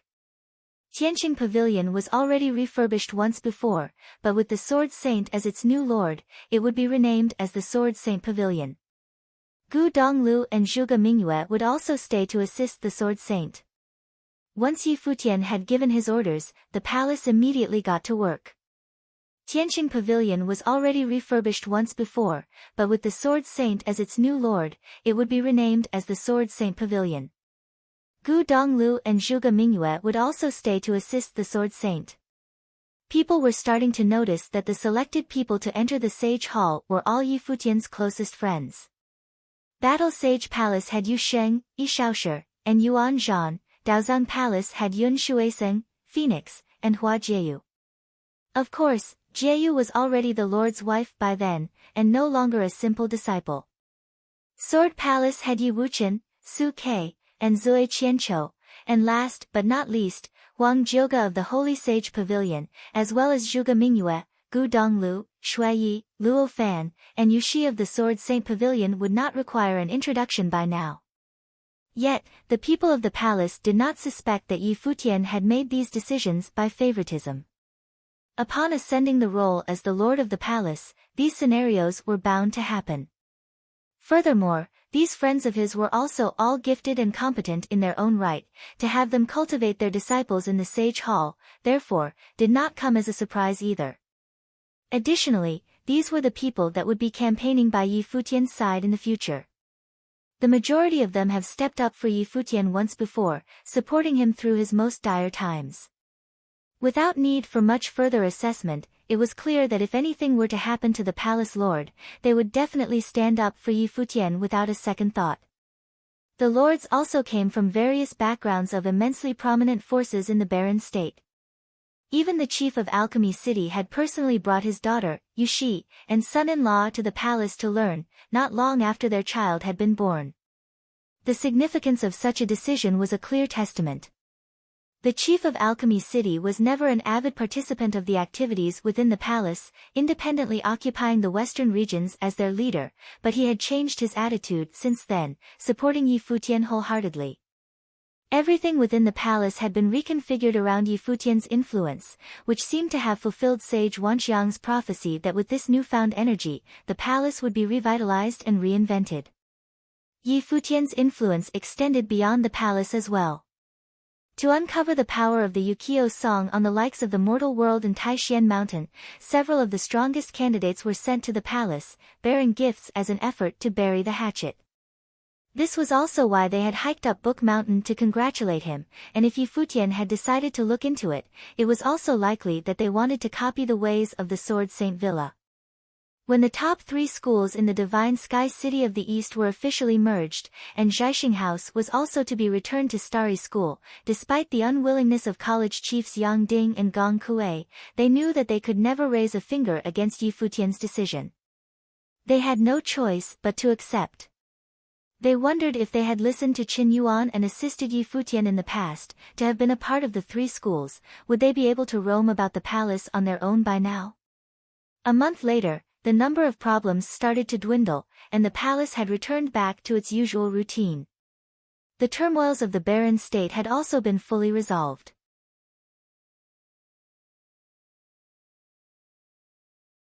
Presently, the relationship between the people of the barren state had become closer, with a collectively singular resolve, and it was hard to imagine that all this was brought about by someone of the younger generation, a noble descendant collectively elected by both the palace and the barren state alike.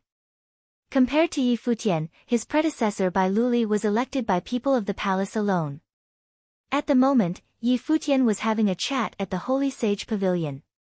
Standing with him were Sage Dozhan, the sword demon, Sage Daozong, and several seniors, as well as some of the more exceptional disciples of the palace, Hua Fan and Do Kuan, both of whom were respectively first and second on the law rank. Master, Uncle Master, what is the Saint Plain? The three lords had gathered here to visit Yi Futian and took this chance to ask for his advice. Saint Plain. A few of them immediately looked curious. To them, the Saint Plain was of another unimaginable dimension, a realm only in fantasies and dreams. Rumor has it that the people of the Saint Plain are faultless. They'd have to experience some sort of heartbreak to achieve a certain level of perfection, so as to witness the legendary plane. Even people of great perseverance and of a steady heart are said to be incapable of achieving it. If one were to even have a sliver of regret or an unstable grade in skills, it would be undeniably detrimental and unsalvageable, said Sage Daozong. Yi Futian, fully engrossed, replied, is the Saint Plain really that difficult to reach? Yup. The sword demon nodded.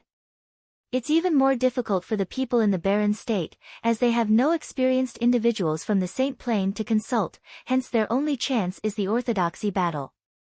The 9 states are in the same situation. The Battle of the Divine Path that Emperor Xia had planned is one of their most significant events. For the barren state, since there are no saints in the first place, the participation numbers are low for this, and even the strongest competitors are eliminated early on.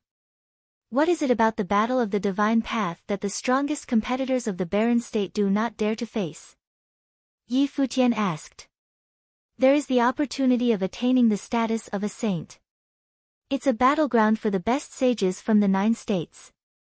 The elites of the 9 states bring divine instruments that were originally wielded by saints themselves, most of whom were top candidates from Jisheng Cliffs. As for our barren state, we don't have the best candidates, and we also lack the capable instruments. Even if we take the chance to use one, it'll definitely be targeted and snatched away in an instant, Sage Daozong explained with an exasperated laugh. That's devastating, Yi Futian murmured under his breath, discouraged at the sad reality of being at a disadvantage. To gain an opportunity to the divine path, those top candidates definitely would not let one off easy. Without any saint for so many years, the barren state is starting to severely lack resources.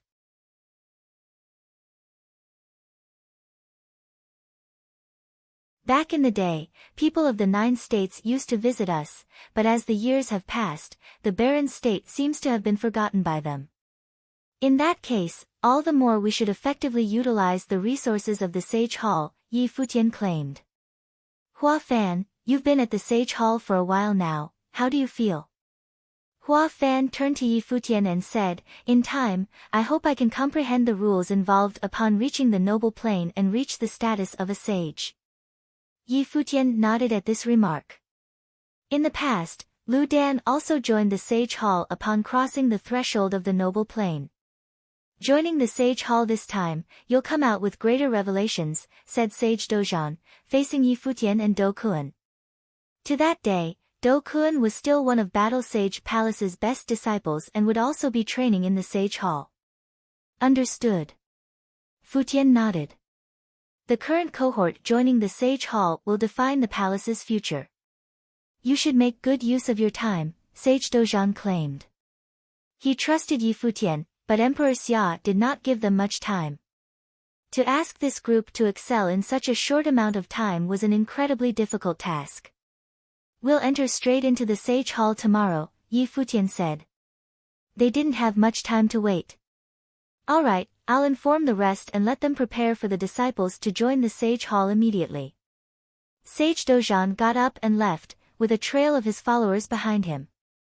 Futian looked on as Sage Dozhan left, expectant and eager about finally reaching the Sage Plane upon entering the Sage Hall. My lord, a voice uttered from next to Yi Futian. Bowing, he said, Zhuge Xing wishes to see you. Zhuge Xing, Futian's expression changed immediately. Let him in. Yes, my lord. The servant retreated without another word. Moments later, Zhuge Xing walked in, and with his hands clasped in front of him out of respect, he said, as a superior noble myself, I request to join the Sage Hall. Zhuge Xing did not look too willing. Nowadays, to have a meeting with Yi Futian required prior notice, and he even had to bow when he approached Futian, yet Yi Futian had excluded Zhuge Xing when selecting people to enter the Sage Hall. I'd recommend you go back and continue your training. Giving Zhuge Xing the side-eye, Futian coldly rejected him. Upon this remark, Zhuge Xing raised his head, unnerved. He already knew that Yi Futian did not like him, as Zhuge Xing himself used to go against him, but he was part of the Zhuge family, after all. Where would Yi Futian be today without the Zhuge family? Definitely dead. Yi Futian, I understand your prejudice against me, but for the Zhuge family, don't think you can behave this way, Zhuge Xing asserted. Don't forget what the Zhuge family has done for you. Zhuge Xing, you're being presumptuous, Hua Fan quietly muttered beside him. Yi Futian stared straight at Zhuge Xing and flatly retorted, what the Zhuge family has done for me. There is a difference between speaking of the whole family and the sole kindness of your father.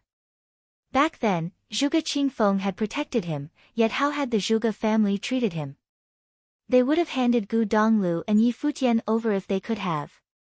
However, Yi Futian would not bear this grudge. After all, Zhuge Qingfeng was the clan leader of the Zhuge family. Even so, how dare Zhuge Xing use the Zhuge family's name as an excuse? What is the difference? Zhuge Xing rebutted. If you weren't part of the Zhuge family, do you think I would have met you today? Yi Futian replied, turning to Hua Fan. Hua Fan, my brother, what is the punishment for disrespecting his elder and the palace lord? There are not many rules and regulations within the palace, but respecting your elders and teachers is vital. For punishment, it would be appropriate to expel him from the palace, Hua Fan stated. Escort Zhuge Xing out of the palace, Yi Futian softly declared.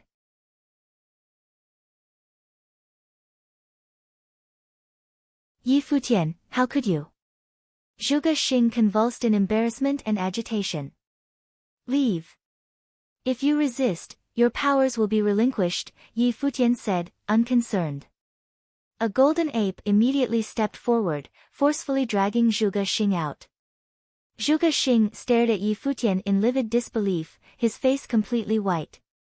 You can make a complaint when you get back, Yi Futian remarked, before leaving, undeterred. Back then, Bai Zai and Yi Futian had decided not to take revenge on Zhuge Xing out of courtesy for the Zhuge family. Yet, Zhuge Xing simply had to cause trouble for himself regardless. At dawn on the following day, there was a passageway at the back of the Holy Sage Pavilion that led to the Sage Hall. On this momentous occasion, several lords and headmasters were present to witness the entering disciples.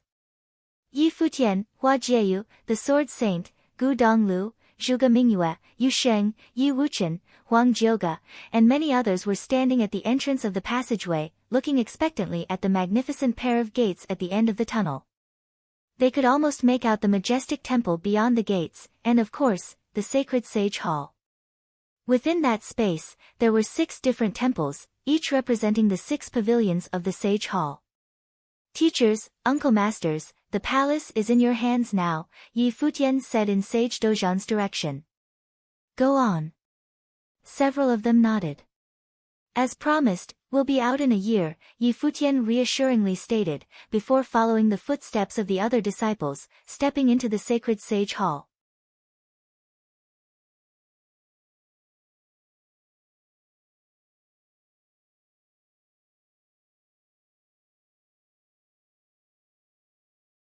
Chapter 728, The turmoil within the barren state had been resolved, and everything had gone back to its usual state.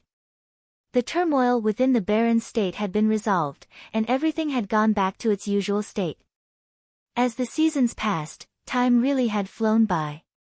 Yi Futian and the other disciples had already been in the Sage Hall for half a year. Within these 6 months, the many lords who had come to the palace had occasional gatherings where they would discuss how to let the disciples learn as fast as possible, as well as making a few scattered guesses on how well Yi Futian and the others in the Sage Hall were doing.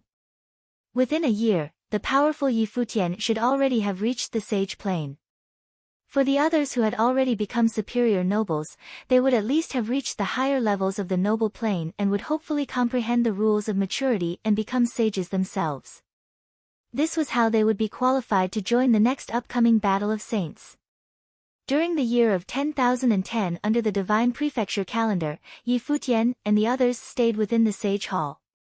And when it became the year 10011, after going through one grueling year, the major forces of the barren state were all eagerly anticipating a new era. The legendary figures had already made history. When the time was right, there would soon be new legends created. Presently, as a few people were practicing before the great statue at the temple within the Holy Ji Palace, a ruckus had started. Huang Jioge and Yu Sheng were standing facing each other. A terrifying shadow slowly emerged from Huang Jioge's body, moving towards where Yu Sheng stood. Similar to a demon, the shadow's overpowering energy absorbed all power around him, adopting the energy of the attacks as his own. As a counterattack, Yu Sheng stepped forward, conjuring an indomitable shadow of his own. It raised a fist and sent a flying punch in the direction of the other, to which Huang Jioge let out a cry and blasted unassailable energy in retaliation. An earth-shattering loud clamor echoed throughout the space, shaking the ground. By then, more and more people came over to see what the commotion was for. Following the loud noise, Huang Jioge backed away and said to Yu Sheng, "Ceasefire, ceasefire." Yu Sheng nodded and instantly retrieved his conjured powers. The onlookers started laughing, while Su Ke said, "Huang Jioge, aren't you known to be arrogant, why did you yield? Do you want to try this yourself?" Huang Jioge retorted. "I won't fight," Su Ke said with his arms folded before his chest. To fight Yu Sheng would only result in disaster. The beginning stages of your rule powers are taking shape. All of you should take the time to get in touch with the energy of the Battle Sage Hall. If you try carefully and sense it, you will eventually find the underlying rule power hidden within yourself, Yi Futian said as he walked up to them. For cultivators practicing spells and those under martial arts, there are differences. I predict that the martial arts cultivators will be able to shape the rule power's Dharma body. The masters have said before that the body is your temple. I'm wondering if the body itself is the manifestation of the rule power. The battle form that the masters have imparted, was that a prior stage before having one's body as the main power itself? Sensing the power of the saints in the Sage Hall, he had attained multiple revelations. His intuition had never been more acute since the Master's teachings, and he had been seeing more truths and realities during his freedom meditation sessions. Huang Jioge and Yu Sheng nodded. Both of them majored in martial arts, and other spiritual forms of cultivation were secondary to them. "What's the progress with your own practice?" Zui Qianqiu asked Yi Futian. "Do you want to feel what it's like?" Yi Futian jokingly replied.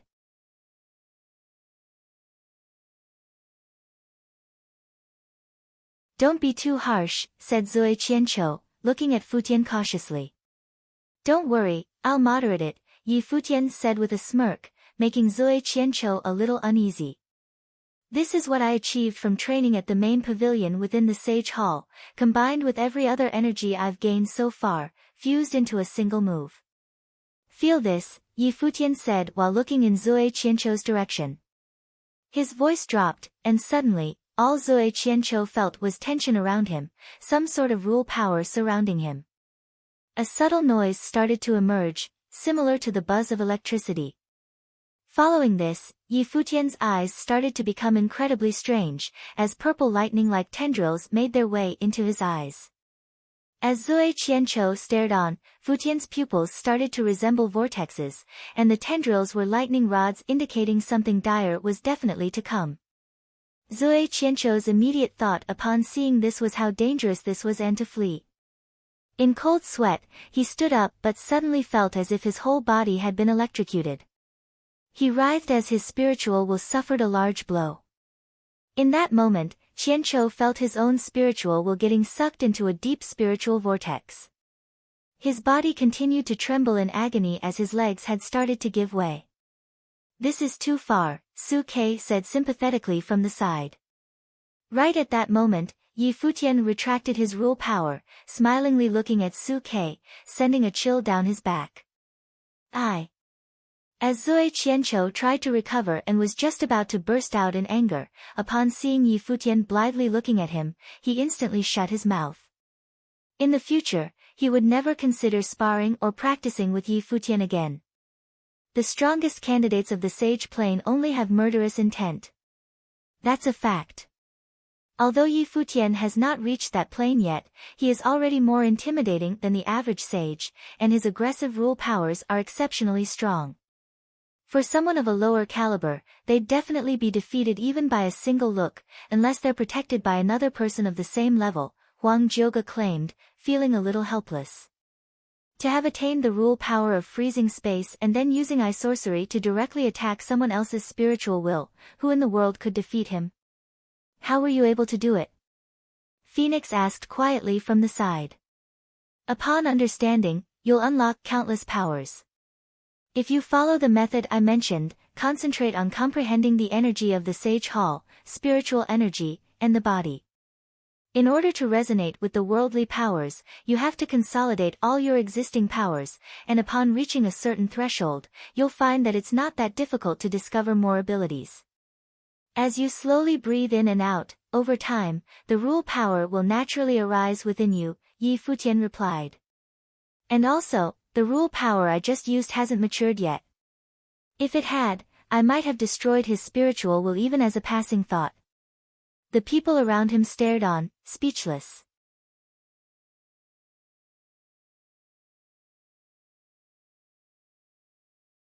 It was definitely easier said than done.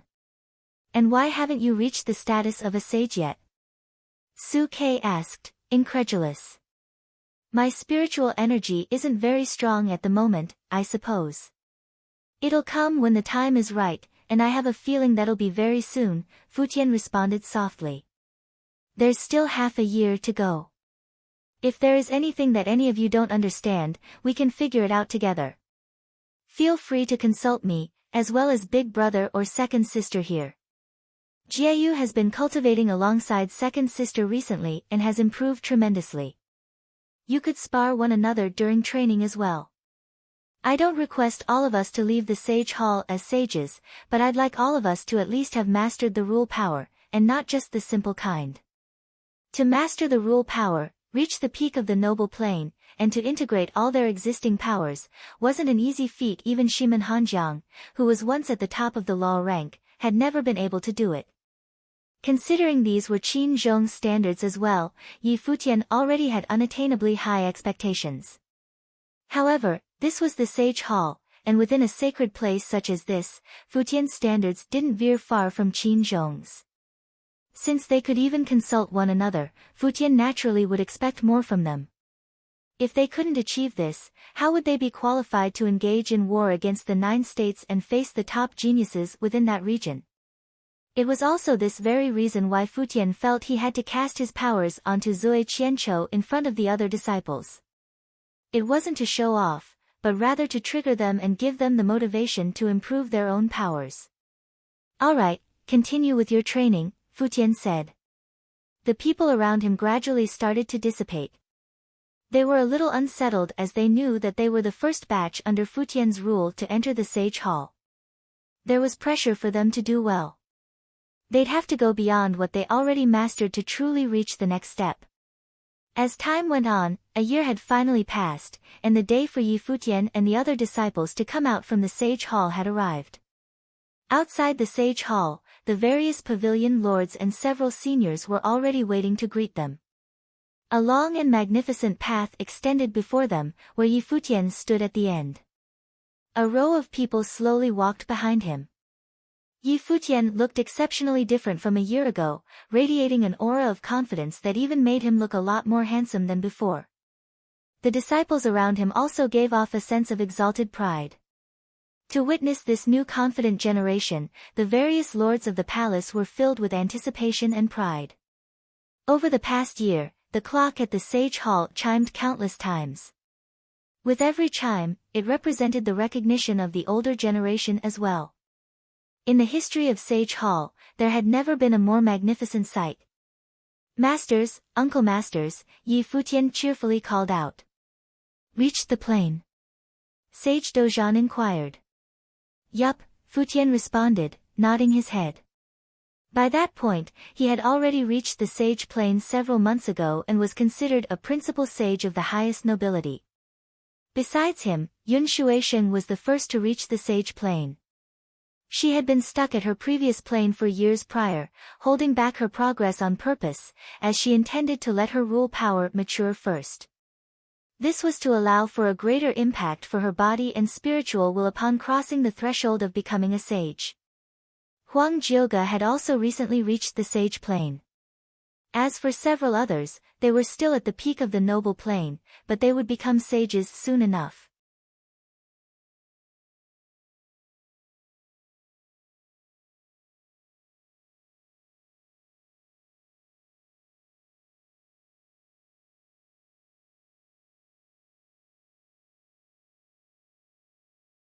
When Yi Futian was chosen over him, he battled with Yi Futian, angered at such a decision. He lost and he had no choice but to admit defeat.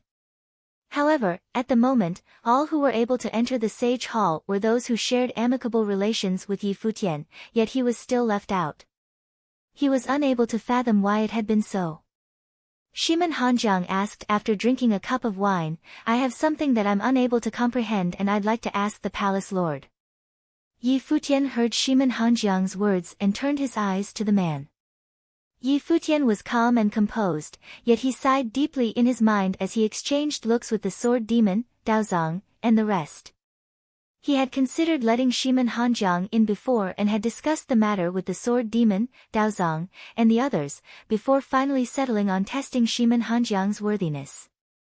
When they went about choosing those to be allowed to train in the Sage Hall, they deemed one's personality and state of mind to be the most important point to be taken into consideration other than talent. The Sage Hall was an important place in the Holy Ji Palace.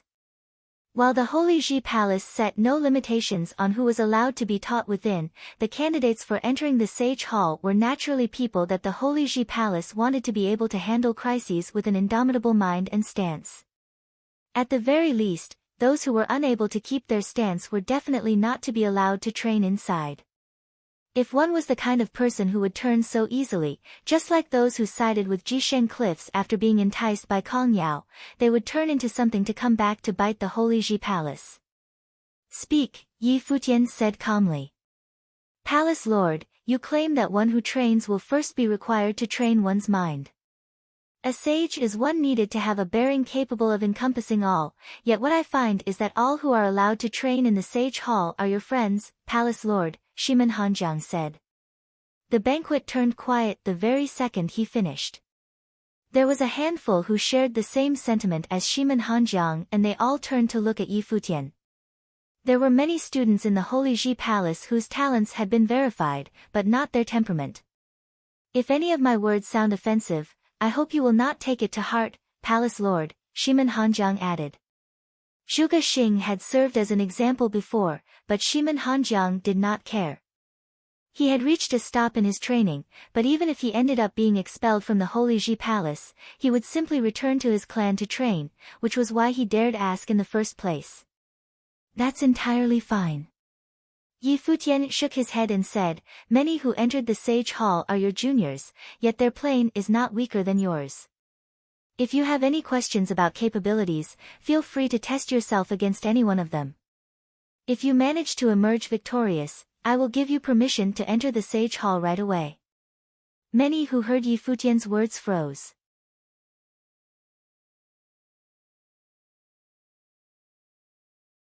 Shiman Hanjiang was allowed to pick any one of them all. While Shiman Hanjiang had often been considered to be the worst number one on the law rank in the recent generations, he was still a former number one on the law rank. Am I just going to be looked down on like this? Shiman Hanjiang's expression turned rather ugly. While he was still unable to break through the pinnacle of the noble plane and was currently stuck, he had developed increasingly matured rules. So I'm still getting humiliated like this, eh? If you say so, Palace Lord, then I see no reason to refuse. Shiman Hanjiang got up and said, I train in the art of the sword. I shall challenge Yi Wuqian, a student of the Sword Palace. Shimin Hanjiang naturally would not have picked Yi Futian or Yu Sheng, and it would have looked rather bad for him to pick one of the girls. Su Ke was a successor of Su Shang and he had no certainty of being able to defeat him. As such, challenging Yi Wuqian seemed to be a guaranteed bet. You may. Yi Futian nodded as he took a look at Shimin Hanjiang. The sword demon and the others who were sitting beside him looked rather disappointed. The truth was, it was the sword demon who denied Shimin Hanjiang's entry into the Sage Hall. He wanted to test the young man since Shimin Hanjiang had already shown his dissatisfaction when Yi Futian was granted permission into the Sage Hall back then and challenged Yi Futian. As such, the sword demon decided to observe Shimin Hanjiang further. If the young man was able to endure such denials, they would have decided to nurture him further. However, it was obvious that Shimin Hanjiang turned out to be a letdown, so much so that he even went on to challenge the one who kept the lowest profile among the group, Yi Wuqian. It was apparent that he had avoided the stronger ones and picked on the one he deemed the weakest to challenge. It spoke volumes of his lack of bearing, and many deemed it normal that he was unable to progress further with his training. At the moment, Shimin Hanjiang had no idea that his outspokenness at such a place and time had cost him future opportunities. Yi Wuqian emerged from the corner where the students of the Sword Palace were. He flashed and took to the air. Shimin Hanjiang flashed and leaped into the air as well. Both were clad in overbearing sword aura, spreading throughout their surroundings. Power of rules of ice burst in an instant and crisp cracking noises were heard as the space where Yi Wuqian was became encased in ice. The icy powers went on to cover his entire body. A stream of powerful sword aura burst on Yi Wuqian, and noises of the ice shattering were heard. Shimin Hanjiang flashed and turned into afterimages as he went for Yi Wuqian. Terrifying sword will rules covered the blade in his hand, tearing at the space before him, as if he was to tear space itself apart. Shimin Hanjiang had come to develop comprehension of powers enabling his sword to cut rules, bringing frightening damage potential to bear. All defenses were rendered null before the rules of his sword, cut and shattered easily. Yi Wuqian remained standing where he was. His eyes turned incredibly terrifying in an instant as if they turned into a pair of swords. Shimin Hanjiang was stopped dead in his tracks all of a sudden. His eyes seemed to have been pulled away by something. Illusions filled his mind and he found himself inside a cage made of swords, surrounded by terrifying sword will. Yi Wuqian's figure looked increasingly huge in Shimin Hanjiang's eyes. A sword lashed out at Shimin Hanjiang, going straight for the middle of his brow. Shimin Hanjiang's expression turned ice-cold. Powers of rules of ice burst, encasing Yi Wuqian's body, while he went at Yi Wuqian with his sword at breakneck speed. Many looked on at that moment with peculiar expressions. The ones watching below saw Yi Wuqian lash out at Shimin Hanjiang with an illusory shadow. He himself remained standing where he was.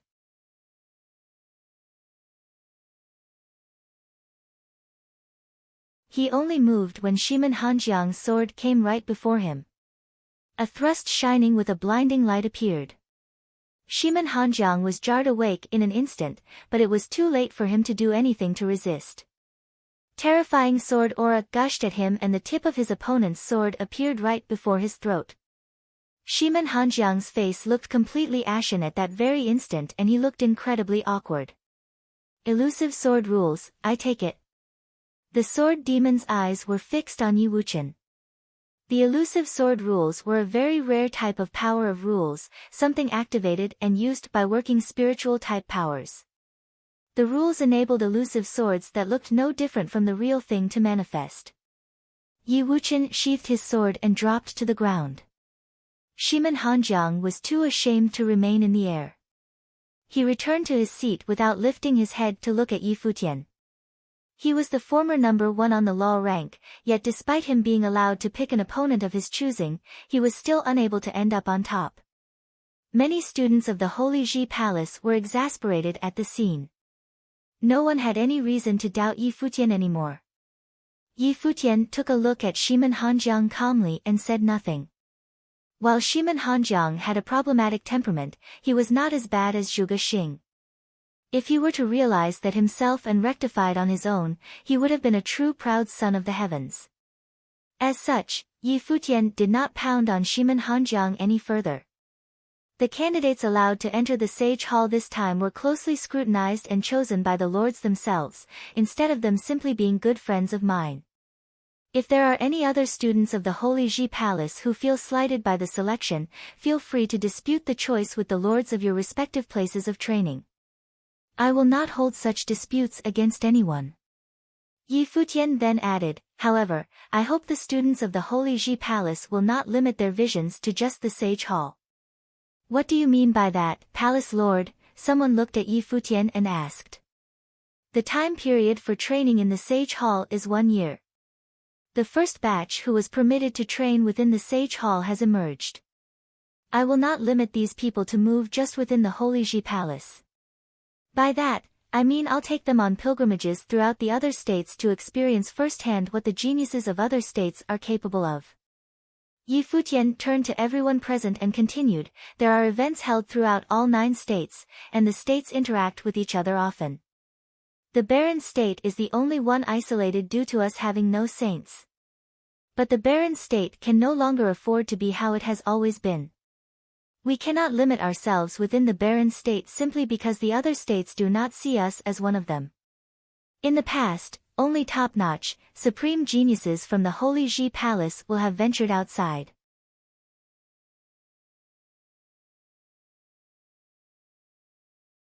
In the future, I wish to see all students of the Holy Ji Palace venturing to faraway lands. You're tuning in to the Blissful Bookshelf YouTube channel. We're so grateful for your support, and don't forget to subscribe to join us on this incredible journey through captivating stories.